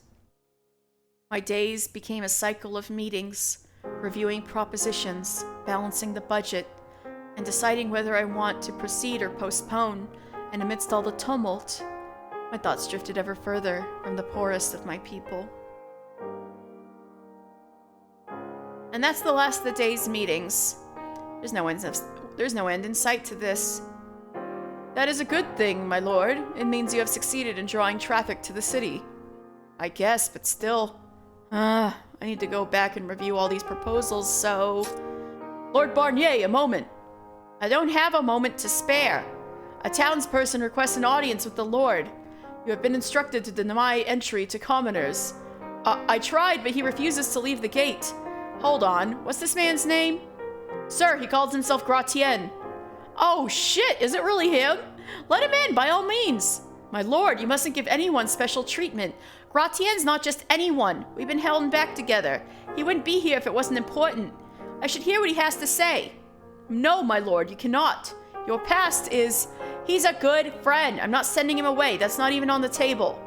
Friend or not, you mustn't give him an audience. You are the lord now, and he is a mere peasant. You cannot be certain he will hold himself with proper decorum. I don't appreciate what you're implying about my friend, old man. He's no goddamn brute. Yes, he is a goddamn brute, and you know it. I imply nothing, my lord. Keep your counsel on to topics you actually know something about. I'm not going to stand by and listen to anyone insult my friends. Not even you. My lord, must I remind you, yet again, to keep your temper in check. That's enough out of you. I'm done. Not another word on this subject. My lord. Hey, God, open the gate. Yes, sir.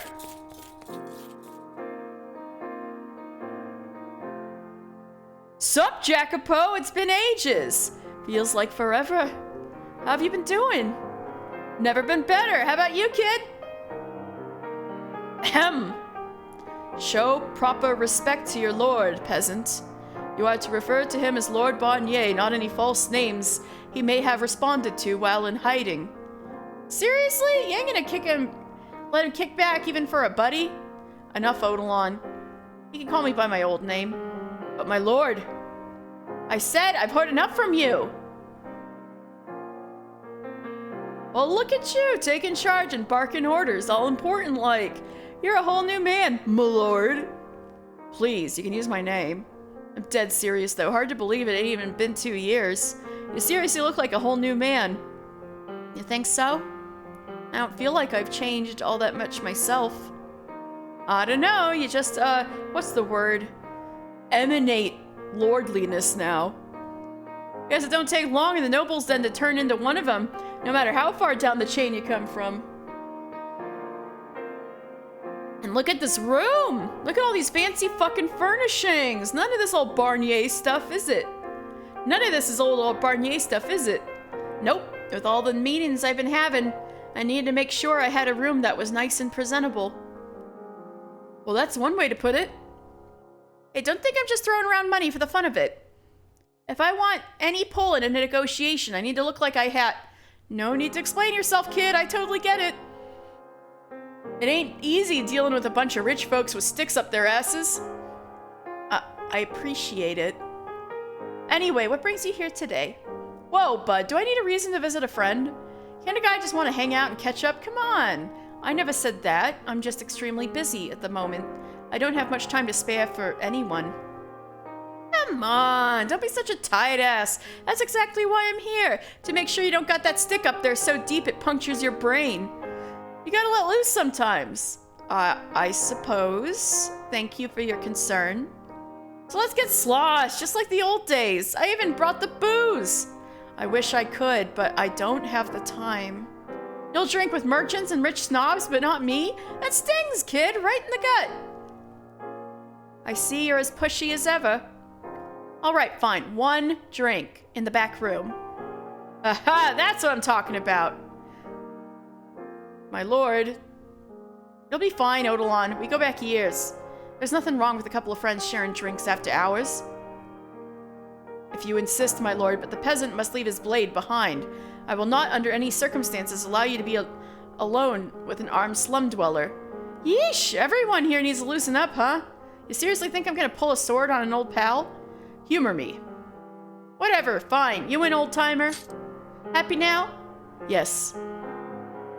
Sorry about that, Gratian. Odilon's always on edge. It's nothing personal. Nah, that's cool. Can't say I blame him. Now let's go get trashed.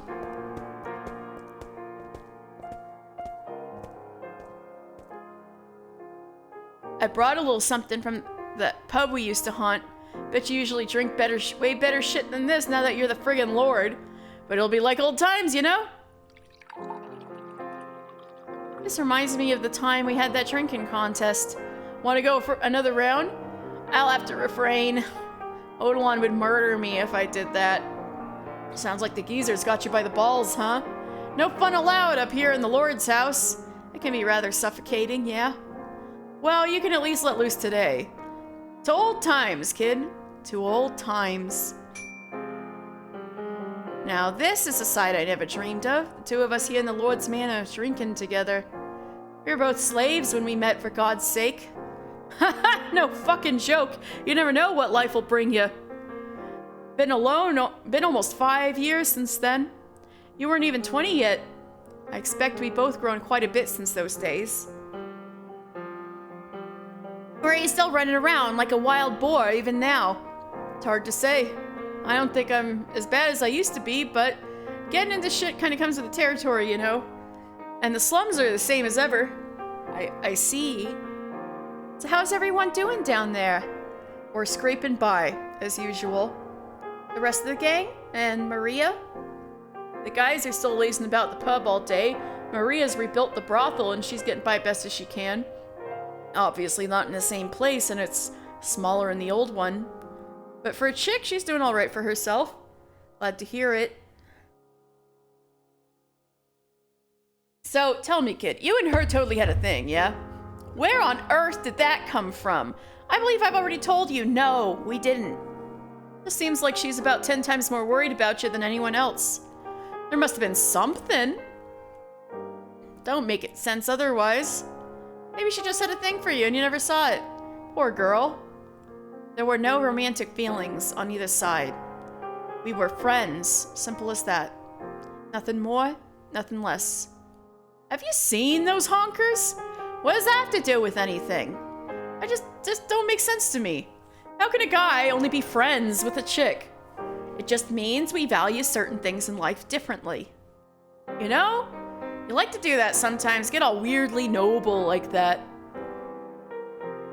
Hey, I didn't mean that as a jab. It has nothing to do with being noble. Maria's special.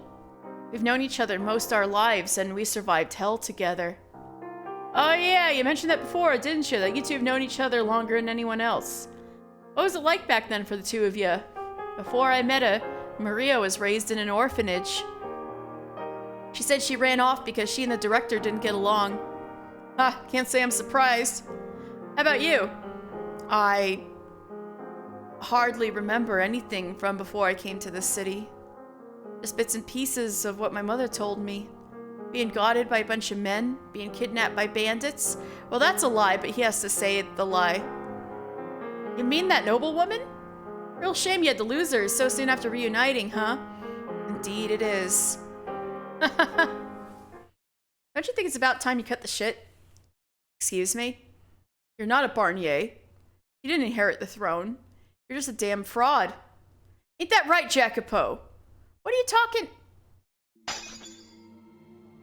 Finally starting to kick in, looks like. God, you got any idea how hard it was to not throttle you through that entire conversation? I had a feeling it would turn out like this, but Gratien putting poison or a drug in a drink seems below him, but what? Almost out of nowhere, my heart rate skyrocketed and my legs started trembling so violently I had to lean against the wall to support myself. Oh, it's poison. The whole world started swirling, and I could just barely make out my old friend glaring at me through the fog. How do you like that? Feels like your heart's about to burst, don't it? Don't you worry, kid. You won't be feeling nothing soon. You poisoned the drinks? Why would you? Why? You seriously need me to spell it out for you? Ha! You've been stuffing your head with fucking rainbows up here? You want to know how what you call you down in the slums? Jacopo the betrayer. I did not betray. You take one goddamn look at the city and tell me that again. While you're up here treating anyone with a cart and some trinkets to sell like fucking royalty, the slums is still the same rat nest you left it. No, we're even worse off now. With your new marketplace, anyone can turn little bit of money into a big pile of gold. But if you got nothing to begin with, you're just dead in the streets. All you're doing is making the rich even richer. No, I'm trying. I wanted to explain how I had everything planned out. How first I needed to improve the economy as a whole before I could turn my attention to the less well-off. That nothing changing was proof I was protecting them. That the slums had been in danger of being eradicated entirely and I had stopped it. But I could see in his eyes that nothing I said would convince him. As far as he was concerned, I was pure evil. You're not the man you used to be. Gratien, why? I thought you believed in me. You're damn right I did. And then you went and fed us a bunch of lies. You call yourself the rightful heir. You call yourself a Barnier. But I did my digging, and you don't got a lick of royal blood in you. All you ever wanted was to line your pockets, you selfish bastard. No, you never had any intention of helping us. Please, hear me out, Gratien. We were all just pawns to you. The whole damn revolution was part of your game. I'm begging you. How's it feel knowing your throne sits on the backs of all those people you betrayed? Please. You don't have any right to call yourself the goddamn Lord. Gratien! Hell, you barely have any right to call yourself a fucking man. You're just a rat in fancy clothes. It should have been me. I would have made an infinitely better lord than you ever were. Oh, his face. Oh my God. If only I had that ring, then it could have been me. So that's what this is all about. In a flash, everything I once felt for this man, all the friendship, the camaraderie, the sympathy, went cold. As much as he tried to dress up this whole farce, that was where his heart truly was. He was just sour about not being the one who got to be Lord. He believed himself superior. He got himself caught up in this stupid fit of jealousy. Now he's trying to kill me over it? That's seriously all this is? Are you listening to a word you're saying? What was that? You're the one who's not the man he used to be. And you're the one who's being a self-centered bastard. Talk all you want, dead man. The Gratian I knew would never resort to using poison. That's what I'm saying. He'd have drawn his sword the second he passed through these gates, faced me like a man. But look at you. Even Bonnier had more of a spine than you. You dare compare me to that sack of shit? All right, fine. I'll play it your way. He had a knife hidden on him? An instant later, Gratien was brandishing a short blade. He had snuck it in under his clothes, I presumed. I was almost amazed at how thoroughly prepared he was. He'd never had any intention of this going any other way. He hadn't come to talk. He was never going to hear me out. He was here to do one thing and one thing only. And I doubted he had any plans for what would come next. Raw hatred was all that fueled him. He wouldn't take my place after killing me. He wouldn't work himself to the bone to ensure the city kept running. He didn't give a single damn about any of that. You're scum! I won't be taken down by some worthless, self-absorbed rat. Nothing I had ever tried had been enough to best Gratien in combat, and that was when I was at my peak, and not with the myriad needles of his poison prickling into my every pore, barely able to stand under my own weight. But still, I had no intention of surrendering my life to this cur. I took in a deep breath, clenched my teeth, shouted at my shaking limbs, "Move! Move! Move! Move! Move, damn you!" My fingers, I could feel them again. Before the thought finished passing through my mind, my hand reached for a blade. Grasping the rapier hanging from the wall, I swiftly drew it from its scabbard. It was a decorative blade, not meant for combat. It would probably bounce right off Gratien's muscular chest, but there was one place I could target. Rotten hell, you son of a bitch! Knife in hand, he lunged at me. Just moments before death befell me. Did you get him in the eye? My vision blurred. My vision, blurred by the poison, grew unbelievably clear. Gratien almost appeared to be moving in slow motion.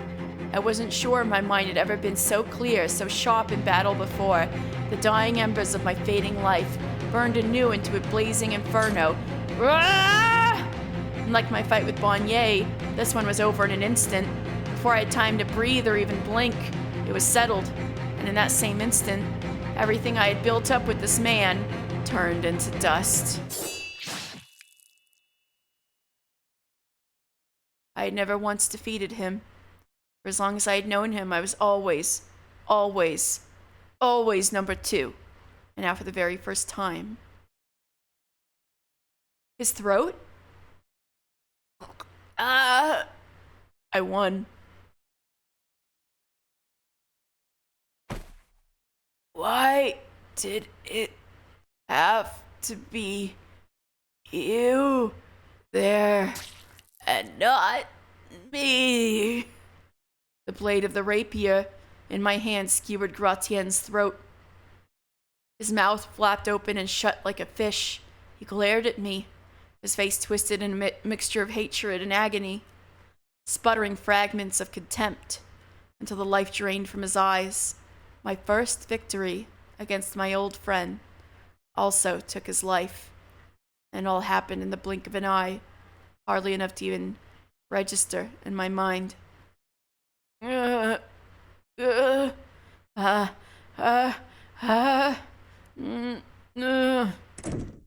lord, what was all that commotion? What happened? My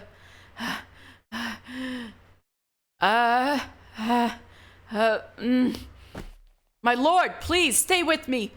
Were you poisoned? Someone, is anyone there? Yes, sir. A doctor, quick, as quickly as you can. Yeah, that'll take away his trust in people, huh? My lord, please, my lord, a doctor will be here shortly. Please, just stay with me just a little longer. My lord. Odilon, you were right. I was stupid. I should have listened. I thought he was my friend, but he wasn't. Not anymore. And because we had once been friends, that made him my greatest threat.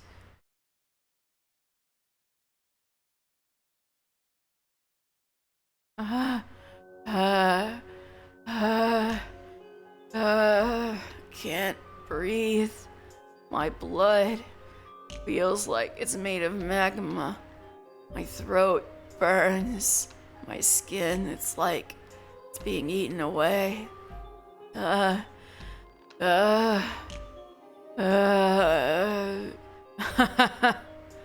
Who's there? Who's there? Why are you laughing? Answer me. Ah! Way to jump scare me, Barnier, and using the witch's red text. Oh! I just had a revelation. The red text is used by someone placing a curse. So sometimes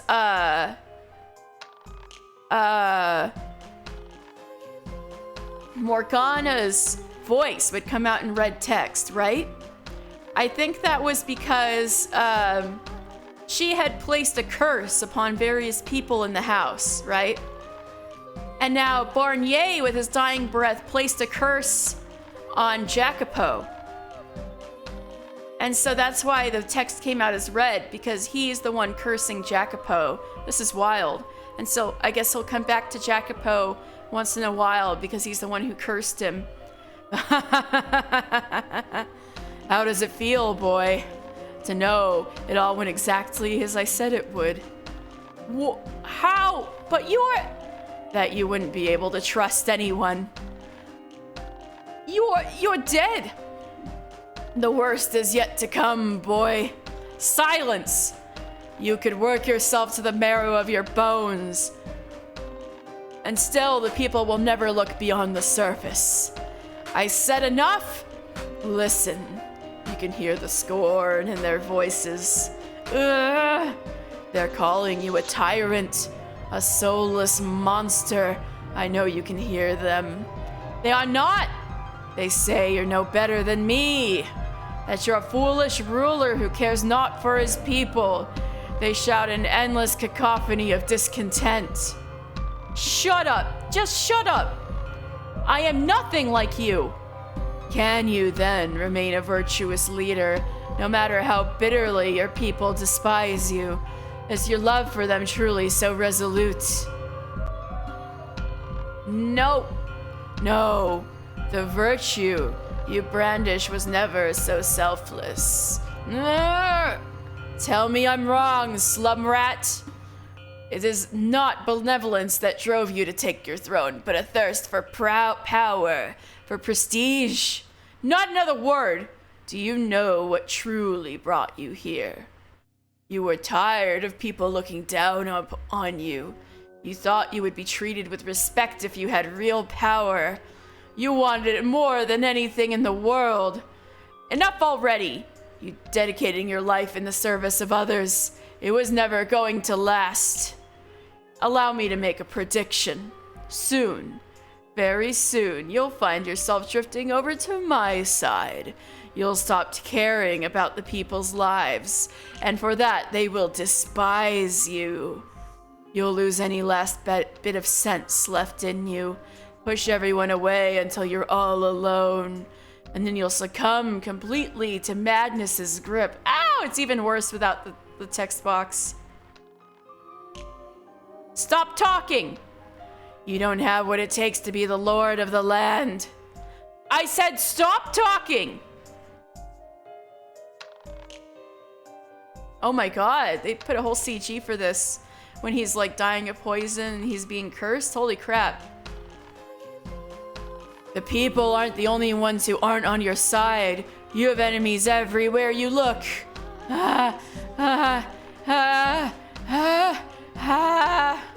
The nobles don't accept you as one of them. They'll try to drag you off your throne by any means.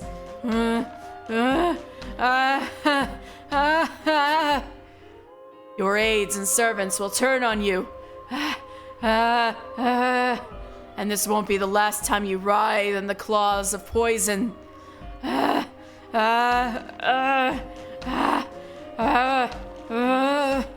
Again and again and again and again. Never will you stop being the target of others' loathing.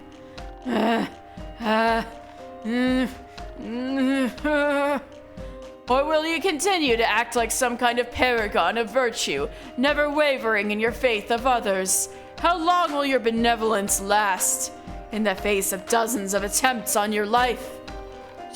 Shut your goddamned mouth!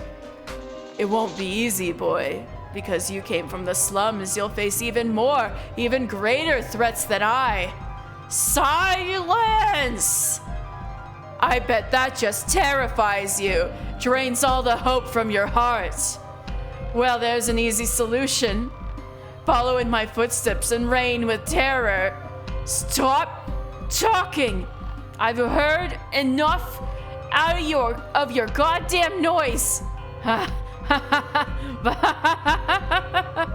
You're already afflicted with a great curse, boy. A curse known as the Lord of the Land. It's a curse from which you will never be free.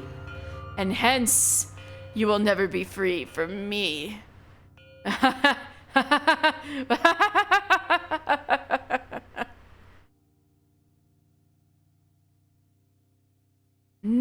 However much you may come to regret taking the throne, you can't give it back now. God, so scary. It's not something you can simply hand off to someone else, nor a duty from which you can simply relieve yourself. That anguish and agony and misery it brings you every day will follow you all the way to your grave. Just stop, damn it! Keep your babbling to yourself, you damn ghost! Go on, try and make me.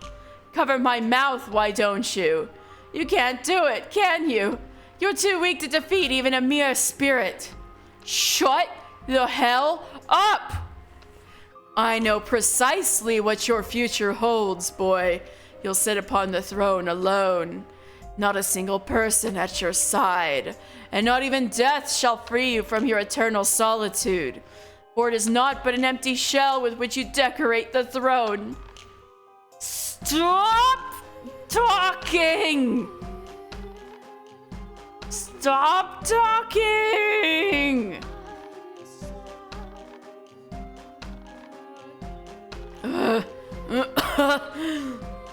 Do you hear that, slum rat? Someone's come for you. The question is, do they act out of genuine concern? Can you be sure the water they give you is safe to drink? Perhaps they mean to finish you off. If a simple grunt like him could get his hands on poison, how easy do you think it would be for the Lord's consul to procure a substance hundreds of times more potent? Hell, he wouldn't even have to go through the trouble. You're no more a threat than an insect with its wings torn off.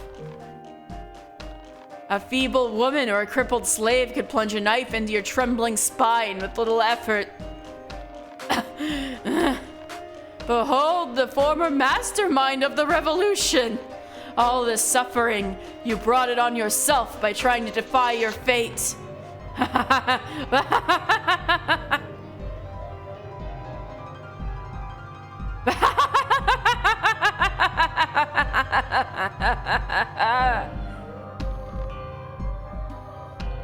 The nightmares continued. Again and again and again they haunted me. Every time I drifted off to sleep, there floated Barnier's severed head, cursing me, mocking me, laughing at me from every direction. And as he said I would, I soon began to hear the people as well, endlessly condemning me, deriding me, berating me.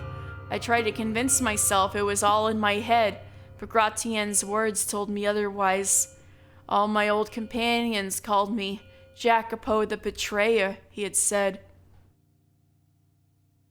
I wasn't sure how much time had passed. Was it a day? Was it day? Was it night? Was I sane enough to tell the difference? Why was I even still alive? I had no idea. It was always the same refrain every time he appeared. You can't trust anyone. Your friends will all eventually betray you, try to drag you off your throne. Your people have no faith in you. Everyone despises you. I couldn't even tell anymore. Were those Bonnier's words, or were they coming from the depths of my own mind? All I knew for certain was there was no escaping them, and that they were slowly eating away at my spirit. My breathing was labored, and my entire body felt like it was on a spit, being roasted in the eternal flames of a hell. And at other times I couldn't stop shivering. I felt like I'd been tossed into a frozen river. Doctors, gods, Odilon. I couldn't tell who was who. There always seemed to be someone standing at my side. The faceless shadows were anything but comforting, though. Or Bonnier's ghost constantly reminded me of the threat they posed. I'm quite certainly wailed like a terrified child. Everyone seemed like a danger. If even Gratienne couldn't be trusted, who was to say the doctors weren't sneaking poison into my medicine? Who was to say Odilon didn't plan to silently remove me? I didn't know who I could trust. Or maybe Bonnier was right. I couldn't trust anyone. Still, he cackled. Still, he cursed right by my ear. There isn't a soul left in this world who won't betray you, he whispered, laughing away.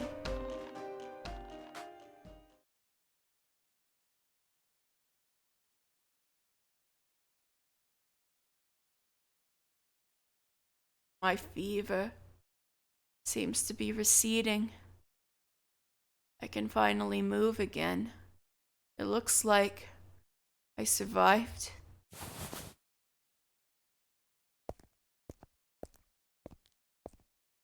Hey, is anyone there? Where are you, Odilon? Anyone? Lord Bonnier, I'm so glad to see you're feeling well again. Thanks. We have all been worried sick. Lord Bonnier? What? Oh, pardon. You just seem, not quite yourself. But after all that's happened, I suppose that shouldn't be a surprise. How long was I out? 3 days, sir. The poison kept you bedridden for 3 full days and nights. That long, huh? I've got a lot of work to catch up on. Yes, sir. But I implore you to take things easy for the next few days. When do I ever have time for that? Now, where's Odilon? I haven't seen him. Go fetch him for me. He is presently... Don't tell me he's not around. Where the hell did that old man get off to? No, he is here. Please, Lord Bonnier, try to remain calm. Odilon was... What is going on? Odilon! My lord, is that you? Thank heavens you are well. Forget about me, what happened? My deepest apologies. I don't want an apology. I want you to tell me why this happened. Please, my lord, distress not over this simple old man. Ugh.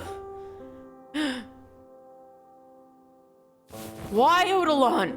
The Odilon I know would never deign to put himself out in front of a gang of slum dwellers. Please, Lord Bonnier, try to remain calm. Odilon was struck in the head with a stone and is in critical condition. The following day, that is, the day after Gratienne poisoned me, a dozen people from the slums showed up at the manor gates. They cried in angry protest against the Lord, demanding change. Evidently, Gratienne hadn't kept word of my deception to himself. So in addition to their other complaints, they shouted I was a fake, that I wasn't actually nobility. They threatened to reveal my secret if I didn't do something about their living conditions. As the commotion dragged on through the day, people within the manor started getting restless. Eventually it got to be so tense that Odilon stood near a window, told them they needed to cease immediately, and if they wouldn't, they would be charged with lèse-majesté, which is when he was hit in the head with a rock and lost consciousness. God, you damn fool! I am quite pleased to see you have recovered enough to shout with such vigor. Now I needn't worry. Wait, slow down! Worry about what? Regrettably, it would seem old age has bested me. I think the stone must have gotten my eyes, for I cannot see you there, my lord. I'm right here! Please, don't give up on me. You're stronger than a stupid rock. Give it a few days and you'll be back to perfect health. And even if your sight doesn't come back, you can still do your job. I can tell you everything I see. Come on, Odilon. My sincerest apologies. Please. Why would you even go and try to talk to them yourself anyway? Whatever happened to acting only in your own benefit? What did you ever have to gain from not having them executed on the spot? They were riding in front of the Lord's manor. You had no reason to bother warning them. There was no question they were committing a serious offense. Why didn't you just do what you would always do? And then I would argue with you about it, like I always do. What the hell got into you, Odilon? I suppose I must have softened up somewhat. Excuse me? Oh, hydrate! Hello, Retro! Thank you! Ooh! Not only am I out of water, I'm out of tea. I'll go refill both. Just a moment.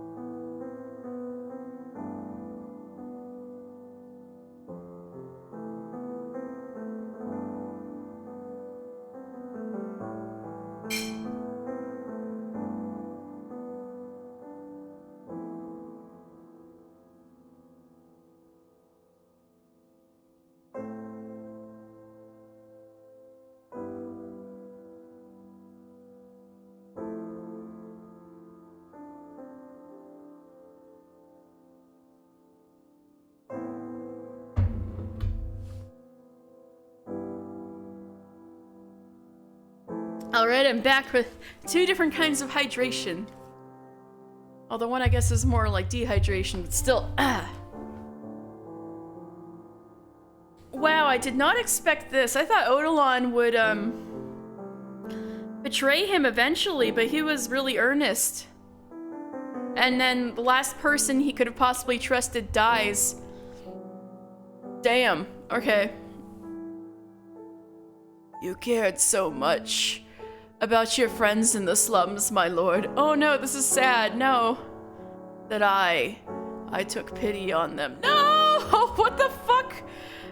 This is even more painful. Thanks, game.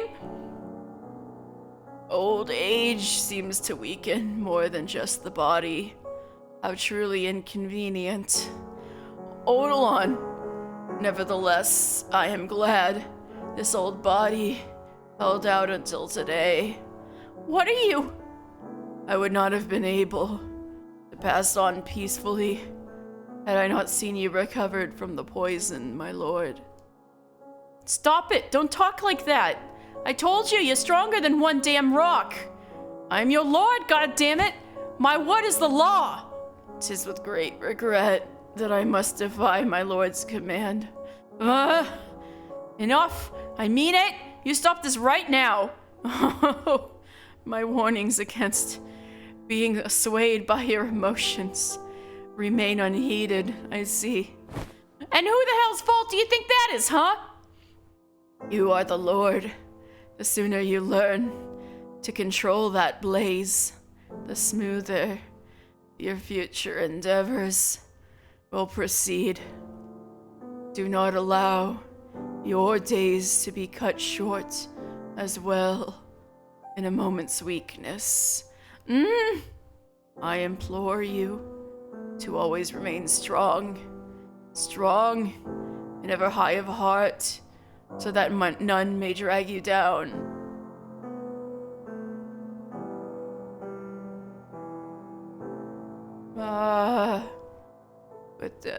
With death upon me, my hands are shaking dreadfully. I didn't think anything scared you.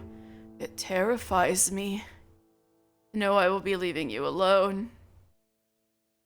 Before I was able to teach you everything, I cannot bear knowing that I have forsaken you at but the onset of a great and perilous journey.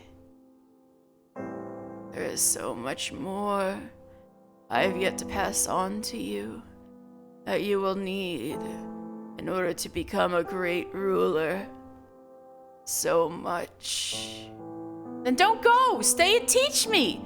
You said you wanted to fulfill your duties as consul, that you didn't want to die until you had accomplished something worthwhile. You can't tell me you're satisfied with this. Odilon! Odilon? Odilon. Don't do this. You can't. Say something. Please say anything. Tell me it's all a cruel prank. Odilon!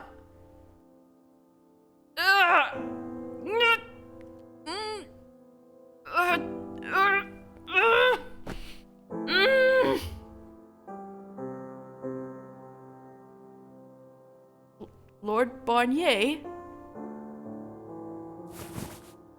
Odilon is dead. Make arrangements for a funeral. Yes, Lord. And what happened with the riot? They fled soon after striking Odilon.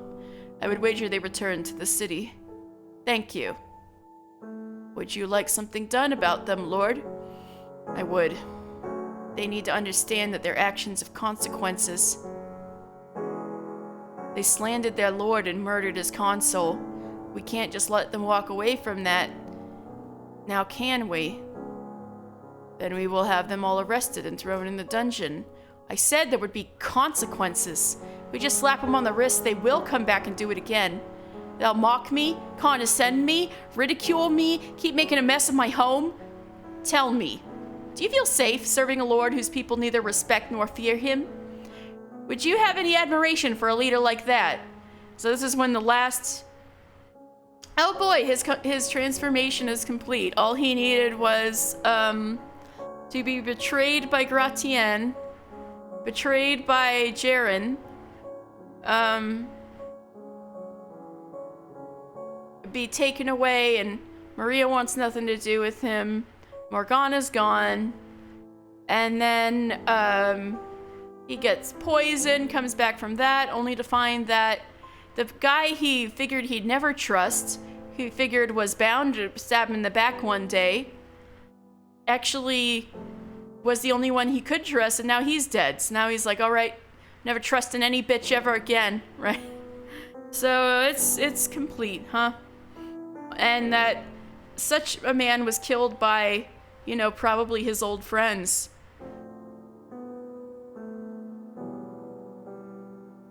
Have them executed. Oh shit, here it comes. The transformation is complete. Doesn't care if it's his old friends. They're here to get executed. Since Odilon isn't here to advise it, I, Lord Barnier, officially order every Spock of opposition is to be snuffed out. And now he sounds like the old Lord Barnier. You find every last one of the rats and relieve them of their heads. Put them on display in the city square. Holy shit. Make sure they know damn well exactly what awaits anyone who abhors as Lord Barnier. And the transformation is complete. Holy shit. Yes, Lord. Odilon's blood was on my hands. My inexperience and naivete had gotten him killed. He had warned me again and again that my people had no love for me, but I ignored him, foolishly believing in friendship, letting Gratienne into my house, and ultimately getting Odilon murdered. My trust didn't belong with Gratienne or my old slum companions. It belonged with Odilon. I should have realized so much sooner that he was the one and only person left I could trust. Men with whom I'd spent years had likely participated in that riot. Men whose names I knew, whose faces I recognized, with whom I'd spoken on countless occasions. But I felt not even a pang of regret in ordering their deaths. I didn't reminisce about the good old days. Those days were gone, irrelevant, meaningless. I felt no sympathy for the people they were leaving behind, nor did I so much as bat an eye when I saw their bodies lined up before me. Compassion bred weakness, made you vulnerable. I had to excise every last bit of it. It was the last thing I needed, for I was the Lord Jean-Francois Barnier.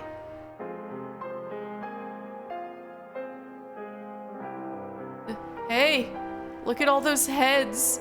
Supposedly they were beheaded for trying to assassinate the Lord. It seems like a lot of folks for an assassination attempt. Who can say what happened up yonder? Have you been down to the square today? I have! My heavens, I almost passed out at the sight of it. Why would those stupid thugs try to go after the Lord anyway? There's been whisperings around town. They say he was actually born in the slums and isn't a noble at all. Wasn't that just his cover while he was hiding from the phony Barnier? I certainly hope that's the case, but either way, it's probably best to keep quiet about the topic. I'll say. Doubt he'll do anything as bad as the phony, but it still brings back bad memories. And things were getting to be so pleasant, too.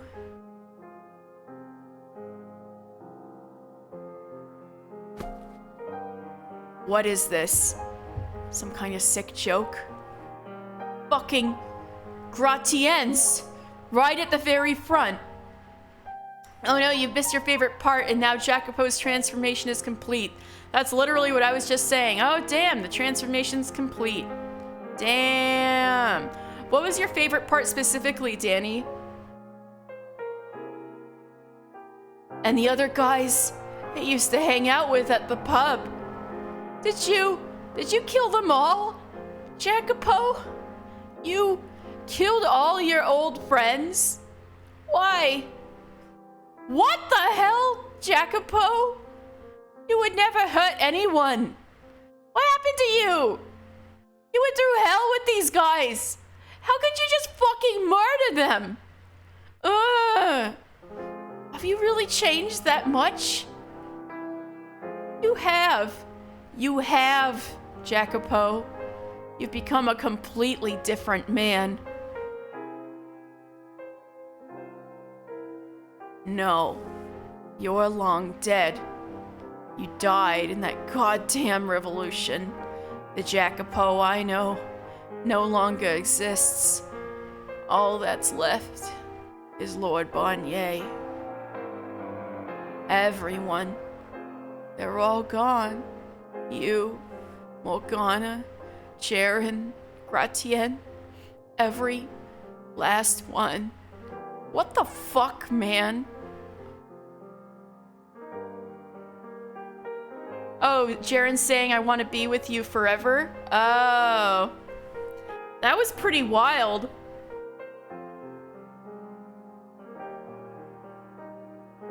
they never made it explicit, but it's implied that Jacopo cut off her head, isn't it?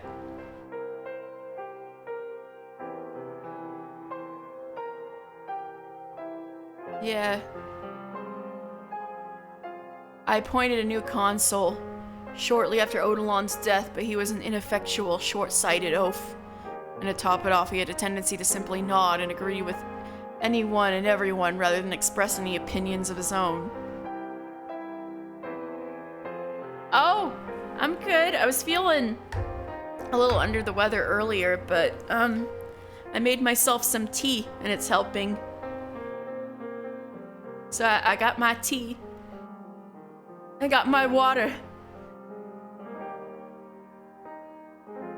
And I'm doing good. The Jaren thing was interesting. I didn't see it coming. Although something was off, but I didn't think it was that, you know.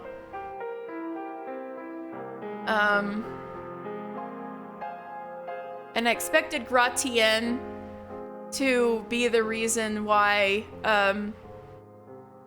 Jacopo doesn't trust anyone, but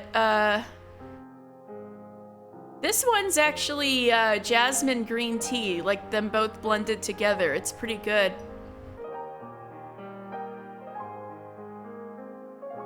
And I've been putting lots of honey in it. Green tea is good. Yeah. How are you doing?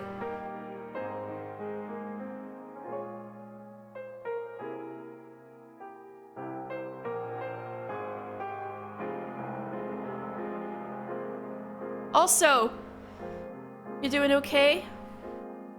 I'm glad. I hope you have an even better rest of your day.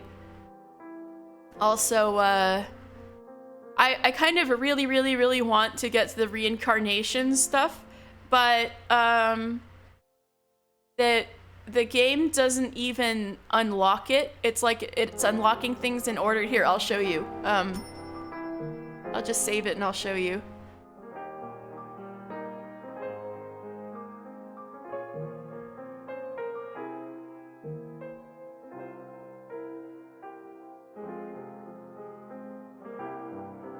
The Wretched King. Wow. See, I'll show you. Alright. So we got the house in Fata Morgana, right?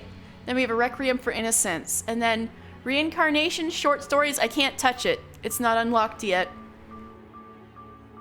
So I can't even get to reincarnation or short stories until I finish a Requiem for Innocence. So I'm trying to... Oh, the short stories? They're really good? Ooh! Cool. So since I can't even get there yet, I kind of want to blast through a Requiem for Innocence so I can see the reincarnation stuff. Because I just really want more, I want more of Giselle and Michelle content, honestly. Although this has gotten really good. Also, it took me a while to notice, but this Requiem for Innocence art, it took me a while to notice that half of Morgana's hair, it's not just the lighting, half of her hair is becoming the white-haired girl because the other part of her hair that's going white isn't in a braid. It's kind of hanging down long. Oh, you like my title, Retro? I mean, I'm not wrong, right? It's like all misery from here on down.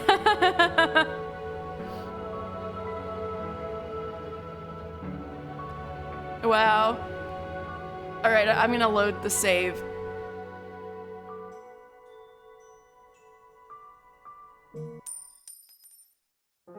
I'm absolutely right.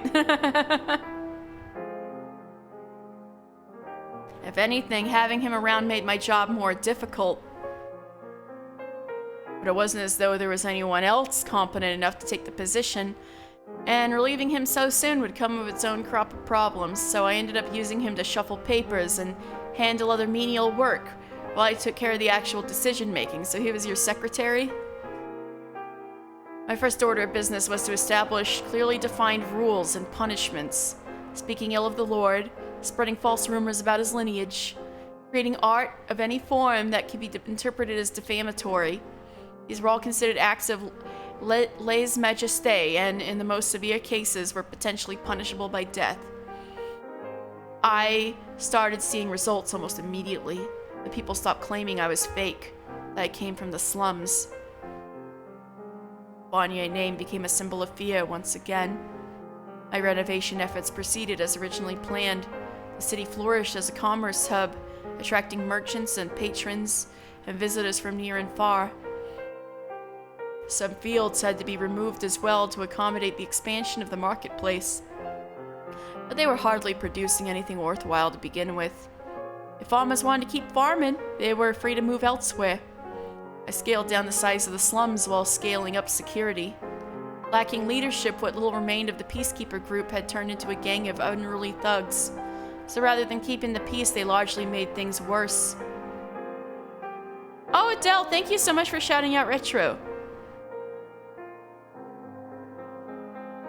In response, I forbade the formation of unauthorized organizations within the slums. And with all that in place, the city was much safer and more orderly, and the economy significantly stronger than it had been under my predecessor's rule. However, those unfortunate enough to miss riding the wave of economic growth found themselves falling ever further behind their neighbors. The ravine between the poor and the wealthy had become nigh uncrossable. My own manor was hardly a bastion of safety either. Not only was I rapidly enacting new policy, laws were stricter and punishments harsher than before. So many were, to put it lightly, more than a little displeased with me. I'd gone through several food tasters and just as many direct assassination attempts. Oh my god, poor food tasters. It wasn't particularly difficult to avoid major incidents by simply suspecting everyone, but I could seldom relax as a result. In time, I came to prefer solitude.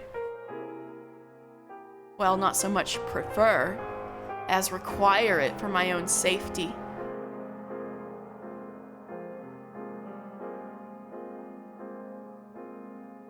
Oh! That was a thing, wasn't it? Man, I think it would be worth it to watch it again just to see the white-haired girl stuff. Because, you know, a lot about her doesn't get brought up again, but it's all relevant because she was Morgana, a half of her, you know?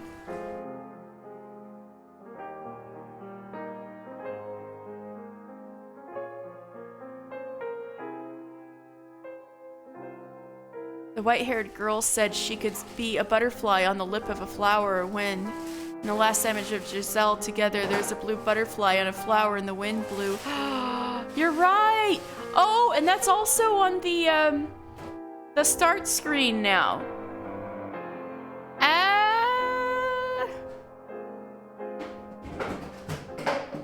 That's the start screen now. So, that's Morgana, huh?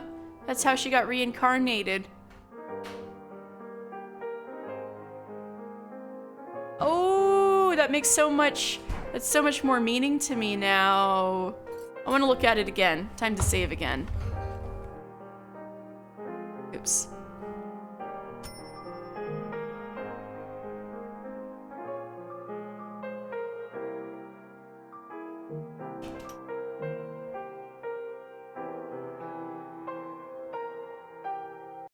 Oops.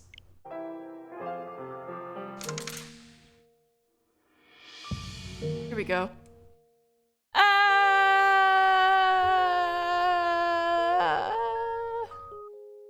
A blue butterfly on a white flower as the wind blew.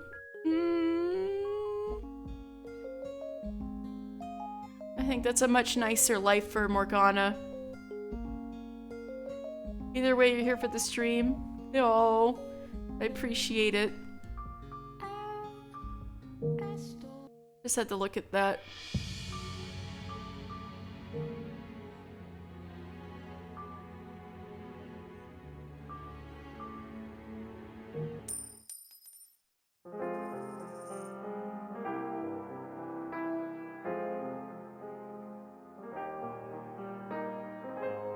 Odilon's death left me with more than just solitude, though. The phantom slipped free from my dreams. Oh yeah, Danny, I was pointing out earlier because Barnier put a curse on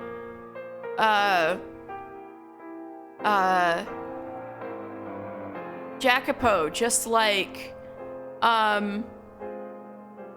Morgana put a curse on the men who wronged her.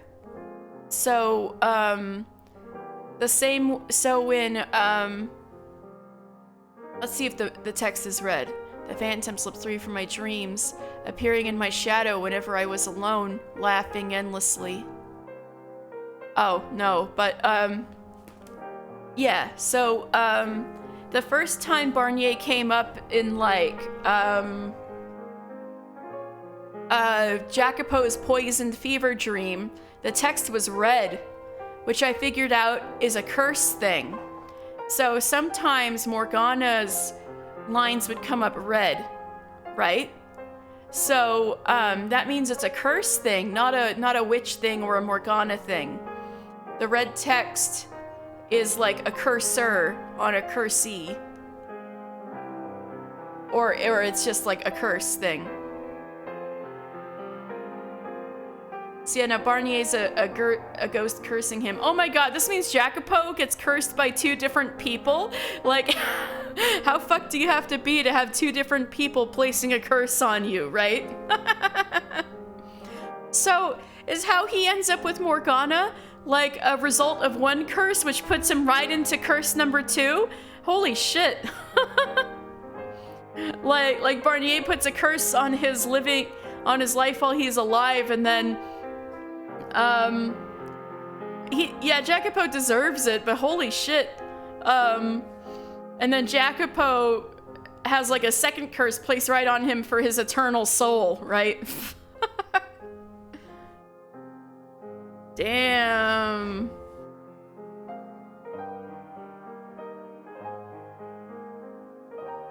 What did I tell you, boy?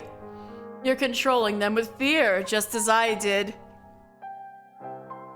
It's a wonderful feeling, is it not? The look of terror on a man's face is the most exquisite thing in all the world. Silence, you. Stand by the window and listen.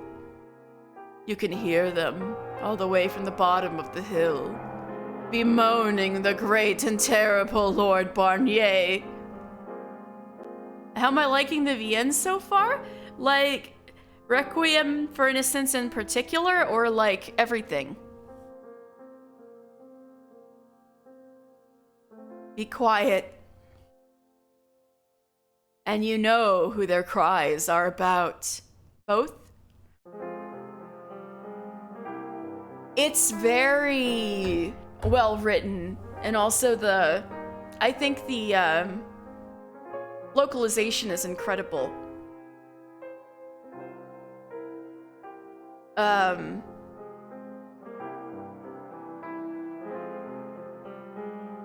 But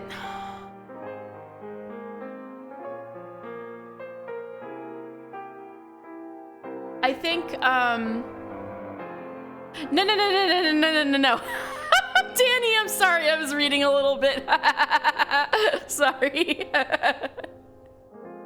I think I'm talking too much like Jacopo for so long that I'm like, have to like think a bit to drop the voice when I'm talking for real.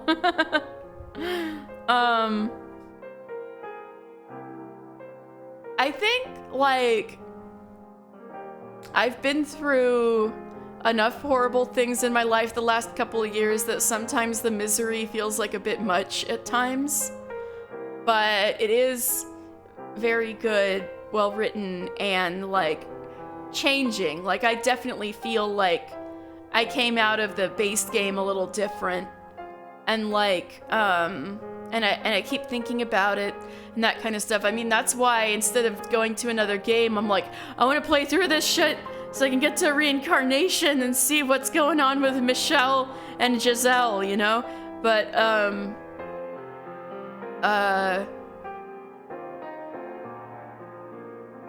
yeah. So it is, I'd say, yeah, it's quite an experience and very well put together, very layered. And I appreciate there's more content, you know, like this, Requiem for Innocence. Some of it's just kind of telling everything over word for word, but no, I appreciated it a lot, especially with the stuff with, you went through a lot of shit as well. Yeah, thank you. Yeah, no, I am enjoying it. It's just like, it's well, I guess it's kind of like Michelle's journey. Like, he got to where he was because he had to go through hell and trudge through a whole lot of shit to get where he wanted to be, right? It felt kind of like that to me playing it, but not in a bad way. It's just like, it's a goddamn journey. That's all, you know? That's kind of what it's about. You gotta, like, endure all the trials and all of the, like, layers and layers and layers that Morgana has built up, both as punishment and to protect herself, to, you know, get everyone to where they're supposed to be and find out the truth, you know? And this has been fascinating because you can see exactly what Morgana knew and didn't know. That she's simply just a person, too. Oh, you'll be quiet now? Yeah, I guess I shouldn't be going on like this forever. I hope you're doing better now, Danny. I'm doing a little better.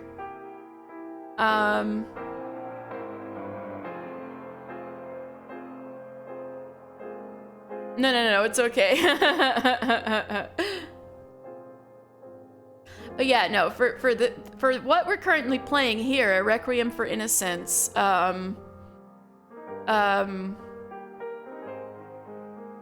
it's really interesting. It kind of hits home that Morgana was, you know, just a person, not actually some supernatural force that knew everything.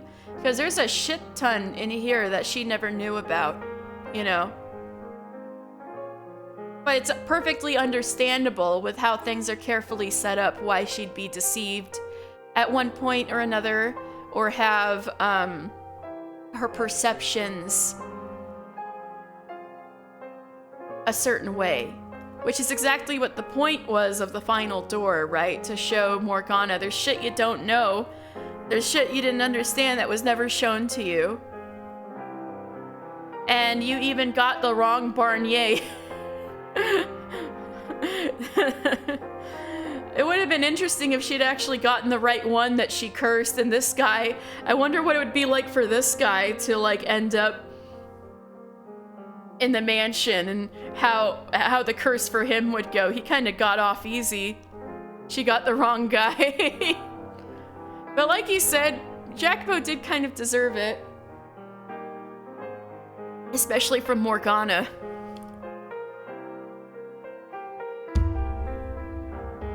Oops, sorry. Yeah. And some of my questions about, like, oh, why didn't she know this? Why didn't that happen? Why didn't she figure this or that out? It's clarified quite a bit with this, so I appreciate that too. So I don't have quite as many lingering questions about how things make sense, so I appreciate Requiem for that too. But anyway, I'll go on finally. Thanks for hearing me out. All right. And you know who their cries are about. It's not me any longer. It's you, boy. Shut up, goddammit. Don't fool yourself. You're no better than me. Enough! I said silence, spirit! I am nothing like you. Is that so? Then tell me, boy, how do we differ? I don't hold those disgusting banquets for one, nor do I torture slaves for my own sick pleasure. By your command, hundreds of slaves are being worked so— oh, Barnier. By your command, hundreds of slaves are being worked so hard it will surely spell their deaths. How is that any different than murder or torture? Their deaths aren't meaningless. They're giving their lives for the good of the city. In your eyes, perhaps. But how many would take your side? You have no idea what you're talking about. If the people were truly satisfied with their rule, you wouldn't be holed up in this room all the time. You have no one you can open up to. No one to offer you companionship.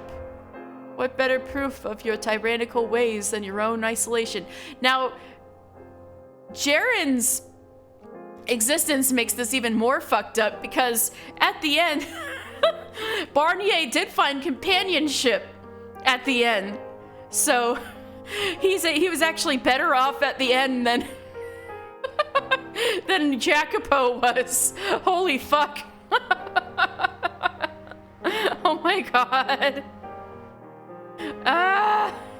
Barnier was actually better off than Jacopo. Holy shit.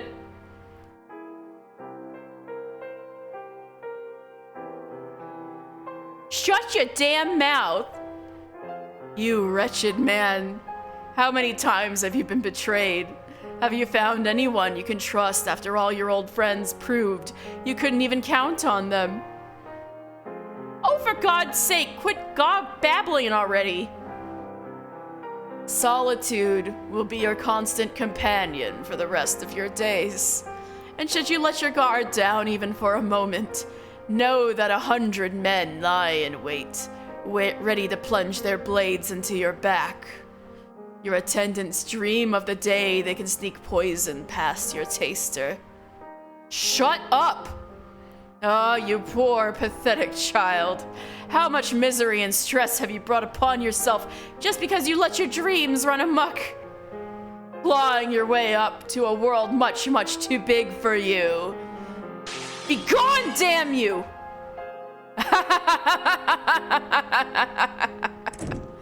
My lord, I heard a huge crash. Lord? How many times do I have to tell you to stay out of my chambers? Forgive me, but I was afraid he might be in. I can take care of myself, damn it. Don't make me say it again. Yes, sir.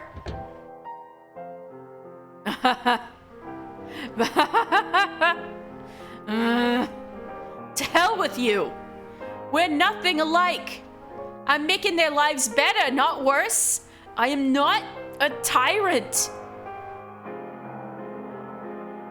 I started relying on alcohol to rid myself of the phantom. Oh no. Jacopo hits the booze. When I was drunk enough, I didn't have to see anything. I didn't dream. I didn't have nightmares. Most importantly, I didn't have to think. There were times I couldn't be sure whether I was in my right mind. There were times I was so panicked I wanted to scream my throat raw. But there was never a time I was safe showing that weakness. I knew from experience it would only put me at risk. I couldn't complain to anyone. I couldn't ask anyone for help. I couldn't believe in anyone. Odilon's dying words came back to me again and again. Stay strong and ever high of heart. What did it even mean to be high of heart, though? Certainly I had nothing to be proud of. Just taking a swig of the sauce now, yeah. Not having spent my early years a filthy, impoverished slum rat, not having spearheaded a violent revolution and stolen the throne, not this farce of a tale about me secretly being a noble. I hadn't been raised to be a lord. I hadn't been taught to have a proud, noble spirit. That was likely what Odilon had wanted to impart upon me, the nature of a ruler. People automatically respect a man who is truly dignified and noble. They instinctively admire him, kneeling out of wholehearted honor. And that's what makes a true king. Not knowing the first thing about how to be that kind of man, I fell back on the only alternative that came to mind, forcing them to kneel beneath my iron fist. 2 years under Odilon's tutelage was nowhere near long enough to instill in me the natural nobility I needed. Thus was I left to be tormented by his accursed phantom whenever alone, and play the ruthless ruler elsewise. In my attempts to mask the fear lurking within, I grew louder and more ostentatiously contemptuous. Practically every other word out of my mouth was an insult. The old Jacopo was long gone, and Lord Barnier had crept in to take his place. It was gradual enough that I hardly realized it was happening. But now, all I saw in the mirror was the face of a cruel, wretched man. I even came to hate my old self, think him foolish. Kind of a vapid, nebulous dream was, I want to go out into the world. What basis did I have for thinking myself any more significant than any other kid on the streets? And where the hell did I get the idea that having influence meant having freedom? I could barely even take care of myself. Where did I get off on thinking a little power would let me protect the people I cared about? And what about now? What, fundamentally, did I even want now? What did I have to protect? Nothing. I was too far gone. There was no light to be found, no matter how far I marched this path, and only a bottomless abyss waited at my back. I had left myself with nowhere to return to. Truly fucked up. Before I knew it, nearly 4 years had passed since the revolution. Oh no, you know what this means? We're in for even more pain. By then, not a soul dared defy my will. I was surrounded by people who supported my every decision. Few of them genuinely agreed with me on everything, obviously, but no one could deny how much growth I had brought about, and so long as I continued to produce results, I would continue to have their outward support. As a trading hub, the city flourished, but the citizens were less than thrilled about the work I was doing. The poorest especially seemed to hold a great deal of enmity for me. But I was reaching the point where I couldn't manage on the support of the upper crust alone. Simply dumping sacks of coins into the streets wouldn't end poverty, though. Increasing taxes on imported goods would undermine everything I had built up.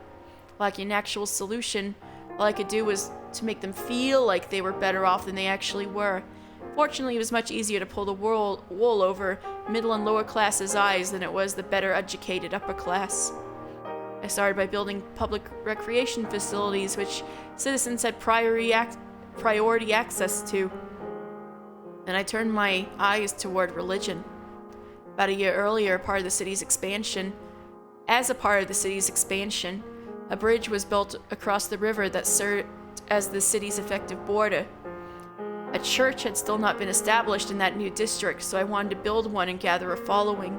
Conveniently enough, my predecessor had been in the process of building a second manor on the other side of the river, and with a little bit of work, it could be easily repurposed into a church. Oh! Okay. I was so confused whenever they showed the Lord's Manor because it was obviously not, the castle they're in, right? I was like, this is not the mansion. So the mansion was beginning to be built by the bad Lord Barnier, or like the madman Lord Barnier, and that's what it was started as. Wow. So it's new. It's a new house. Wow. Once people started making use of the church, it would be simple to win their favor by making myself known as a generous patron. Faith was the ultimate blinder for the uneducated, and history showed time and again that religion could be a powerful tool in the right hands. But the high foreigner and merchant population in the city meant that no one particular religion had managed to take hold. The merchants especially tended to develop their own individual philosophies over the years, with few caring much for higher powers.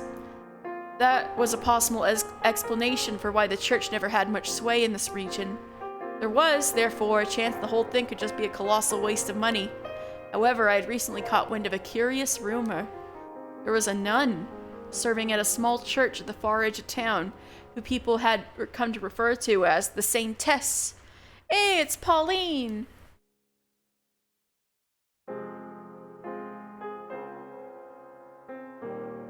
Marie!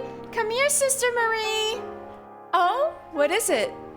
We picked some flowers for you! Take a look, they're so pretty! Ooh, why thank you! They're beautiful!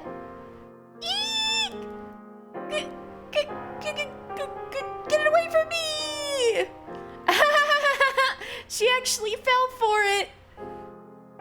Hey now! How many times do I have to tell you it's not nice to trick people? You're too much fun to tease, Sister Marie. That's hardly an excuse. It's still wrong. I'm your big sister here, so you need to treat me like... Ah, there's a bug on your dress. What? No way. Where is it? Get it off. Someone get it off of me. I knew it was a bug they were tricking her with. Just kidding. There's nothing there. Ah, get back here, you little rascals. So her name's Marie. Not quite what I envisioned of this so-called saintess. She seeks out orphans to take into her care and offers foods for the hungry, shelter for the homeless, and rest for the weary. And where exactly did the funds for that come from?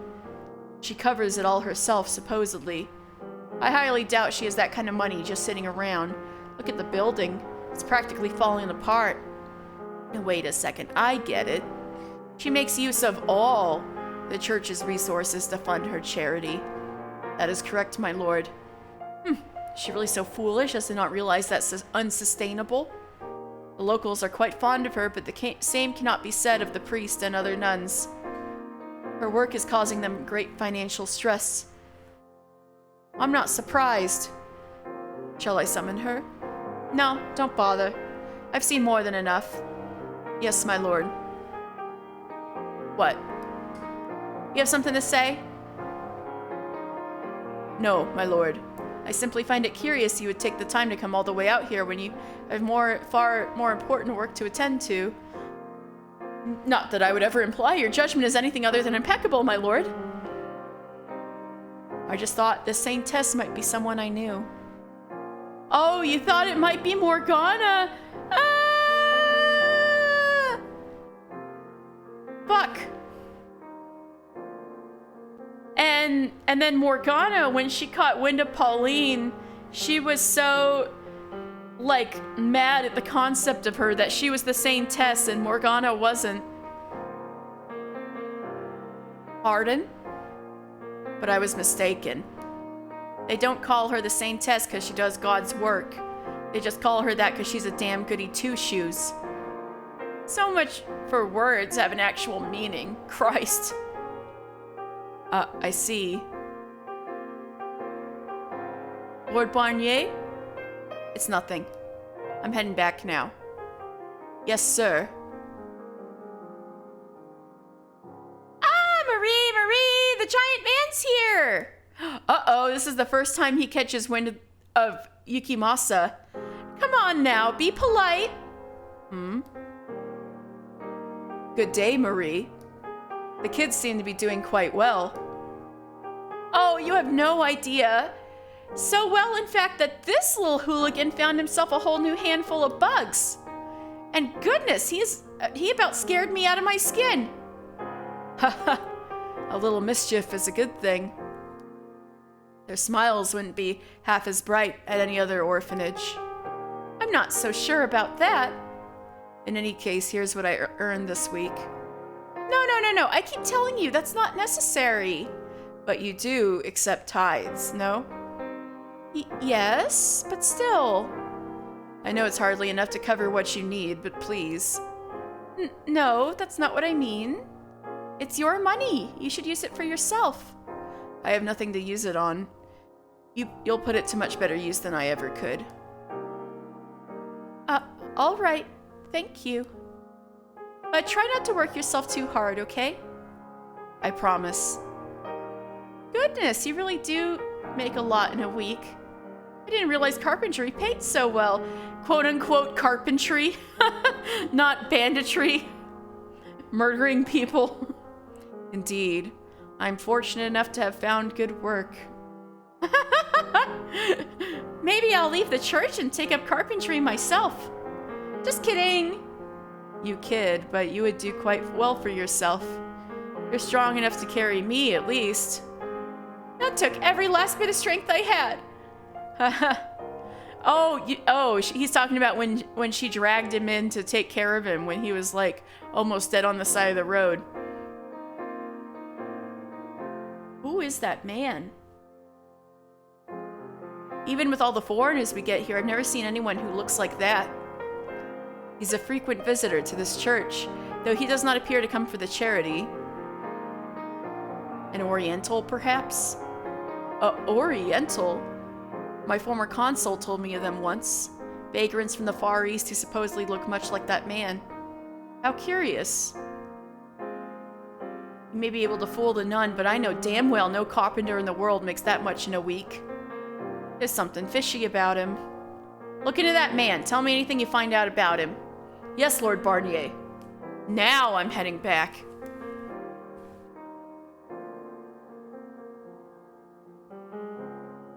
In addition to the renovations for the church and gathering intel on the Far Eastern man, I made sure to keep an eye out for any unusual rumors or happenings outside the city's borders.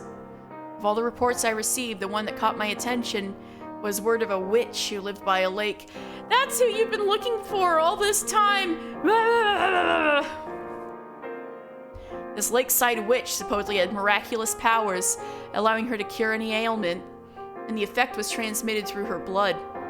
This wasn't the first time I had heard of the witch, an elderly woman who prepared and sold medicinal herbs, but I hadn't realized she also traded in miracles. It sounded like a bunch of snake oil to me, but she had allegedly cured a deathly ill young girl and started making quite a name for herself. Ooh, and that was Nellie. On top of that, they also said the sound of the witch's first cry had ended a years-long drought in the village where she was born. If Morgana had ever been frank to him, he would have been able to put the pieces together. But she was never specific about her past. Or refused to tell him outright at other points. This doesn't bode well. Why not, my lord? Try using your damn head once in a while, would you? Two competing denominations forming so close together, you don't see how that could lead to all sorts of headaches. The objective is to unify the people under a single banner, to which I then pledge my support and earn their favor. But it all becomes moot if their faith turns towards this witch. The people do love their heroes and miracles, after all. It's quite an attractive proposition, I must say. I'm mocking them, you buffoon. I beg your pardon. The chances of it growing into something actually worth worrying about are slim, but better to snuff out the flame before it spreads than sit back and hope it burns itself out. My man, all the mistakes you've made in your life up to this point are gonna look like child's play compared to the mistake you're about to make right now. It's gonna be the biggest mistake you'll ever make. Shall I deliver an order for her to cease operation then? That would be best. Actually, no, I'll deal with this personally. You just keep your mouth shut and do exactly as you're ordered. Nothing more, nothing less. Understood? Yes, Lord. Start. Summon the man from the church. It's the biggest mistake you'll ever make, my man. A few days later, I was standing face to face with the man in my audience room. He seemed much less personable in person than when I had seen him with the nun. Stone-faced, cold, and faintly smelled of blood. Not that I could actually smell blood, but there was an animalistic air emanating from him. That much I had expected, though. I knew before summoning him that he was anything but a respectable man. I take it you're the Oriental man who's been seen buzzing around a local church of late? That would be me. Yes, what of it? Who do you think you're talking to, you impudent rat? Show some damn respect. Apologies. I'm not very familiar with the local customs or language. Very well, then. You're fortunate I'm such an understanding man. Now, for the reason I called you here, you're the one who killed that cart full of slaves 4 years ago, aren't you? So you know about that. Ha! I wasn't actually sure it was you, but now I have confirmation. Since then, one slave of Far Eastern origin has remained unaccounted for. I take it that would be you. That's right. You made one hell of a mess out there. Am I here to be punished? That depends on how our talk goes. If you think I'm going back to being a slave, you're fooling yourself. Pfft, I don't need any more damn slaves, and I certainly don't want you as one.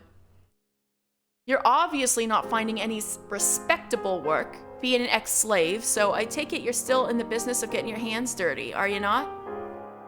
I assume you're playing cat burglar or something, living off whatever you can swipe from the nearest unlucky bastard? Correct. Isn't it comical, then, that you would choose God's sacred house to stretch your legs in, you filthy dog? I absolutely agree. I thought that would get a reaction out of you, but it seems you've got no bite in you today. Never mind, let's get down to business. You're going to help me out with a little something I'm working on. Help you with what, exactly? Something that's going to make me a whole lot of money. And if you lend a hand, I'll make sure you're well taken care of, along with the church you're so fond of and the nun you've taken a liking to. That nun of yours has made quite the name for herself. Out in the city proper, people have started calling her the Saintess. They're right about that. She is. Ha! The commoners love their heroes and saints. They eat that rubbish right up. But saint or not, you can't simply create food from nothing. Her work is causing financial troubles for the church, is it not? It is, yes. If you help me with this, I'm offering you an entirely new church, one where she has complete control to do as she wishes. She'll make it into the biggest church in the city. She'll be able to help even more people, which should surely please her. What would you have me do? Jump in at the first whiff of scraps. You really are a dog, aren't you? I don't like conversations that overstay their welcome. Fair enough. Now let's get to business. Not far from here lives a witch whose blood has the power to cause miracles. Miracle blood? Sounds like a sham to me. You never know. They say the sound of her first cry brought rain to the land where she was born, saving the whole village from drought. They say her blood has the power to cure any disease. I'll worry about the veracity of the rumors later. Right now, all I want is for you to capture her and bring her to me. Oh my god, more signs that Fata Morgana is a story of, like, so much shit would not happen if people could communicate clearly. It was like, if Morgana had told him everything about herself back then, he would have heard these rumors out of the witch and used it as like, oh, I found Morgana, finally! And he would have, like, gone and got her. Even though she probably wouldn't have been cool with that, but it would have been better than whatever the hell this turns into, you know?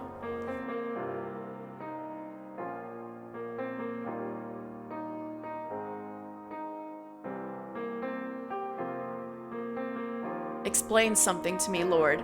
You said that if I helped you, the nun would be able to save more people than she does now. So how does capturing this witch accomplish that? I'm glad you know how to listen, dog.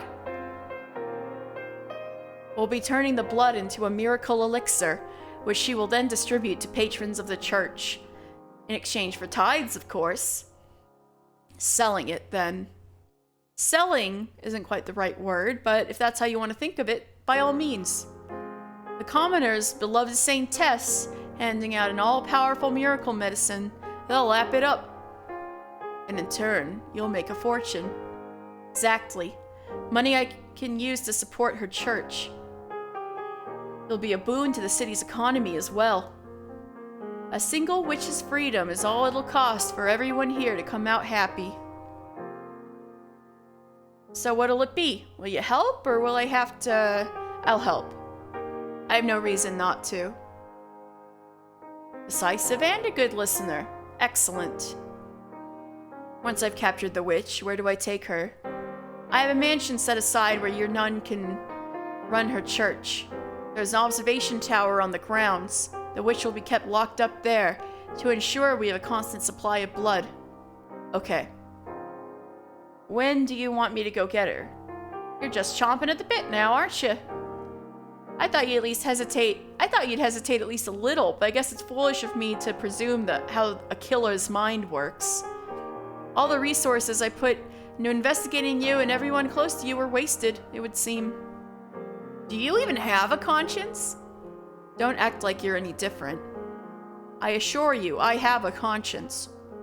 I wouldn't be doing this if it wasn't necessary for the growth of the city. No, I mean you're as much of a murderer as me. You would have never come up with a scheme like this if your hands were clean. The man's right. See, this is the curse. The red text is curse stuff. You are nothing but a murderer. Oh, this is terrifying. Look at these two motherfuckers. How deep has the blood seeped into your hands? How many have you killed, claiming their lives as necessary sacrifices? And how many more will die for your ambition? Silent spirit. That poor, poor witch. Blessed with the power to perform miracles only to win her attention of the villainous lord. It must be done. I don't have to explain myself to you. It's not like the old hag is long to live anyway. What the hell is villainous about having her spend her final days for the good of the city? So many lives will be improved at the cost of only one. You keep telling yourself that, boy, but what you're doing is no different than my banquets. You're cut from the same cloth as the man standing before you, and the same cloth as me. Be gone, phantom.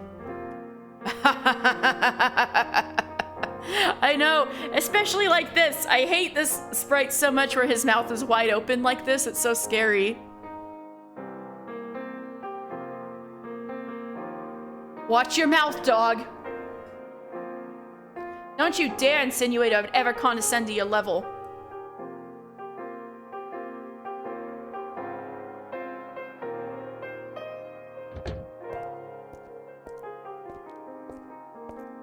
Damn it! It's the first time he's shown up with someone else around.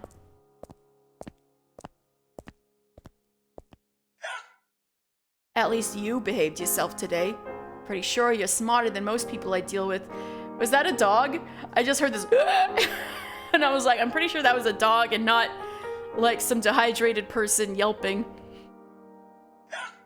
And you won't betray me either. It's gotta be a dog. Who knows how much longer he'll live, though.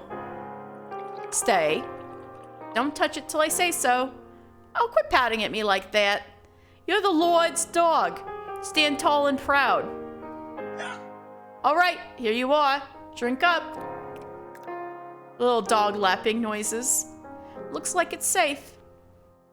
Oh right, that was a thing. He'll like get some water and had the dog taste it and then he'd drink it. That's right, that was in the flashback thing. I swear, so much work to just get myself a damn drink of water. When I heard about the Saint Tess, I thought it might be you. But it was someone else. She's the witch! You fucking idiot! I never did get around to resuming the search after Odilon passed. There's no one around I can trust with such a sensitive task.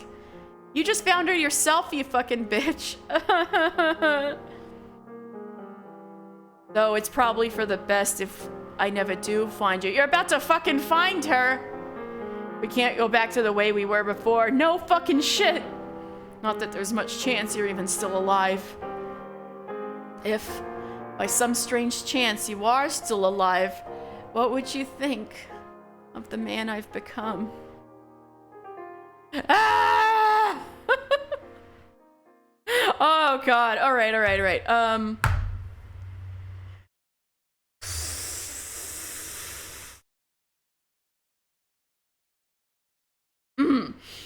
I could In keeping with the title, I should probably go through this scene before I go, but also, like, I think I need to take a teensy little break again because I drank all that tea, right? So I'll be right back.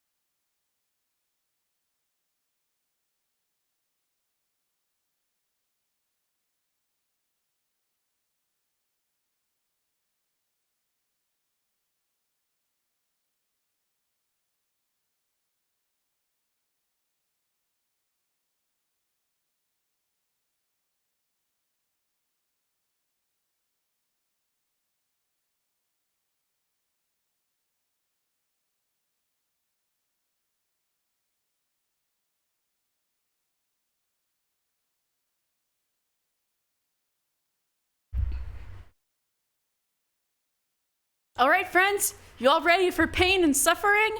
Woo! Jesus, okay. Several days later than originally planned, the Far Eastern man finally arrived at the mansion.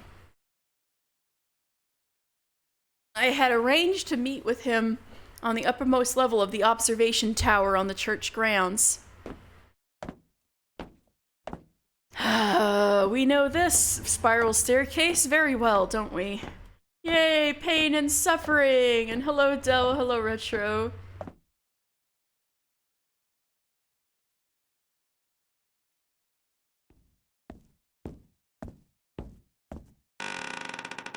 About time. The man appeared before me, a burlap sack slung over his shoulder. I had ordered he use the sack, afraid he might be foolish enough to actually drag the old woman all the way here. There's your witch. He threw the bag to the ground, causing the woman inside to let out a muffled grunt. It didn't sound like an elderly woman's voice, though. The stench. Tell me you didn't harm her. Tell me you didn't harm her, dog. I smell blood. You only instructed me not to kill her. Mistakes were made. Limbs were lost. Damn it. I cleaned up all the blood I got on me. No one suspected anything. He's even farther gone than I imagined. I should have been clearer in my instructions. Though I suppose it doesn't matter much. She's not going to live long either way. That you were able to immediately recognize it as the smell of blood says quite a bit, Lord. You have killed before, haven't you? Enough yapping. She is alive, yes? Of course. Finding back a sigh, I tossed my gaze from the man to the bag. I felt slightly sorry for the woman, but the feeling didn't last long. I had seen too many bloodied, mangled bodies, both dead and alive, to be fazed by one more. He crouched down to untie the bag. And a young girl came tumbling free.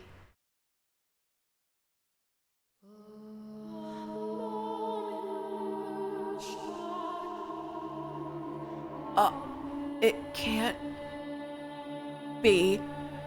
As soon as I saw her, I knew exactly who the girl was. It had been 4 years, but no length of time could wipe from my memory those patches on her face, or those breathtaking golden eyes. But why? How? What was she doing inside the bag? Why had I ordered her captured? How could I have done that? Morgana. She was pale as death, shaking visibly. Confusion seized me, a cloud of swirling darkness forming before my eyes. The first thought that came to mind was that he had gotten the wrong person. I only ordered her captured because I thought the witch by the lake an old woman. If I had known she was a young girl, let alone her, I would have never given the command. Ugh. Those thoughts led nowhere. I was simply trying to avoid facing reality, trying to place the blame on anyone but myself. I couldn't take back what had already been done. I couldn't change it. There she was, the girl who had once won my affection, lying in a ball on the cold stone with an arm missing. It didn't matter how we had gotten here or what I had felt about her. There was no fixing what I had done. She looked up at me, at the source of the muttering above her.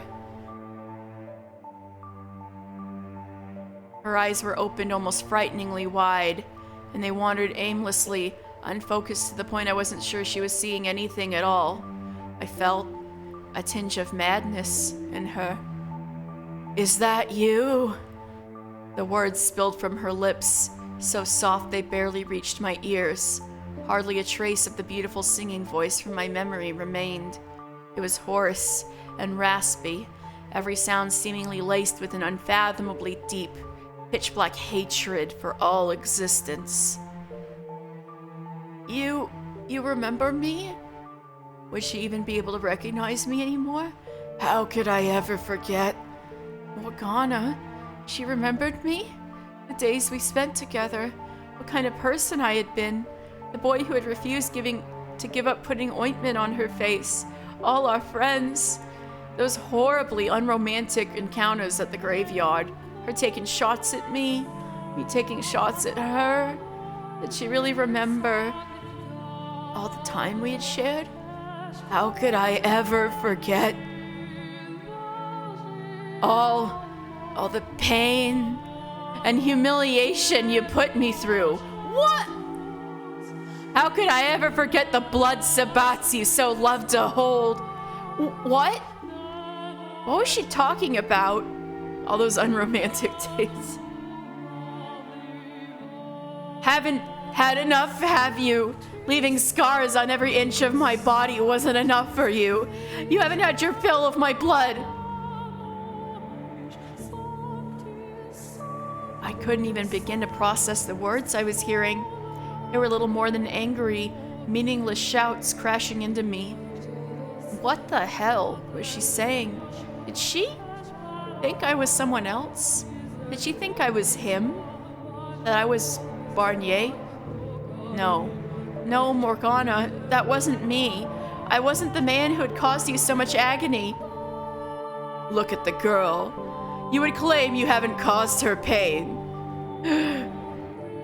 You're the man who bound me, cut me up, called me a witch, and then tried to kill me. I haven't forgotten you for even a moment.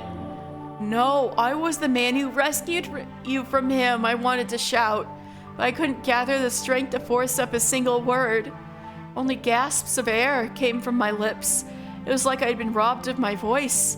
I don't care how much my father preaches forgiveness. That's the one thing you'll never get from me. I despise you with all my soul. I revile you with every fiber of my being. For every scar you gave me, I give you a lifetime of hatred. No, Morgana! When I finally managed to produce a sound, it was barely more audible than a whisper. In a frenzy, I made to reach out for her when I noticed the pair of narrow eyes glaring at me. I was not aware you knew the witch, Lord. Huh? Know her? I don't just know her. She's Morgana. She's the girl This man, the Lord, he destroyed me, mind and body. No. She's not wrong. There was another man. You have become that man to her. I am not Barnier. Do you hear yourself, boy? You're the rightful heir to the Barnier name, are you not? That's what you said when you stole the throne from me. This man ruined my life. How will you respond, boy? Will you say it wasn't you? Can you say it wasn't you? How will you convince her? She's clearly not in her right mind. Would she even understand it if you revealed the truth? Can you do that knowing it won't make it through to her? Will you tell her you're nothing more than a slum rat, a usurper? That you deceived your way into power? That everything you built up over these years was all a lie? That you killed your former friends for nothing? That Odilon died for nothing? That you endured betrayal after betrayal for nothing? Do you have the spine to say it, boy? All the sacrifices you made, all the pain you suffered to make it here, could all come crumbling down the moment you do.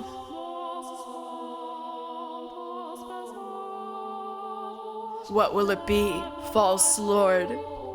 Is the girl worth it? Is sharing the truth with this half-dead girl on the brink of madness worth losing everything you worked so hard to accomplish? Make your choice. What's the matter, Lord? Yes, I know her. Or I knew her. Years ago. I see. What do you want to do then, Lord? You look sick. What do I want to do? Obviously. Why on earth? This doesn't change anything. We lock the witch up and proceed as planned. Did I make this choice? Oh, he's so scary. Why? Why? Why is he so scary? Congratulations, boy. Thus concludes your inheritance of the name Lord Barnier.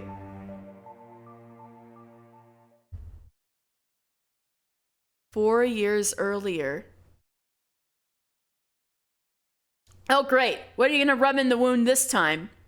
It wasn't until I lost everything that I truly understood just how blessed I had been. How much my time with them had allayed my wounded spirit, and how hard they had worked to mold me into an ordinary girl. That was all gone now. I may not have said as much, but I liked it there. I was quite fond of the tranquility. I didn't want to lose it. I wanted to be happy as much as anyone else.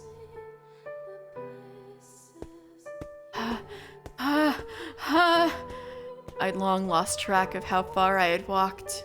My legs were stiff, and my knees didn't want to bend anymore. It took all my effort to remain upright, and I was certain I would never get back up if I did fall down. I still couldn't wrap my mind around what had happened. It was all so sudden, all so horribly senseless. It was so mind-bogglingly horrendous. Part of me refused to believe it was anything more than a bad dream. And that was what kept me walking. Because if I did accept it as reality, I would lose what remained of my will to live. It was supposed to be a party.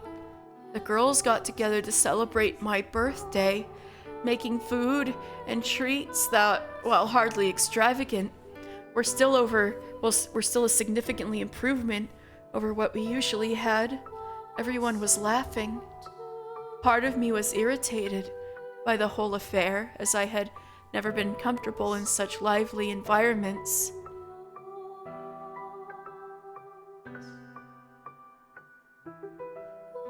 What do you mean by visual updates, Danny? Like the new art and things like that?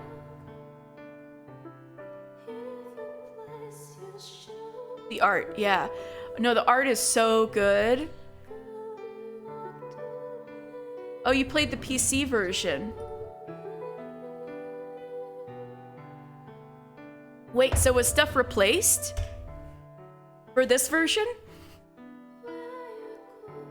They're all really nice, huh? Interesting.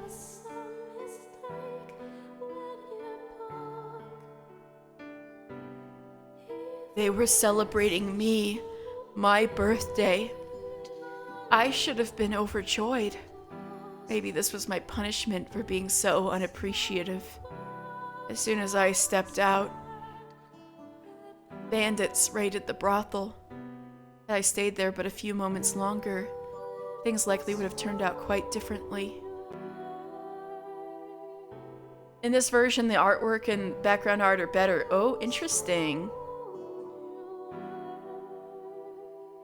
It's so gorgeous. It's kind of interesting to think of what it looked like before.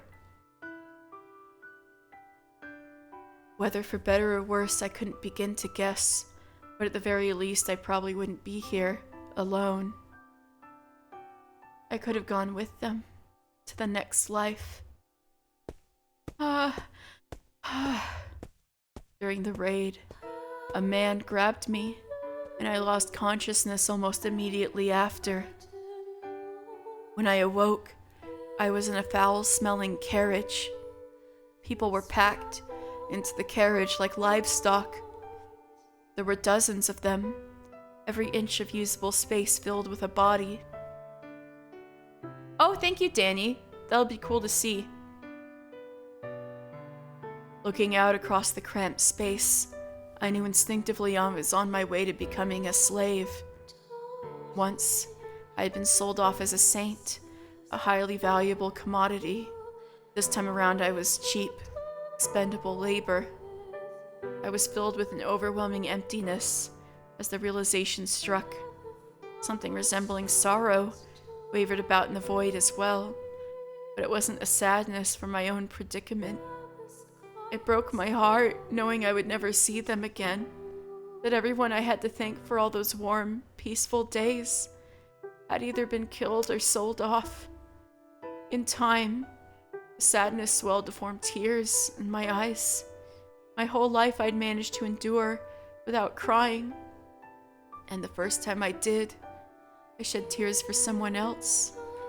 The man sitting next to me asked, "Why are you crying?" To which I answered, "I'm sad because I didn't get the chance to show my gratitude to people very dear to me." But if that had been the end of our conversation, I wouldn't be here, hobbling down this endless road, alone. I wouldn't be covered in so much blood. Sometime after I had responded, the man suddenly stood up and murdered the guards and slave traders. At first, the other slaves thought they were saved, and for a moment, I believed so too. He was a very curious-looking man, his eyes smaller and narrower than ours, his nose a different shape. I'd never seen anyone who looked like him before. All I knew was that he wasn't from around here. The man, wielding a sword stolen from a guard, searched through the slave trader's clothes for keys to our shackles, which he gave to me and made me free his hands. Thank you, Del. Before proceeding to kill the slaves. I stood aghast as the massacre unfolded before me. Blood pooled at my feet. Severed limbs were strewn about the carriage. Bodies piled up haphazardly, many having only had enough time for their eyes to go wide in shock before being cut down. Men, women, children, everyone equals at the end of his blade. The strange-looking man laughed as he slaughtered the slaves. He laughed, and he laughed like he was having the time of his life. And when he was done, he stepped out of the carriage and wandered off, leaving me alone, the sole survivor.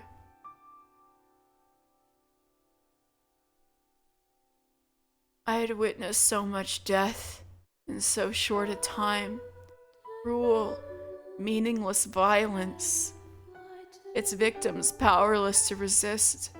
And here I stood amongst the bodies, left alive, for some inexplicable reason, left alive. The screams, the despair, the pleas, the death, the laughter, all reverberating inside my head.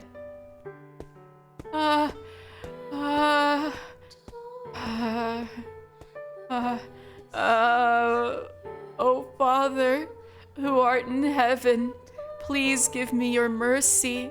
I cannot take it anymore. I pray, free me from this pain. My spirit was about at its breaking point. I was certain that I too would sink into the bottomless abyss if I kept all these emotions inside me much longer.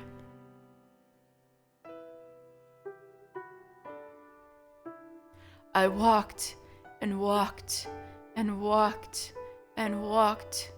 No food, no water, my exhaustion at its peak, my mind in a complete haze. When off in the distance, I caught sight of a lake. So thirsty. Water. I began hobbling in the general direction of the lake, not caring that it took me off the main road. Bandits could have assailed me. Wild animals made me their prey. None of that mattered to me anymore. At least then I wouldn't have to walk anymore. But for better or worse, I made it to the lake unmolested. The water was clear as crystal and seemed to sparkle like one as well. As soon as it was within reach, I dropped to my knees and drank, my thirst seemingly insatiable. The blood covering me had dried several days earlier, but its bitter stench lingered. So after a brief glance about my surroundings, I washed myself. The chill of the midwinter lake water, an occasional gust of wind pierced me to my very bones. No one in their right mind would bathe in this weather, but common sense and the chattering of my teeth didn't stop me. I wanted only to be clean again, and the frigid water felt like it would strip everything away, leaving my body and spirit new and unsullied. Once I was satisfied, I came to the belated realization that a small cottage sat at the lakeside.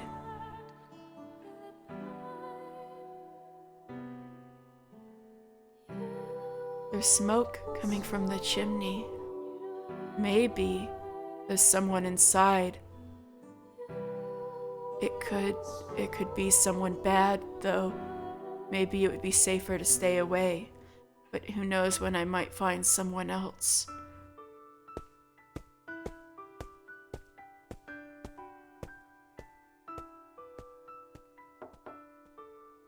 Excuse me, is anyone there? Hello? The door is unlocked.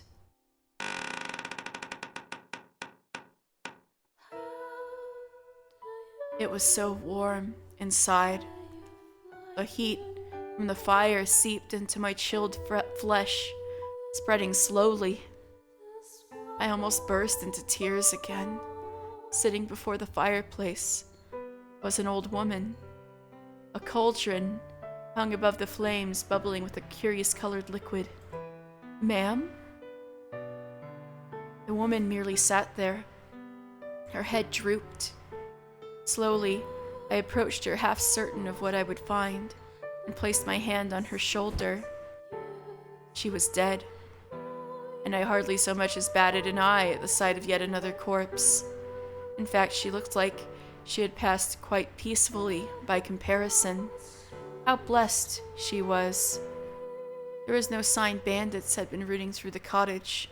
Presumably she had fallen asleep and passed away naturally while in the middle of concocting something. Looking around the room, I found myself surrounded by countless items I couldn't begin to identify.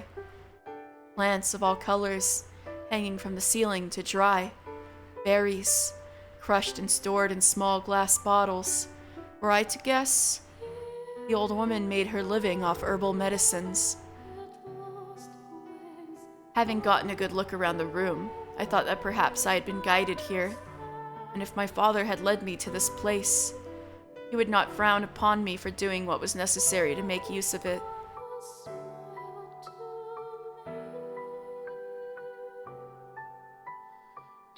So I dragged the old woman's corpse from the cottage and pushed it into the lake.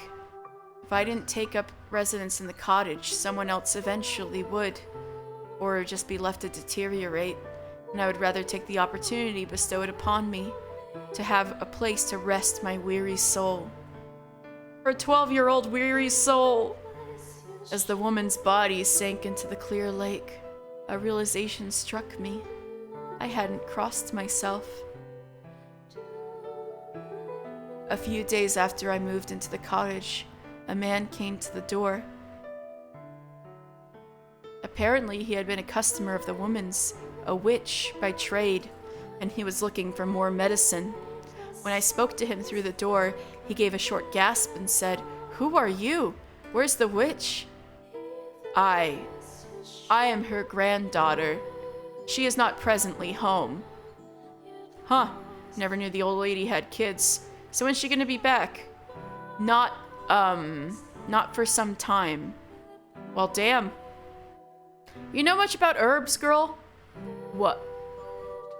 So, as long as I can get my medicine, I don't really care who supplies it. You, her, it doesn't matter. I'll still pay.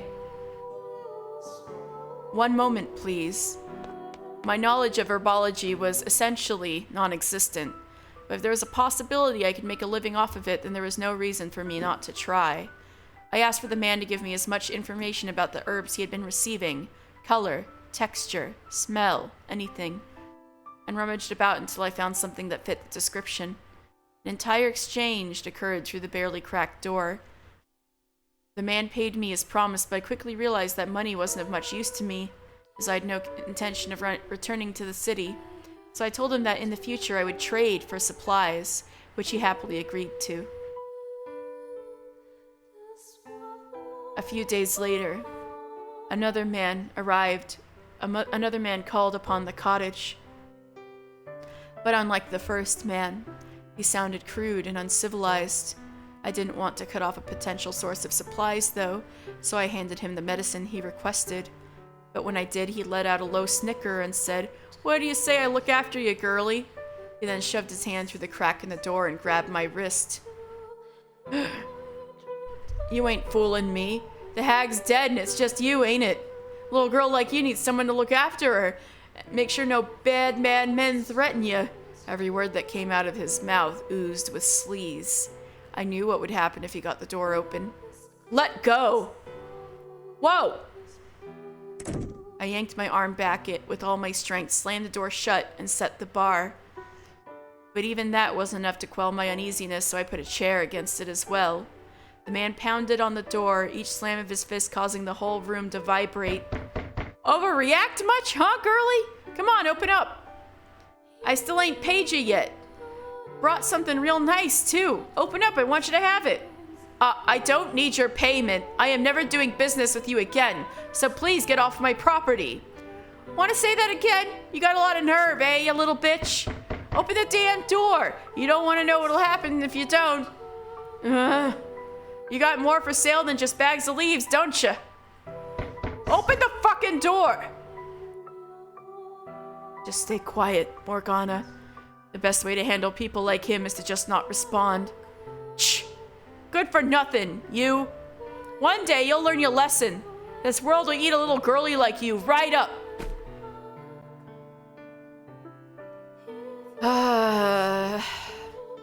I've After giving the door one final parting kick, the man stormed off, loudly grumbling about how stupid and ungrateful I was all the while. I didn't deserve a word of his cursing, but at the same time I couldn't bring myself to be upset about it. He was right. The world would not be kind to a young girl living on her own. Not so long as men like him roamed free. I paced before the fireplace, my mind racing. I can't be sure I'm safe anywhere, not even here. But going back to the city isn't an option, not while the Lord lives to keep throwing his blood sabbats. Everyone who might have protected me is gone. I have to make it on my own now. Yes, she has no idea Jacopo and Maria are alive. I will have to be very careful about opening the door. I could be attacked again, or worse. I mean, most men would probably run as soon as they saw my face, but most don't mean all. There are some out there who will go after anyone. I can't let my guard down while I'm doing business, not even for a second. Man or woman, everyone is a potential threat. I'll make it on my own. I don't need anyone else. Me, and only me. Being out here has really shown me just how sheltered I was at the brothel, how kind everyone was, how peaceful my life was. I just want to go back. No, stop it, Morgana. You're stronger than that. Little did she know she could have gone back. I put enough wood on the fire for it to last the whole night, then curled up into a ball and slept beside it.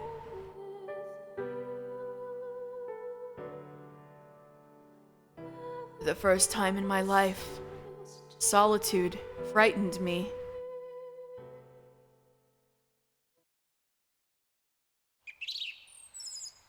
Morgana. What, were you planning to sleep all day? Come on, you're not Jaren.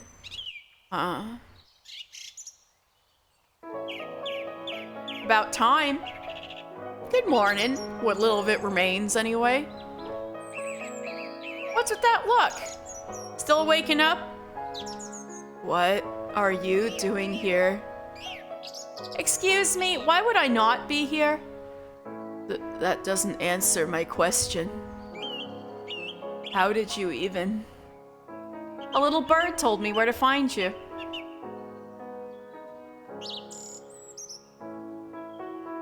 So you survived? Do I look dead to you?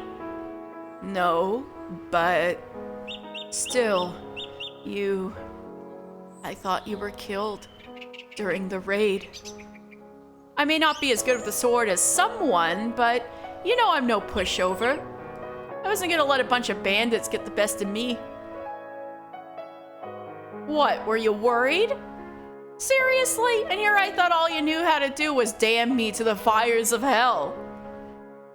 Was I worried? Of course I was, you oblivious dolt! I never actually meant it when I said you should be cast into hell. Of course I want to see you alive. Of course, it would hurt me to lose you. I'm sorry. That was callous of me. I was afraid I would never see you again. I thought I had lost everything, everyone. I was scared to death. Whoa, no need to cry. You're tougher than that. I am not crying. If you say so. And what do you mean I'm tougher than that? What do you think I am, made of stone?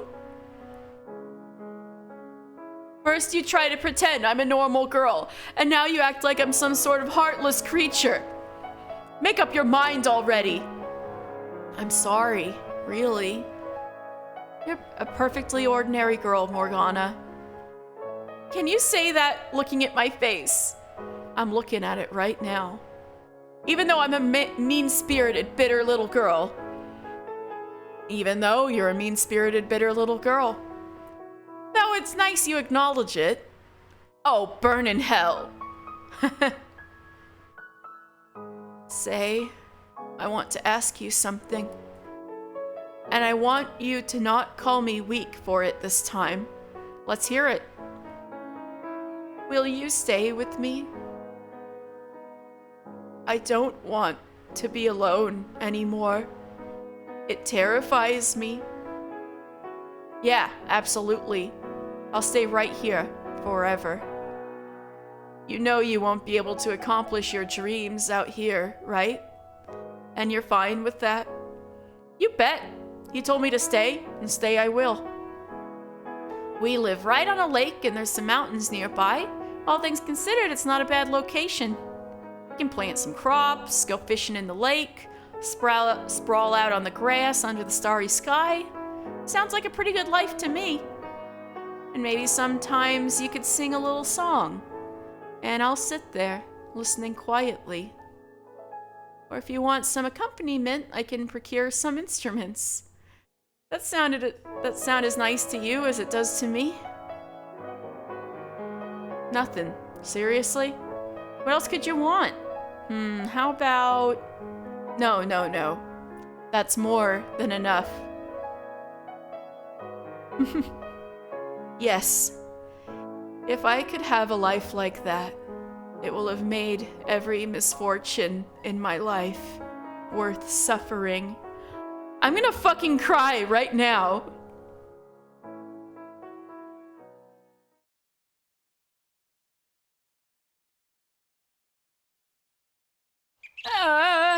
If only that was real, right?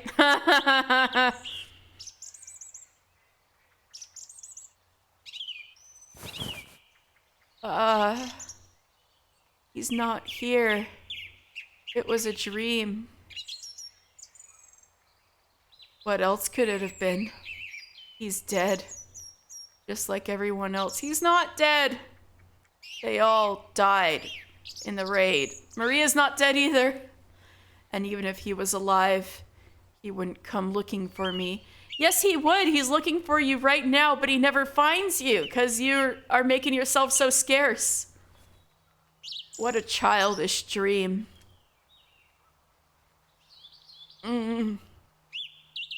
Fight it, Morgana. You cannot cry over a simple dream. You are the daughter of God. Your tears are only to be shed for others, not yourself.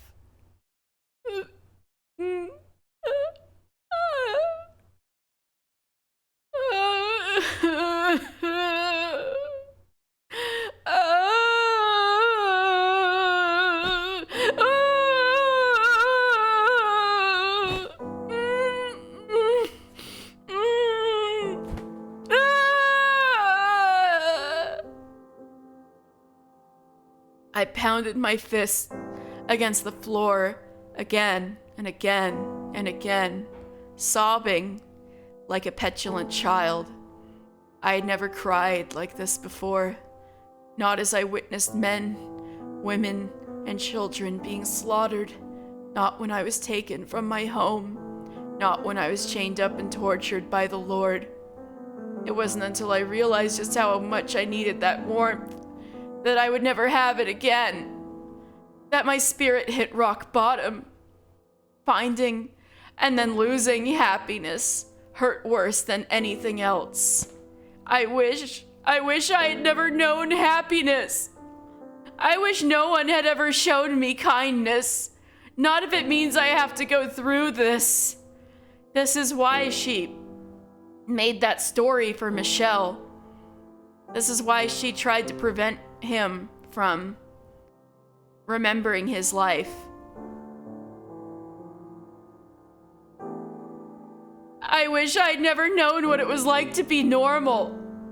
I could have just stayed the daughter of God my whole life. Then I wouldn't be feeling like this.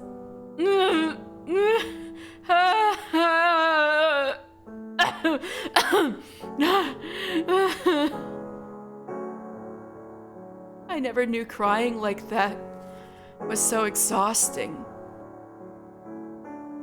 And I never want to experience it again. I want to go back to who I used to be, a saint. If I didn't know happiness, I wouldn't have to feel like this. I just have to forget it all. That part of my life, it never happened. No peace, no rest, only trials from my father. That is all I have ever known.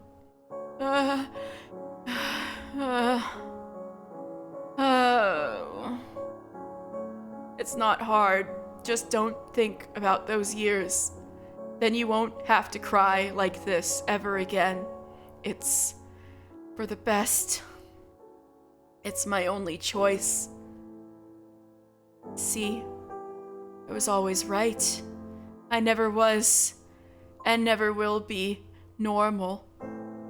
The only ones who will offer me salvation are God, or one of his angels. Michelle! No, I'm just kidding. And so I did precisely that. I led a solitary life. I did all my business hidden behind the cottage door, and I sent away anyone who wasn't here for medicine. Once, a mounted man in armor rode up to the cottage. He looked like a knight, but I had no interest in getting involved with anyone who went around carrying weapons. I was responsible for my own safety, so I had to be careful about who I opened my door to. I had to be extra careful about who I dealt with, but I didn't feel sad or lonely about it. By making that my normal, there was nothing to lament, which meant old memories served no purpose but to cause me pain. So I endeavored to push them far, far away into the depths of my mind. I couldn't simply discard my memories of what the Lord had done to me, of course, or of all the wonderful people I had met at the brothel. But as time trekked on, they faded into almost nothing. I couldn't describe what any one person's voice sounded like, how they acted around me, what kind of person they were, the things we did together, what they looked like, what their name was, anything of importance.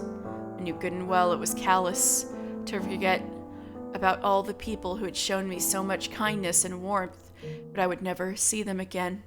Thinking about them only brought me pain, so there was no point in remembering. Which makes it even less surprising that when she showed up in the state she was in, she didn't recognize Jacopo. And didn't recognize the quote-unquote Lord she was cursing was that boy she knew. She was always having trouble remembering his name anyway. It was all I could do to make it by.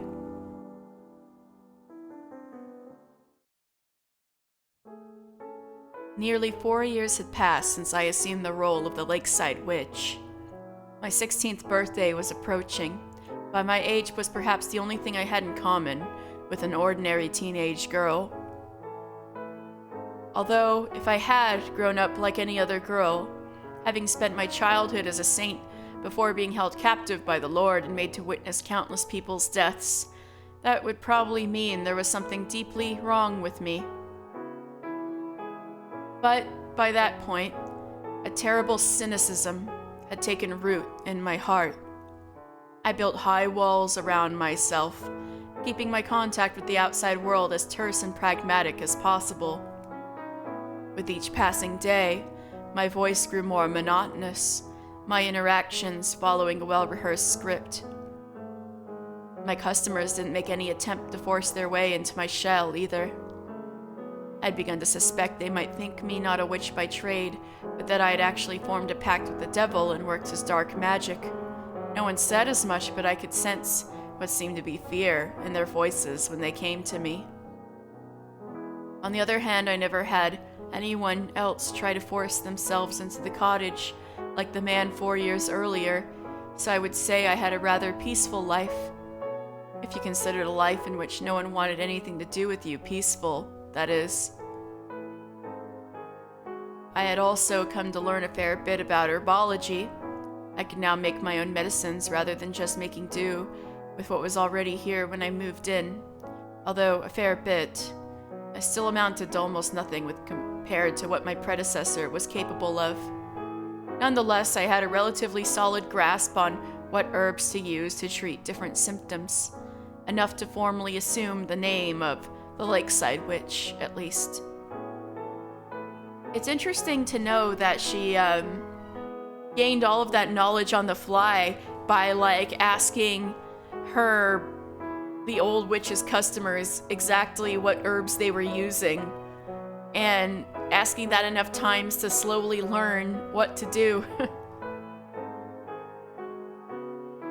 She probably still doesn't know the name of the herbs and is like, this one, that one, this one right here, that smells like this, that looks like this is the one you use. And so, time flowed on, uneventful and quiet, until one day when a young man showed up at my door. Mail! Excuse me, is anyone home? I knew right away that he was a new customer. No one who had traded with me before bothered with such pleasantries anymore. They wanted the process to be quick and frictionless, and I preferred it that way as well. Who's there? When I responded from behind the door, he seemed to be taken aback. It's subtle, but I do see the scars on her hands now, but they healed up a lot, so it's pretty subtle. I'm glad they kept that attention to detail.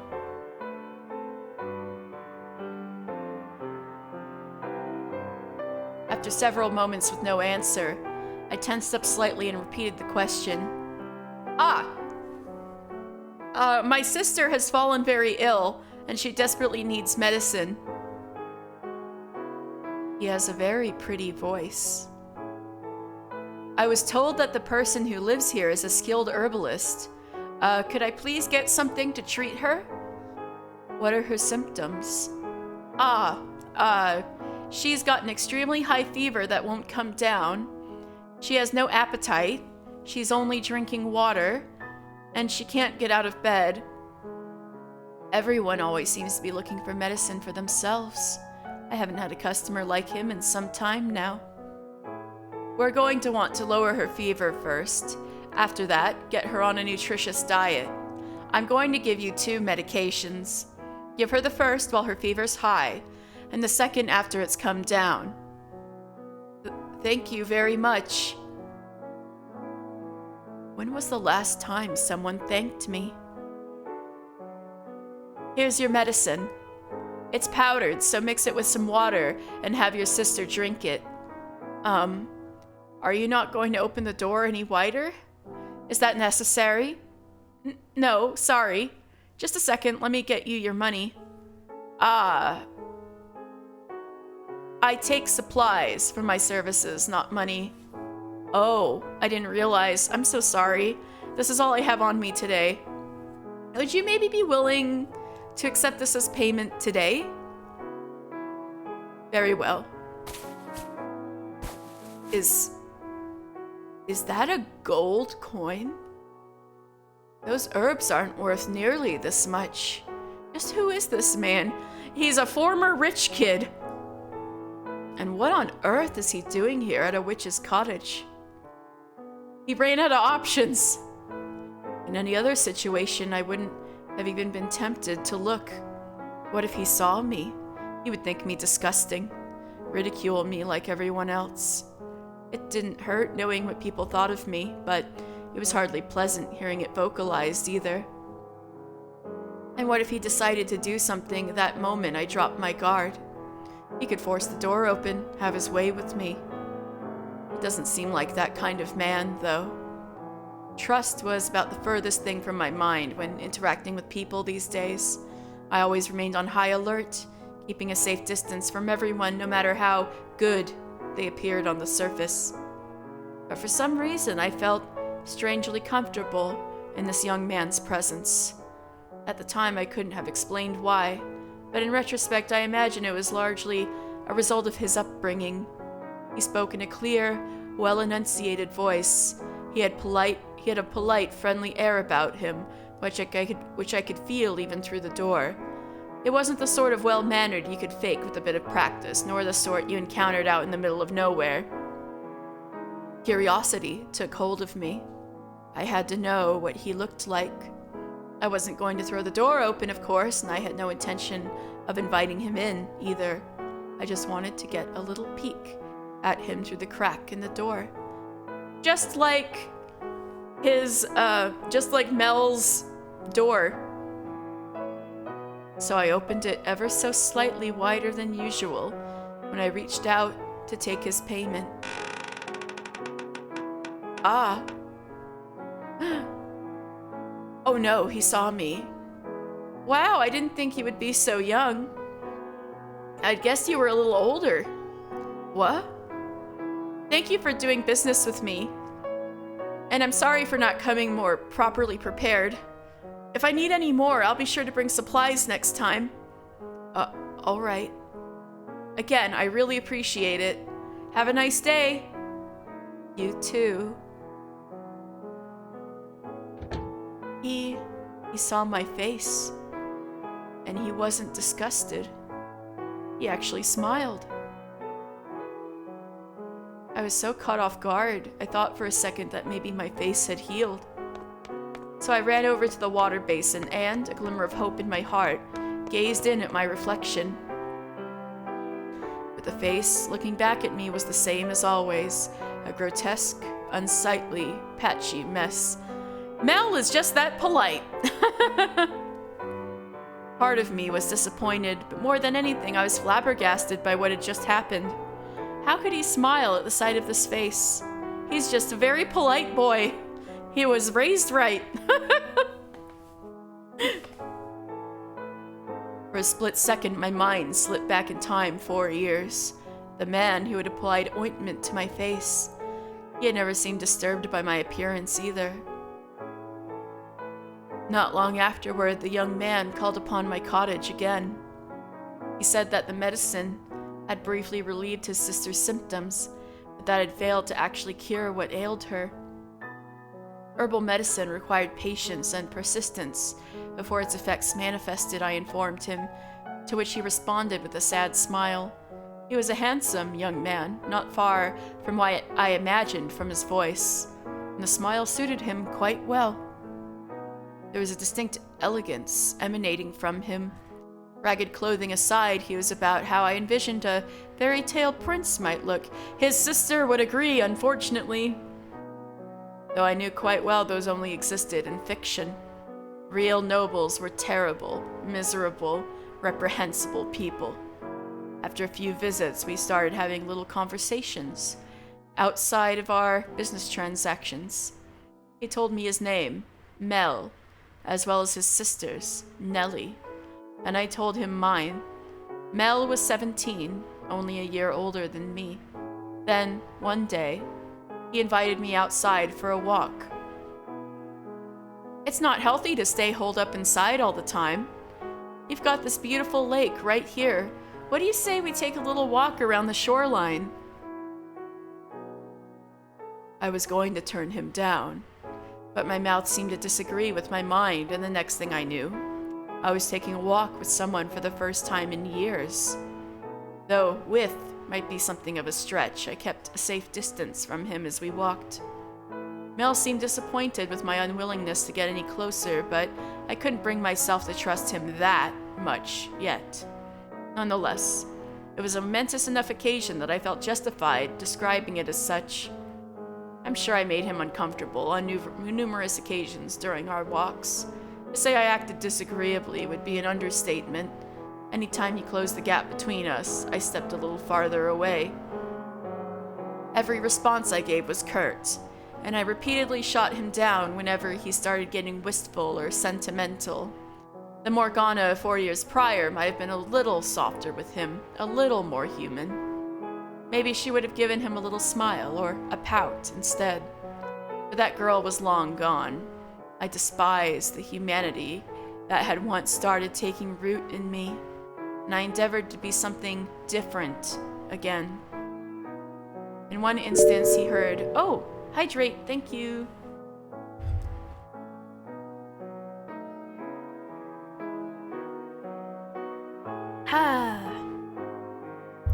In one instance, he had heard a robin chirping and said, "If I had wings like a bird, maybe I could be free too," to which I responded, "There is not a single creature living in this world that is free." Birds regularly get shot down by hunters or preyed upon by larger birds. The idea that they are free is nothing more than man's short-sighted delusion. Sorry, I guess. No, I should be apologizing. I wasn't trying to attack you. I simply lack the ability to properly empathize with others. I do not understand people. So please, if I say anything that upsets you or makes you uncomfortable, don't assume that was my intention. Sure. Maybe you're hiding it, or maybe you just don't know it yet, but I think you've got more empathy than you're letting on. Surely you can say nothing affects you at all. You are human. At one point, that was true, though it was perhaps somewhat difficult for others to see.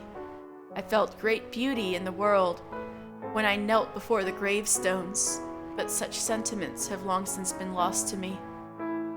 So you don't have to be so closed off.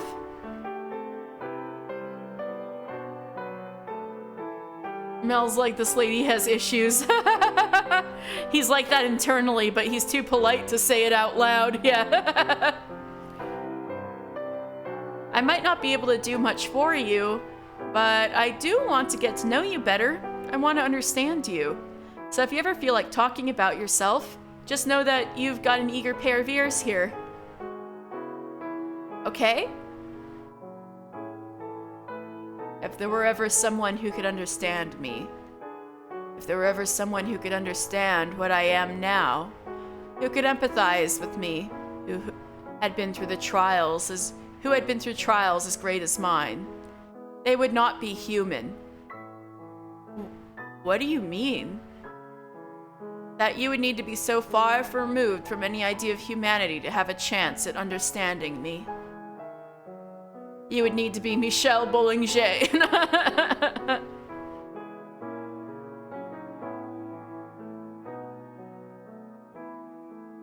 Regardless, I do appreciate your kind words. Sure. So, out of curiosity, do you have anyone, really important to you in your life? Not at the moment. Does that mean you used to? I'd love to hear about them, if you don't mind. They're all long dead. So you think. It's not true. 4 years ago, something unpleasant occurred, and as a result of that, I was forced to part ways with the people who taught me that humans had the capacity for kindness. Oh, I'm sorry. Well then, if your sister's condition worsens again, come see me. Farewell. Hey, maybe we could walk a little slower next time, so we have more time to talk. I want to get to know you better. I'll consider it. All right. So long. Bye. See you soon. But the next time is when the swordsman, bullies him into bringing him to Morgana, right? I was conscious of how cold and distant I was being toward him, but I had no interest in changing anything. Not that I even knew how to anymore. I had never known particularly well how to choose the right words, the proper way to act in various circumstances, but what knowledge I had possessed I'd long since lost. I assumed, after the things I had said to him, Mel would never ask me on another walk again, but I was wrong. He did the very next time he came for medicine, and every time after that as well. Hey, so I was thinking, I bet you'd make a really good singer if you wanted. Oh yeah, they haven't done the miracle yet, so they have a bit of more time together. A singer? Yeah. You've got this really pretty voice. I think it'd be nice if you tried using it to sing. I'm sorry, it's not my place to tell you what to do. You hardly talk. Why would I think you'd want to sing? I'm glad we're on the same page. Never again. Sorry about that, really. Anyway, I wonder who first came up with the idea to sing. You can brighten someone's day or sour their mood with just the sound of your voice. Kind of amazing, don't you think? It's almost like magic. Oh, and there are battle songs too, for getting your soldiers fired up for combat. Battle. Now there's a word I never expected to hear from you. I mean, I am a guy. I admire anyone who has the strength to go to battle. I could never ever do it myself, though. The sight of blood makes me sick, and I barely know which end of a sword you're supposed to grab. You're a noble, aren't you? What needs you for knowing how to use a sword? That's what I used to think too, but now I think I should have gotten training. I may not have been a soldier, but I needed to be strong. I could have avoided so much if I was. And Nellie wouldn't have to live in a rundown shack in the middle of nowhere. As I recall, he said once that he was forced from his house after a dispute over who the rightful heir was. High society sounds like endless fun. Ah, I'm sorry, I'm sure you don't care about any of this. No, you're fine. I'm the one who asked. Thanks. I want you to know I really do appreciate it. It's nice to just be able to talk about this stuff with someone. You're naturally sociable. I'm sure you could find plenty of other people willing to listen. I don't get into town much, not even to run errands, so I'm kind of a... There's already, like, tons of comments. He's getting removed from multiple Discords. Holy This guy shit. is gone. Oh my god! Oh, thank God. I need to, like, have a... Oh my god, go ahead. Yeah, show me in a bit. Yeah. I'll stop streaming soon. I'm This- curious. Big document, 408 pages. The Wow. other one's 55. Wow. Dude.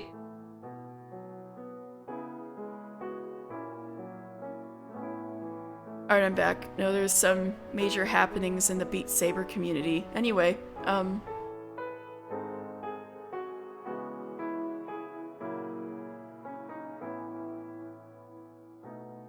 I don't get into town much, not even to run errands, so I'm still kind of an outsider. You're my only friend right now. I hope that wasn't too presumptuous of me. Call me whatever you like. Oh, thank goodness. We should do this more often, really. Talk more, get to know each other better, become better friends. To what end? No end, just, you know. Having friends is better than being alone. That's all. I see. I'll be heading back in now. See you again. And that sprite of her smiling still gets me. Yeah, see you soon, Morgana. Little by little, his words were getting closer to reaching the old me. Not enough to provoke an actual response, of course. But that wasn't his fault. I'd locked myself up too deeply. I no longer knew how to express emotions, most especially those that resulted from human warmth. However, I had regained enough of something to feel a sort of nostalgia in my interactions with Mel, and I thought that perhaps with enough time, I could go back to who I had been 4 years prior.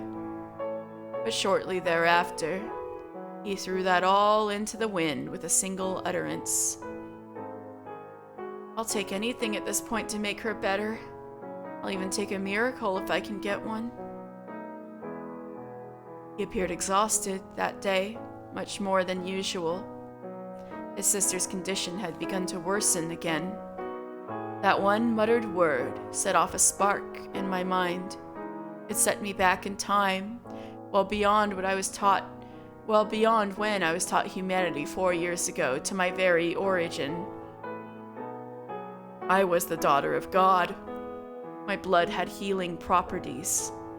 And the instant I remembered that, there was only one course of action I could take. Without a moment's hesitation, I informed him that miracles did exist, that I had been born a saint, and that my blood had miraculous powers. That after leaving the village of my birth, my power had only ever been misused, first by the Lord for his sick banquets, then by me for letting it lay idle so long. Now was the time for me to correct that. He was a kind-hearted young man who loved his sister, who deserved this blessing more than them. I told him everything. At first he was surprised, but never once did he accuse me of lying. He listened carefully and intently, taking in every word.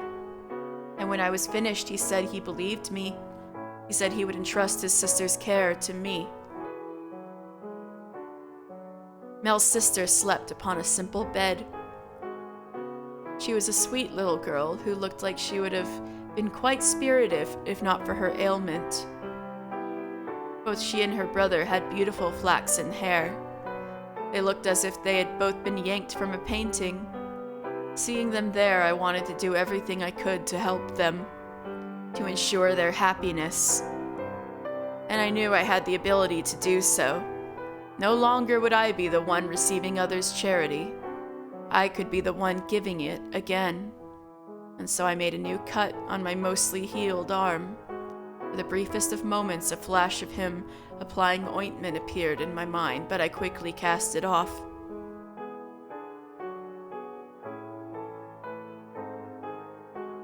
The flaxen-haired girl showed signs of recovering as a result of my miracle. The boy came to my cottage overjoyed to thank me. I was extremely proud of myself. I felt like for once I had actually saved someone's life. I had finally been able to use my gift to help someone truly good. After the miracle, though, he stopped referring to me as his friend. Understandably so. No one could think of themselves as equal with someone who performed miracles. Awe, fear, reverence. They were all feelings that came from the same place. An inability to think of me as a human who experienced the world the same way he did. He saw me as abnormal. I had always been fine with that. It was how it was supposed to be. Being different was what I had always wanted, and in some way it was what had kept me going. So seeing him put more and more distance between us shouldn't have bothered me in the slightest. Shouldn't have, but I continued to offer his sister blood, no matter how distant he grew. Eventually he stopped inviting me on walks, but that didn't matter. I would serve my duty and perform miracles regardless. He would simply knock on my cottage door and say, my sister's fallen ill again. Would you come perform another miracle? I could hear the apprehension in his voice. No longer did he show me his gentle smile. No longer did we listen to the birds singing together. No longer was I the one being cold and distant. And no longer did he say, "See you again," when we parted ways. Back in my village, when everyone feared and revered me as a saint, it filled me with a childish sense of superiority. But there was no superiority now, only a prickling in the softened shell of my heart. I was no longer the child I had once been. I had changed. I had learned what warmth felt like. My memories of that time were vague and ethereal, but the feelings they had created lived on, deep within me. For a time, I had felt a warm familiarity around Mel. And he did too. Up until the blood thing, he had a crush on you, pretty much. Which only made me yearn for him to treat me that way again. I wanted to be able to open up to someone once more, though I never said as much out loud.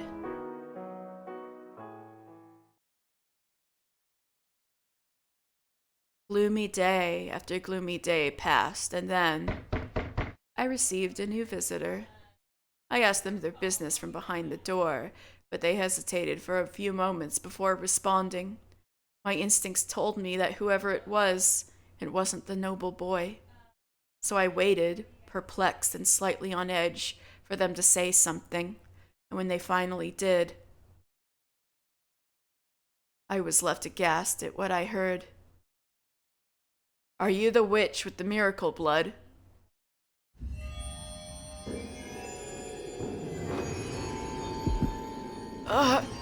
Why did he sound like the man who had slaughtered the slaves in the carriage, laughing all the while? What was he doing at my cottage?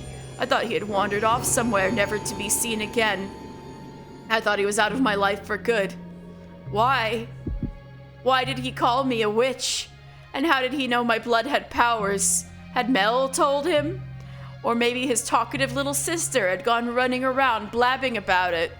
Oh, I should have been clearer with them. Made absolutely certain they knew to keep their mouths shut. Please leave. It took all my strength to get those 2 words out without my voice shaking. I could hear the screams from 4 years ago echoing in my mind. I could see the limbs flying, the blood pooling at my feet. My heart was pounding so hard I could feel it pulsing in my ears.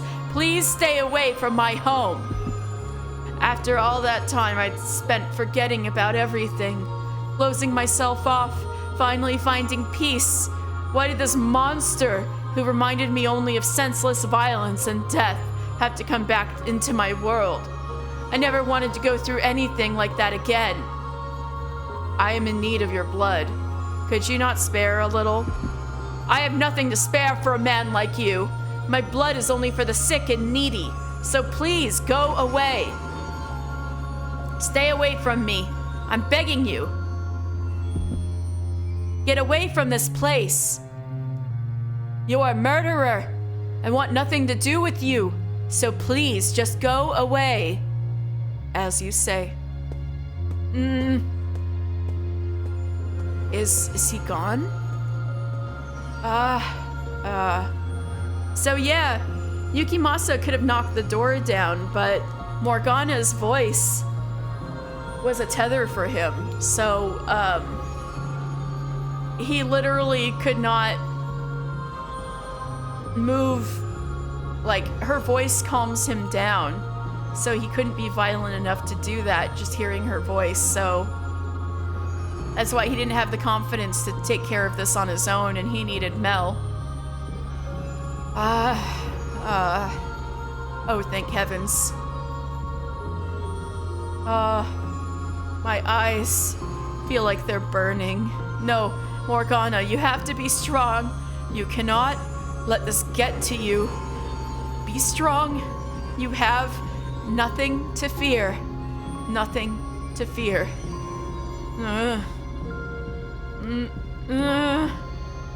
Oh, no. Stop. Fight it back.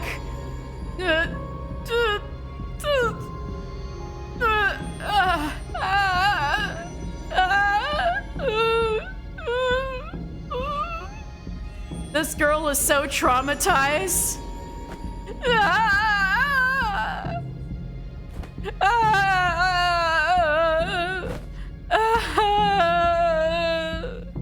I'd sworn never to cry again, but the moment fear released its grip on me, everything that had built up came pouring out in a hot stream. Tears soaked my face. I wiped, and still my hands came back wet. With each passing second, I felt myself reverting into an ordinary, helpless little girl.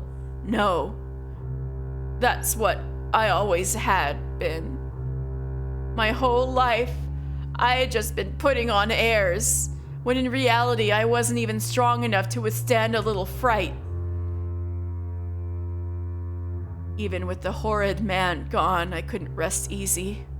I couldn't be sure if he was gone for good. Maybe he was just waiting for a more opportune moment to target me again. That's exactly right. Yeah, no happiness, only pain, final destination, Fox. Yeah, exactly.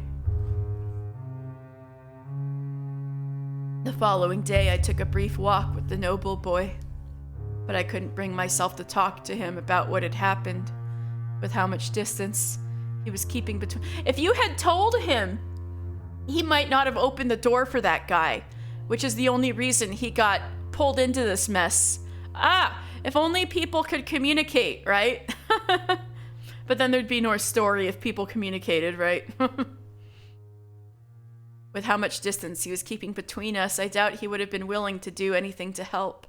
He would have not opened that door for that guy, which would have led him to not cutting your arm off, right? For 3 days and 3 nights, I shook in terror, thinking, considering. Yeah, I gotta have those conversational skills, yeah. Thinking, considering, speculating, wondering, hardly getting a wink of sleep. I was too anxious to sit still, so I paced in circles around the chair by the fireplace. Right, but then that walk she took with the boy, that's when Yukimasa saw her and Mel together, and that's why he knew to talk to Mel to get to her.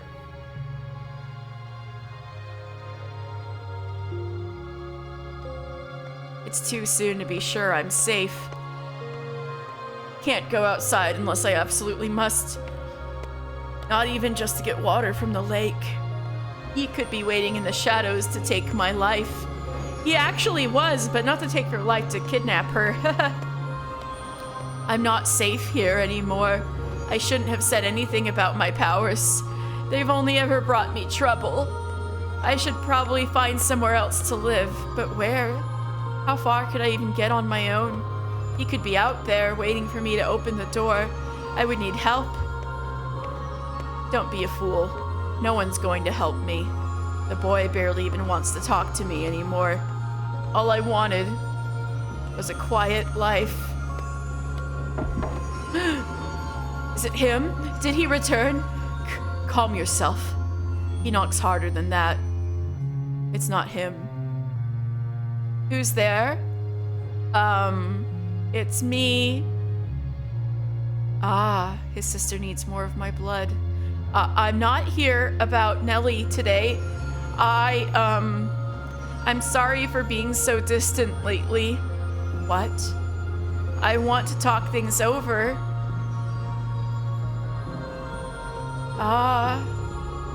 He's finally reconsidered.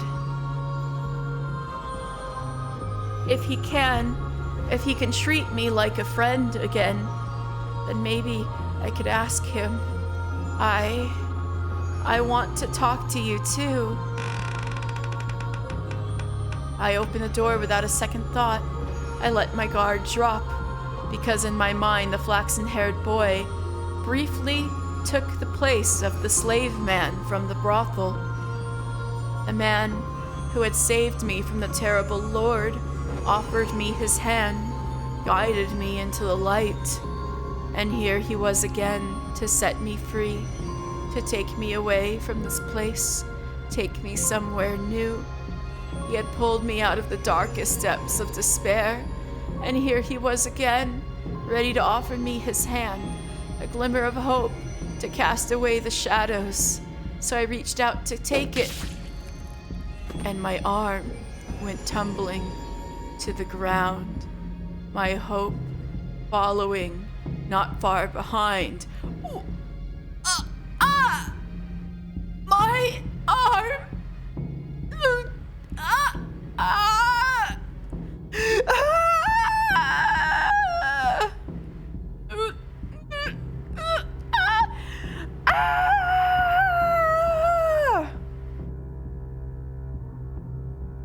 No, stop, please, please, please, no, stop, it hurts really. Could anyone take it? I can't take it. That's share. Oh yeah, take it. That's your share. That's what Ikimasa said, right? Oh boy, cutesy Ubu voice now? Okay, take it. That's your share. All right, let me. Oh boy. All right, here we go. Are you guys ready?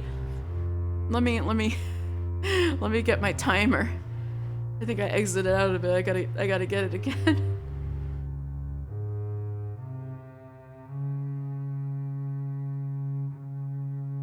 Take it. That's your share. All right, y'all y'all ready for this? Okay. Oh shit, wrong one. Let me try this again. Here we go. Okay. Should last you long enough. What do you mean take it? What do you mean take it? Why my arm? Why do you take it? Why? How could you betray me like that? How could I open the door for you? And you still want to talk to? Why is that man doing here? Why would you bring him here? Could you do this to me? What does it mean you share? What does it mean just to keep my old arm? To keep coming back and ask me to help? And that's just why I thought you were a good person. I thought you were a good person. I trusted you. I believed in you. I opened the door because I thought you wanted to talk, and I trusted you. You were a good person, a nice man, a nice way. And I thought I'd given you your sister as much blood as you needed to have to ask, and I wanted to come with you and have you. I would have helped you whenever you needed it. So why could you why tell me how could you do something so terrible, so cruel? Wouldn't you tell me what tell me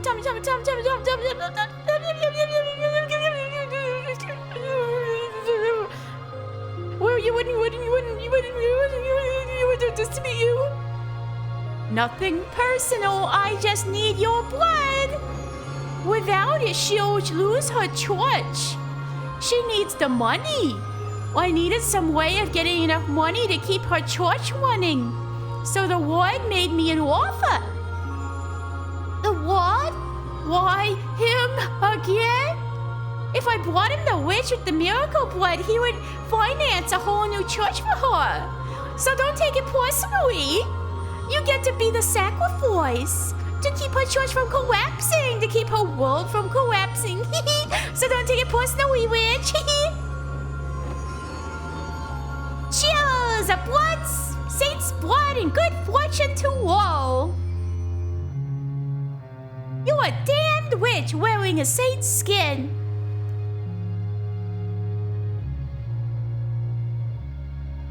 No, I'm not a witch.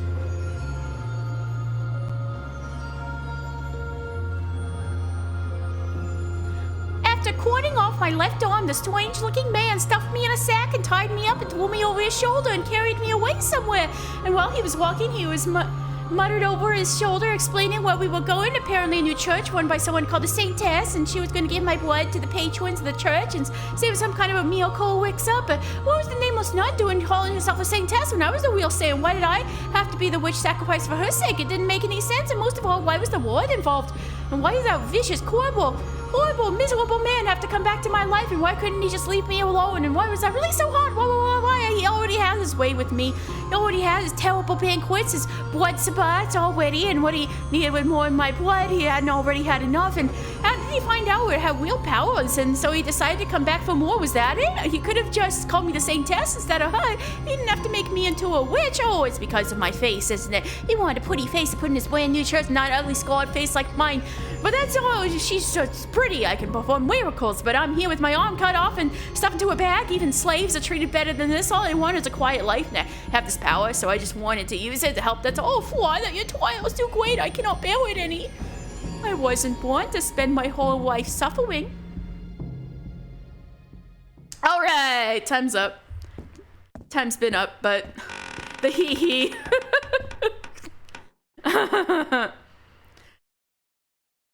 Thank you. I appreciate it. Hydrate. Thank you.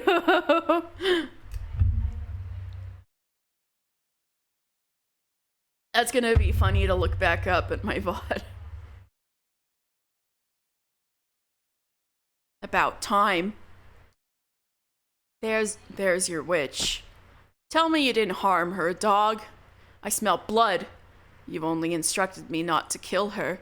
Mistakes were made. Limbs were lost. I cleaned up all the blood I got on me. No one suspected anything.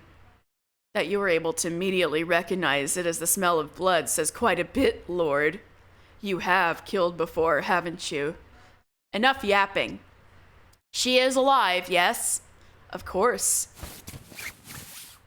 Yeah,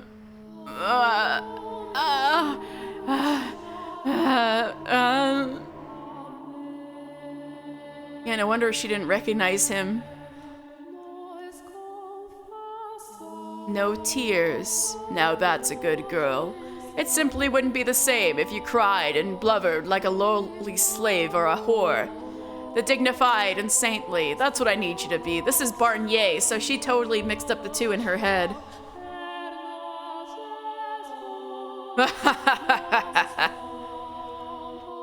Welcome, witch. Oh my god, it's even Barnier. Swirled up, so she totally had it mixed up in her head. You'll be giving your blood to all my people now, not only me. Is that you? Oh, do you remember me? Oh my god, she was losing it. She was losing it. I don't blame her, but holy shit. What an honor. A truly splendid honor. How could I ever forget? How could I ever forget all the pain and humiliation you put me through? She doesn't realize, yeah, she's not even hearing the correct words out of Jacopo's mouth. How could I ever forget the blood sabbats you so loved to hold? Haven't had enough, have you? Leaving scars on every inch of my body wasn't enough for you? You haven't had your fill of my blood? I'm thrilled to know the great saint remembers the lavish parties I threw for her. I take it they left quite an impression then. You're the man who bound me, cut me up, called me a witch, and then tried to kill me. I haven't forgotten you even for a moment. That's splendid to hear. I'm sure you tried so very hard to cast my memory aside, but you never could you? And you know what that means? That the scars I left all over you. I wonder if this is the ghost talking to her. Since he was already leaving a curse on, Jacopo and sticking around, I wonder if,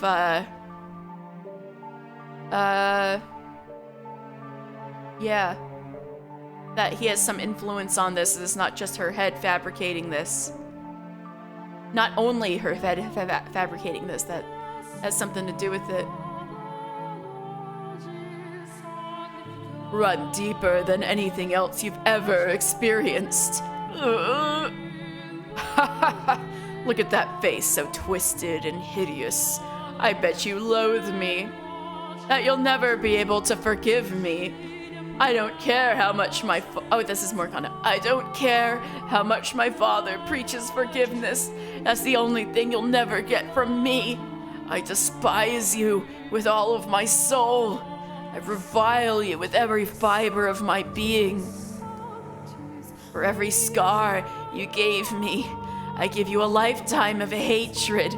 Never, you will never have my forgiveness. This man, the Lord, he destroyed me, mind and body. This man ruined my life.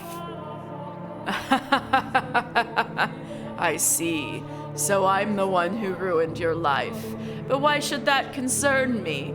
Your words are as insignificant as the chirps of a dying robin. Scream and shout until your throat goes sore.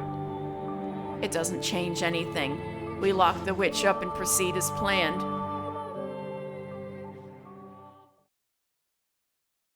Oh, Father, God of heaven and earth, my life has become nothing, shattered and empty.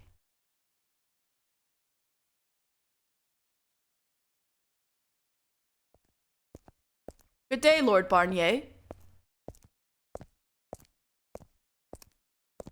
Not hungry. I need some time to rest, so don't bother me. Yes, sir. And make sure everyone knows they are to stay away from my room. By your command, my lord.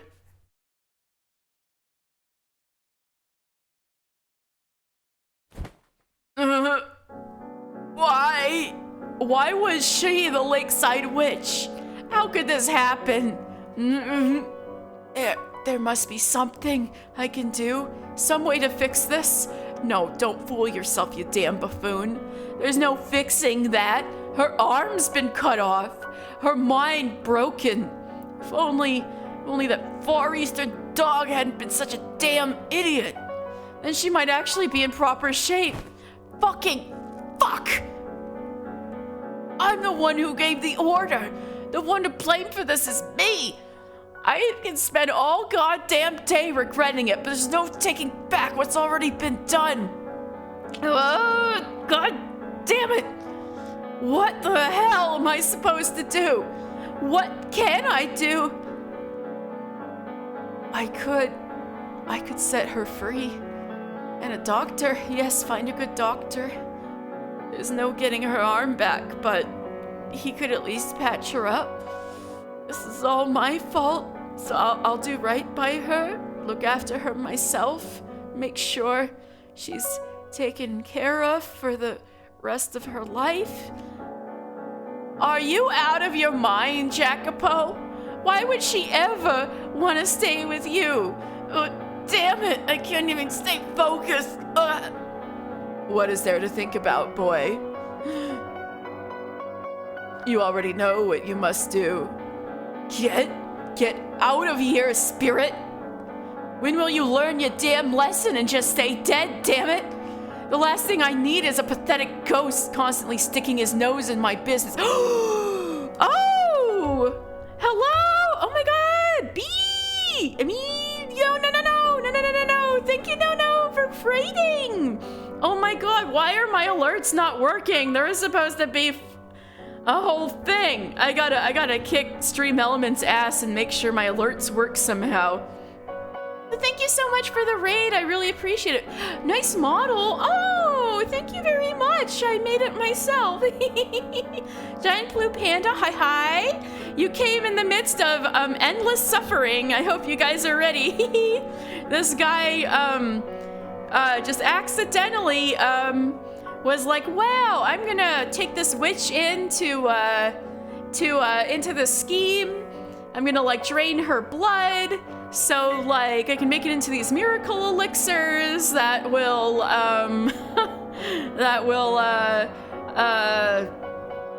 so yeah, I'm like, no stream. This game is not very safe, so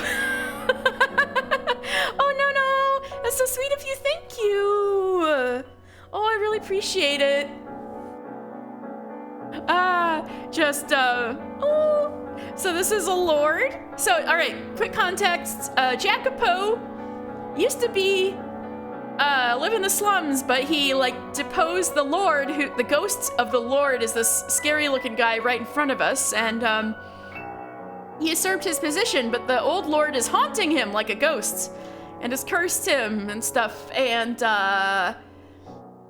he used to have a girl he liked who, but there was like this big bandit raid and he thought she was dead, she thought he was dead, and a lot of other horrible stuff happened to her, and she was like, you know, trying to just exist as like a little witch in a cottage. Oh, have a good time. Say hello to Io for me. Good doggy. And now flash forward, he's a lord and he's like, dang, the poor in my town really do not like me very much, so the best thing I can do is have them all into religion that I'm sponsoring, right? And then they'll like me. But there's these other people who are like worshiping this witch, so like I gotta make sure they're all under the same flag, and so I'm gonna kidnap the witch, take her out of the picture, and use her miracle blood and sell it instead. Yeah, it's very complicated. So, alright, so he kidnaps the witch and then finds out, oh, it's this girl he used to like, and now she's back, and her arm's been cut off, and she doesn't recognize him because she's so far gone, and it's a big old mess, and he made it himself, and he is losing his mind, so that's where we're at.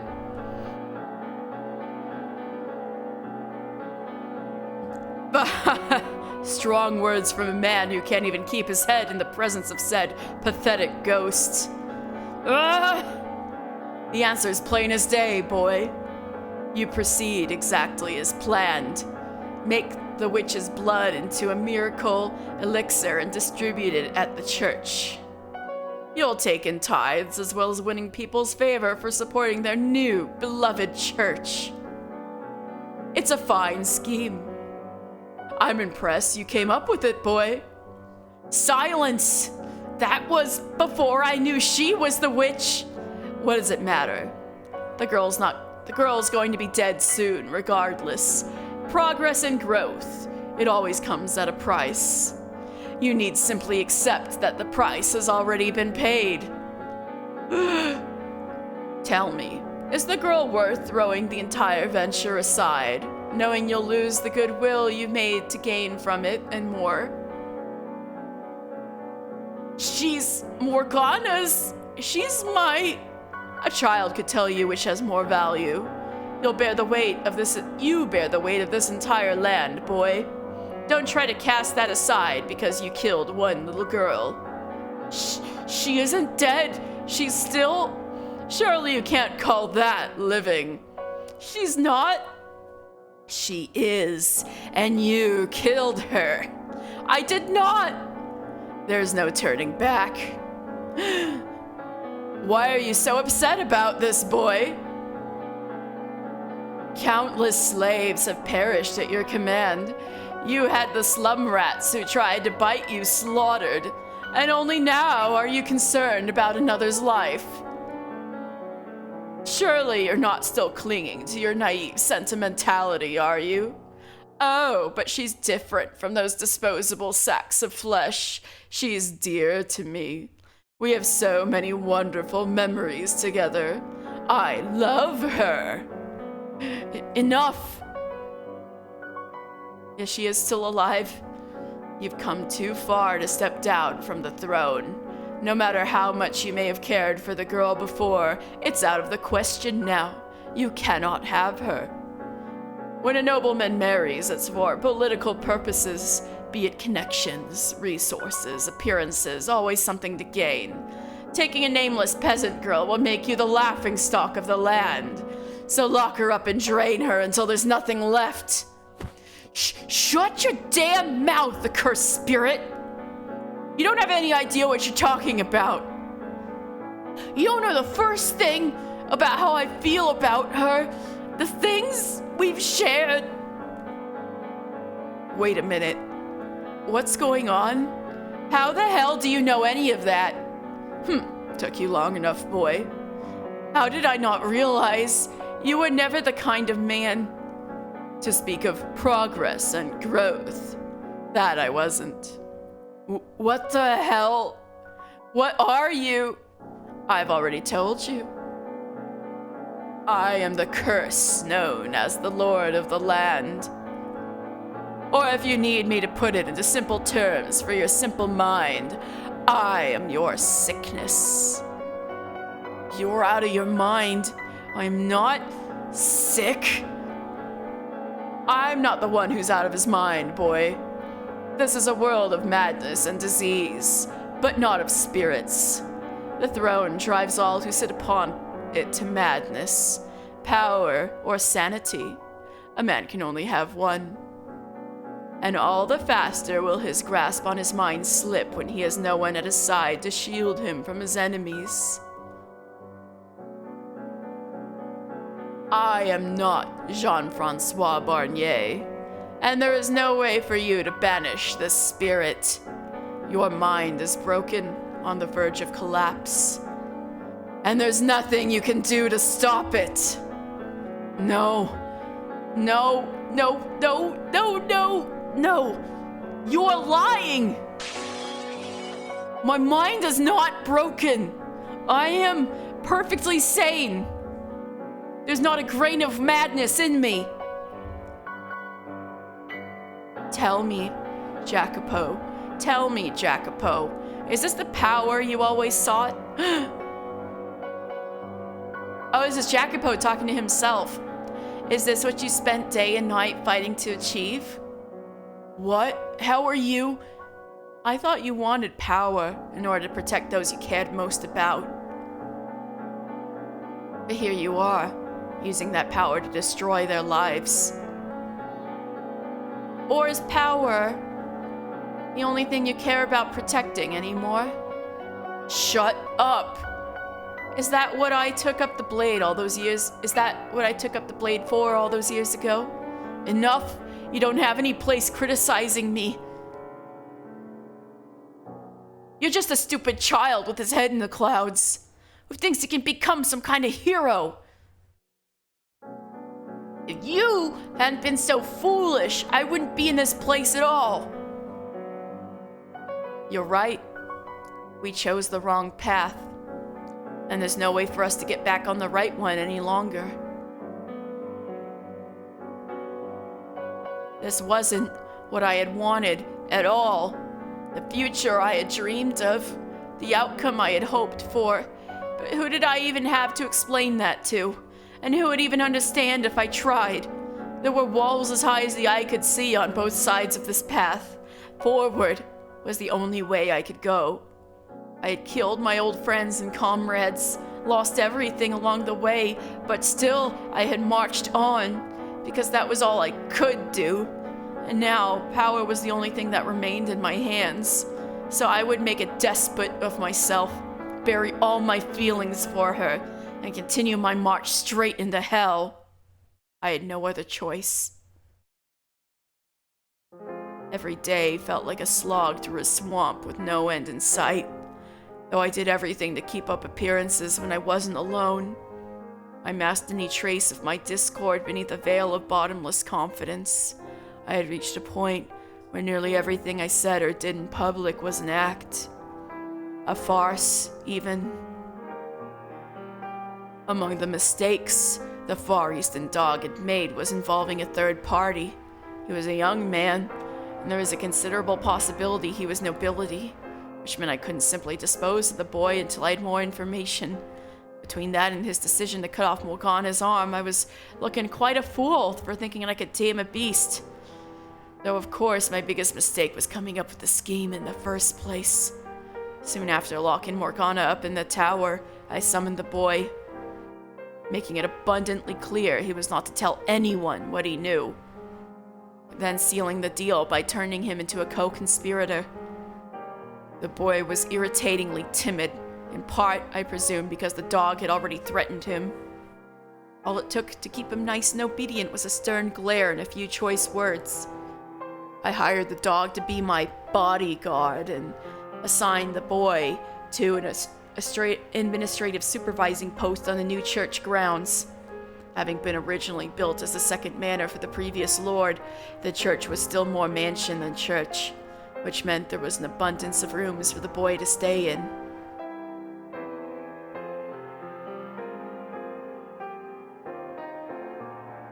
I then summoned the Saintess there to serve as the face of the church. She was to remain on the grounds all day, and at night she would stay in a cottage at a safe distance from the church. I also informed her that I stored my money and valuables in the observation tower, and that she would be charged with treason if she trespassed. She was a naturally trusting woman, and she seemed grateful for everything I was doing for her, so I doubted she would spill anything. Though even if she did, 3 keys were required to enter the tower, one held by me, one by the dog, and one by the boy. So all 3 of us were in this until the witch died.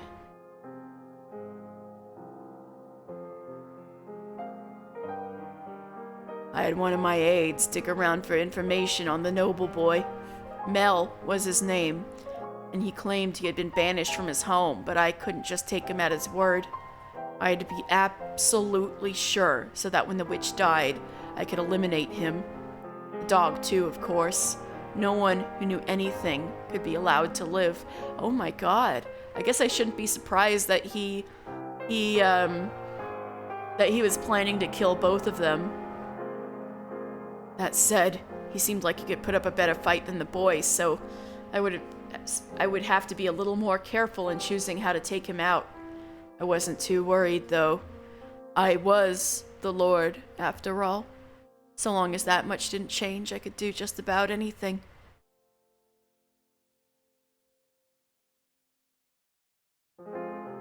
Once we started distributing the miracle elixir, the church's following grew far quicker than I had expected.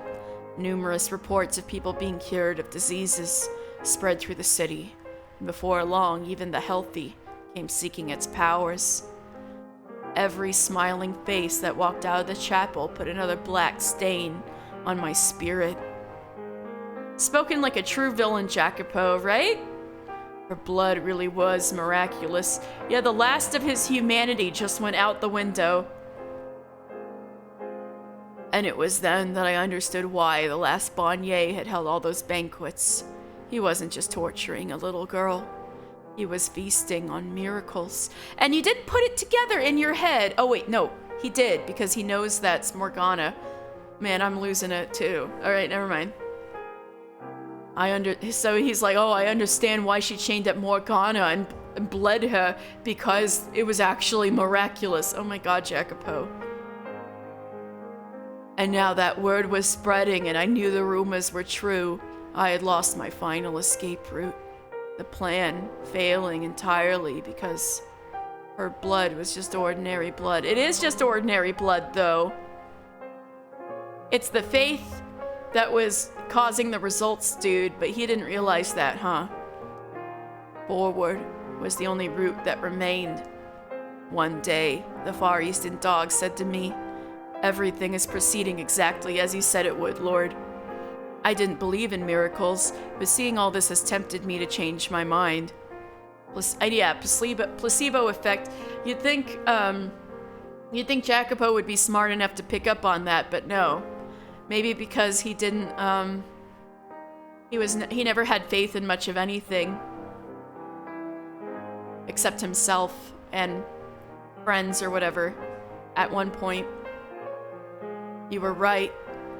Oh, you were right. One girl's life is indeed a worthy exchange. I wasn't sure how I responded. Though by that point, I largely just rattled off bitter snark and insults reflexively in response to anything. So presumably, I called the dog a dog and perhaps giving a laugh.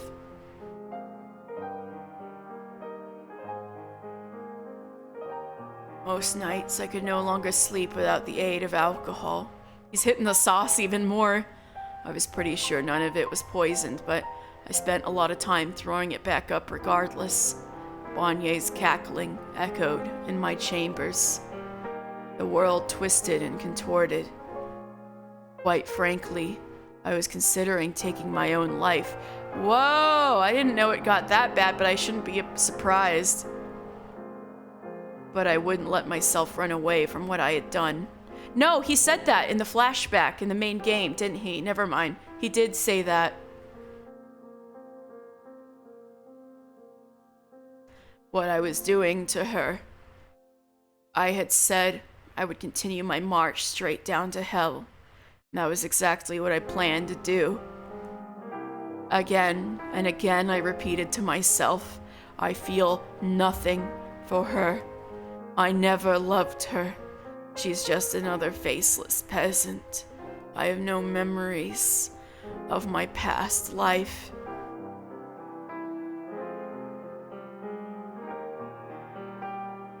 The days turned to months, and soon spring was upon us.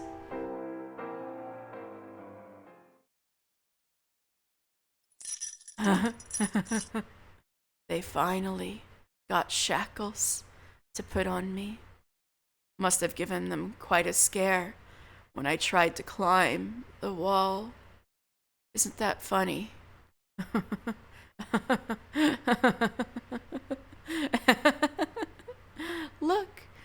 flower crown. Festival preparations seem to be going well. Hey, aren't you going to go? I'm not going anywhere. You're a strange one. It's much nicer out there than it is in here. If anyone is to leave, it will not be me. Say, I've been wondering, who are you, anyway? No, I should give her the white-haired girl's voice. How'd she climb the wall with missing limbs? Maybe she used her teeth in both her feet? She's only missing one arm. Maybe it was sheer determination. Damn. But still, that's impressive. So I should give this. I did it. I swapped it in the main game where I was putting Morgana's voice one way and the white-haired girl's voice the other way. I should swap it and give her the white-haired girl's voice. I was created to carry your pain. That doesn't answer the question. I cannot give you any other one, though.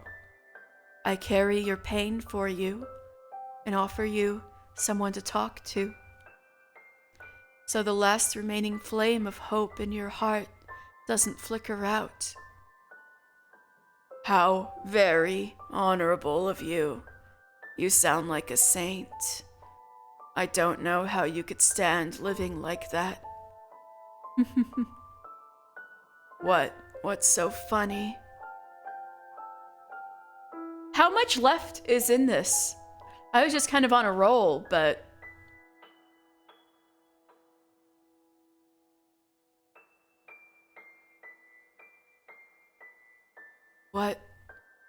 What's so funny? Nothing. Just... You don't remember anything, do you? I don't consider my work to be saintly, but if you perceive it that way, then that's thanks to you. Because that's who you were, Morgana. You're not making any sense. About an hour and some change?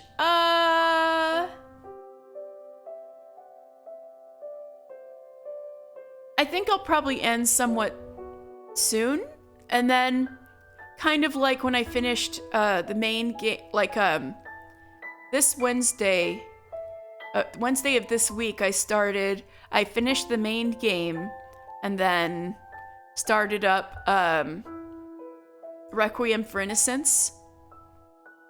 So I think I'll do that. I'll finish it up next Wednesday and then move on to Reincarnation and the other stories and stuff. Does that sound good?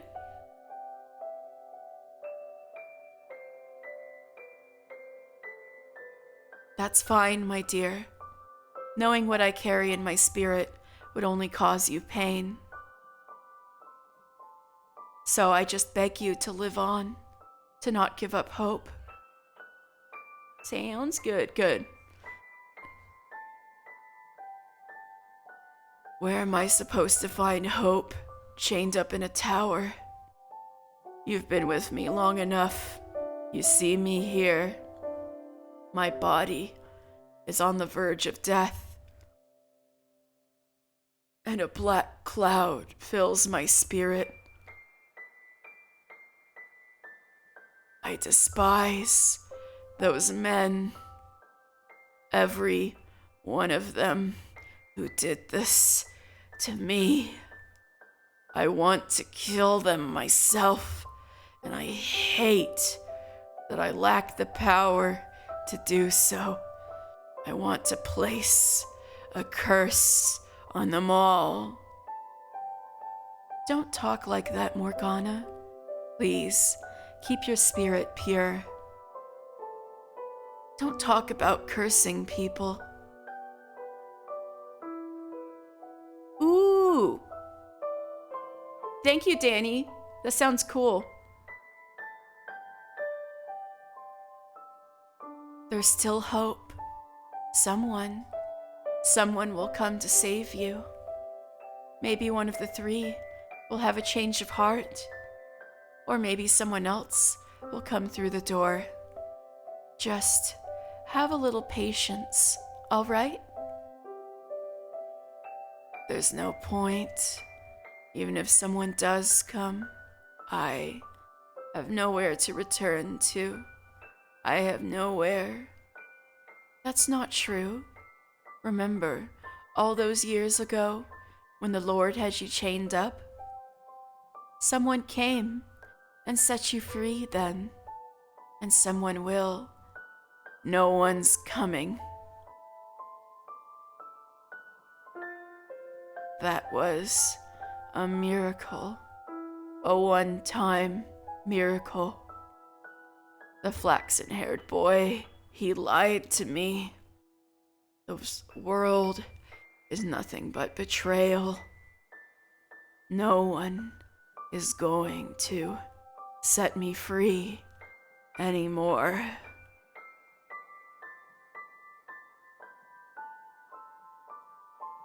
Actually, there is one possibility for my salvation. Perfect. Then we'll wait for them to come. Yes, let's wait for an angel to come. Michelle! It wasn't real though.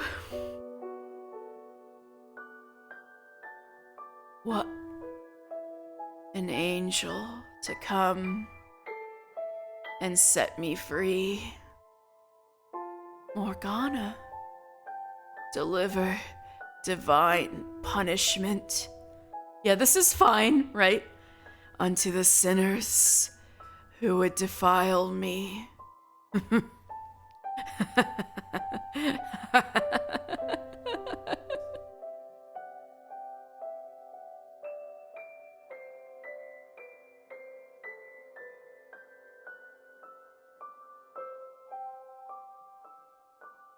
Morning, Maria. You're here bright and early. Hey. Yeah, not like I've got much else on my plate. Well, aren't you quite the workaholic? You know, you're getting to be about that age when most girls would close up shop and settle down with a man or three. And you know no man wants to get hitched with this kind of bitch. Fair enough, most girls in this biz are rough around the edges, but you're rough all the way through. Like how you got all up in that client's face the other day. Now that was a sight to see. But anyway, the blacksmith brought this by for you. Huh? Oh, that. I was planning to go pick it up myself.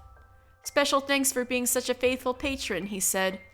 Never met another prostitute who regulars at the smithy. That's one heck of a hobby. Maybe so, but it's the only hobby I have. Oh, right, because she likes knives. So this is her getting the knife with her name on it. It was a gift from one of the blacksmiths. That makes sense. Not gonna lie, that's a little scary. What kind of girl collects knives? What kind of girl doesn't like something nice and shiny? There's nothing more to it, right? It's just a collection, not for you to, like, use or anything. Like I said, they're shiny. And when have I ever drawn a knife on any of you? Never, right? Oh, no. Not to use them on us. The thought never crossed my mind. I know how much you care about us girls. I just mean, you're not planning to do anything, like, dangerous? Oh, no. Hell no. You're way overthinking it. And then she goes and tries to infiltrate the manor to kill Jacopo. If you say so.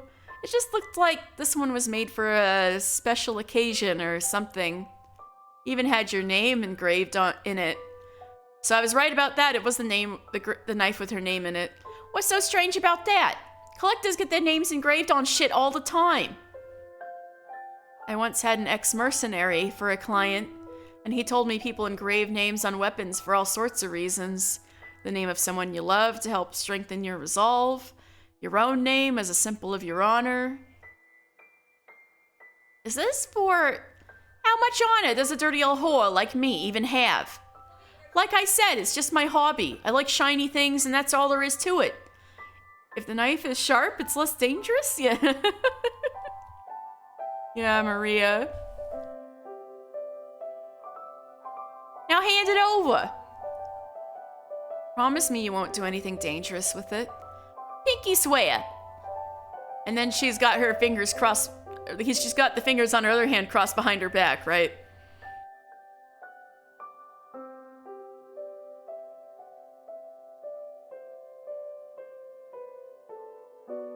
Sorry, friend.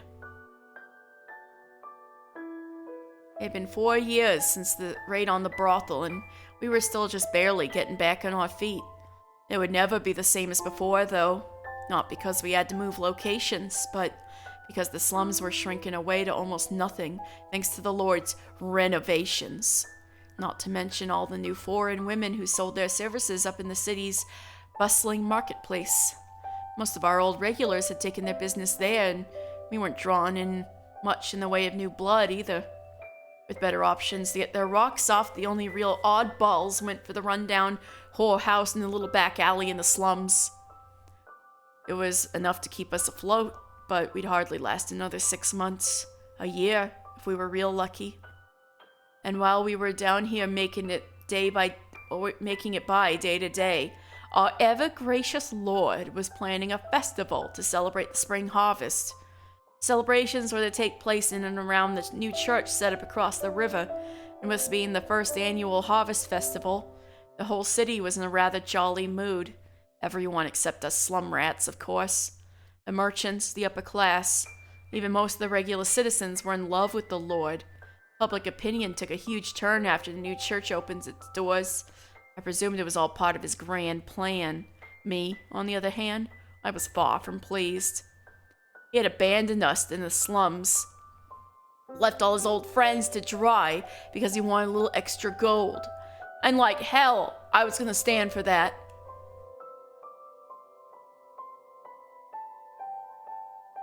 Now would be a good time to stop after everything after this point starts to move a bit quickly. Oh, that's a great point. All right, that sounds good to me. I was kind of wondering when was a good place to stop, so this works. All right, I'll save. Thank you, Danny. I kind of had Enrique helping me through like what was a good point for this or that in the main game, but he hadn't played Requiem yet, so it's good to have a guide for Requiem. Thank you so much, for sure. Alright, I've got the save down. And, Nono, I know Nono is walking the dog, but thank you to Nono for the raid, and thank you guys who have stuck around and watched me play through this very sad visual novel. Oh, thank you so much for sticking around so much, Retro. I super appreciate it. Let's see who's around.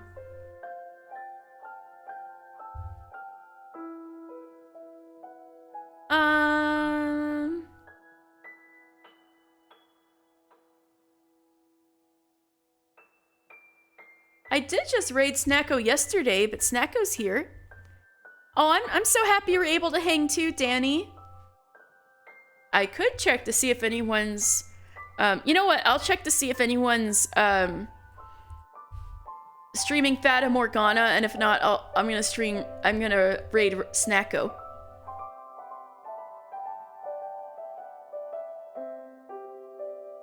Yeah! I always put the alerts out on my Discord, and also yeah, I'm gonna be doing Fata Morgana Requiem, the end of Requiem, next Wednesday, and that should be reflected on my schedule. Actually, I gotta edit my schedule, but yeah, next Wednesday is more Fata Morgana. Tomorrow I'm gonna be needle felting something. I gotta figure that out tonight. And then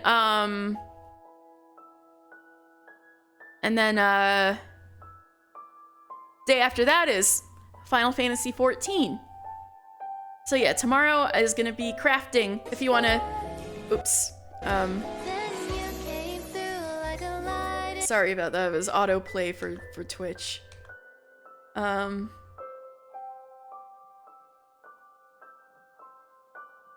right, let's see. I was gonna check if someone was streaming Fata Morgana. Someone is. Someone is. All right, let me check them out real fast.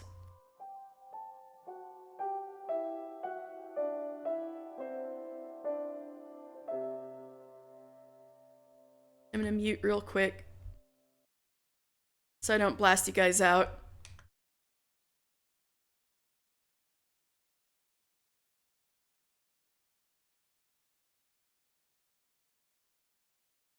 Oh, and they got ads, of course. Oh gosh.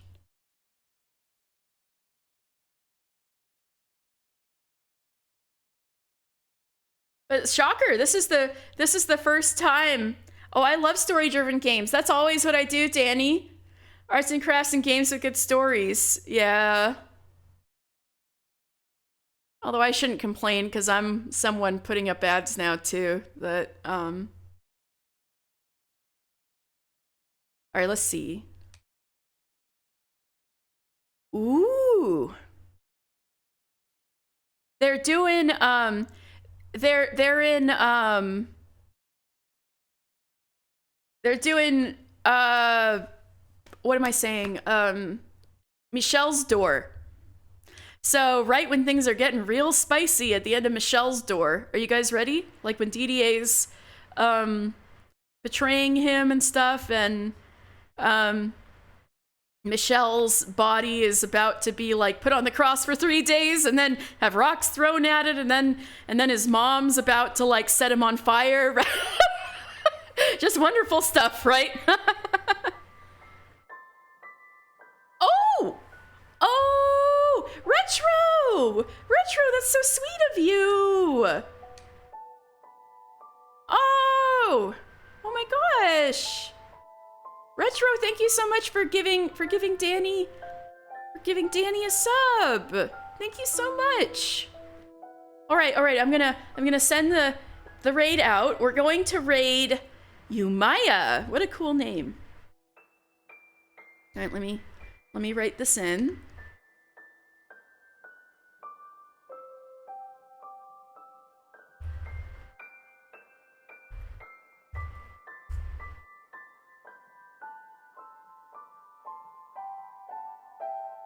All right, raid is going for Umaya. Looks like they only have a follower-only chat, but I'm gonna follow them and say hi and stuff. All right, I'll see you guys tomorrow or next Wednesday for more Fata Morgana. All right, bye!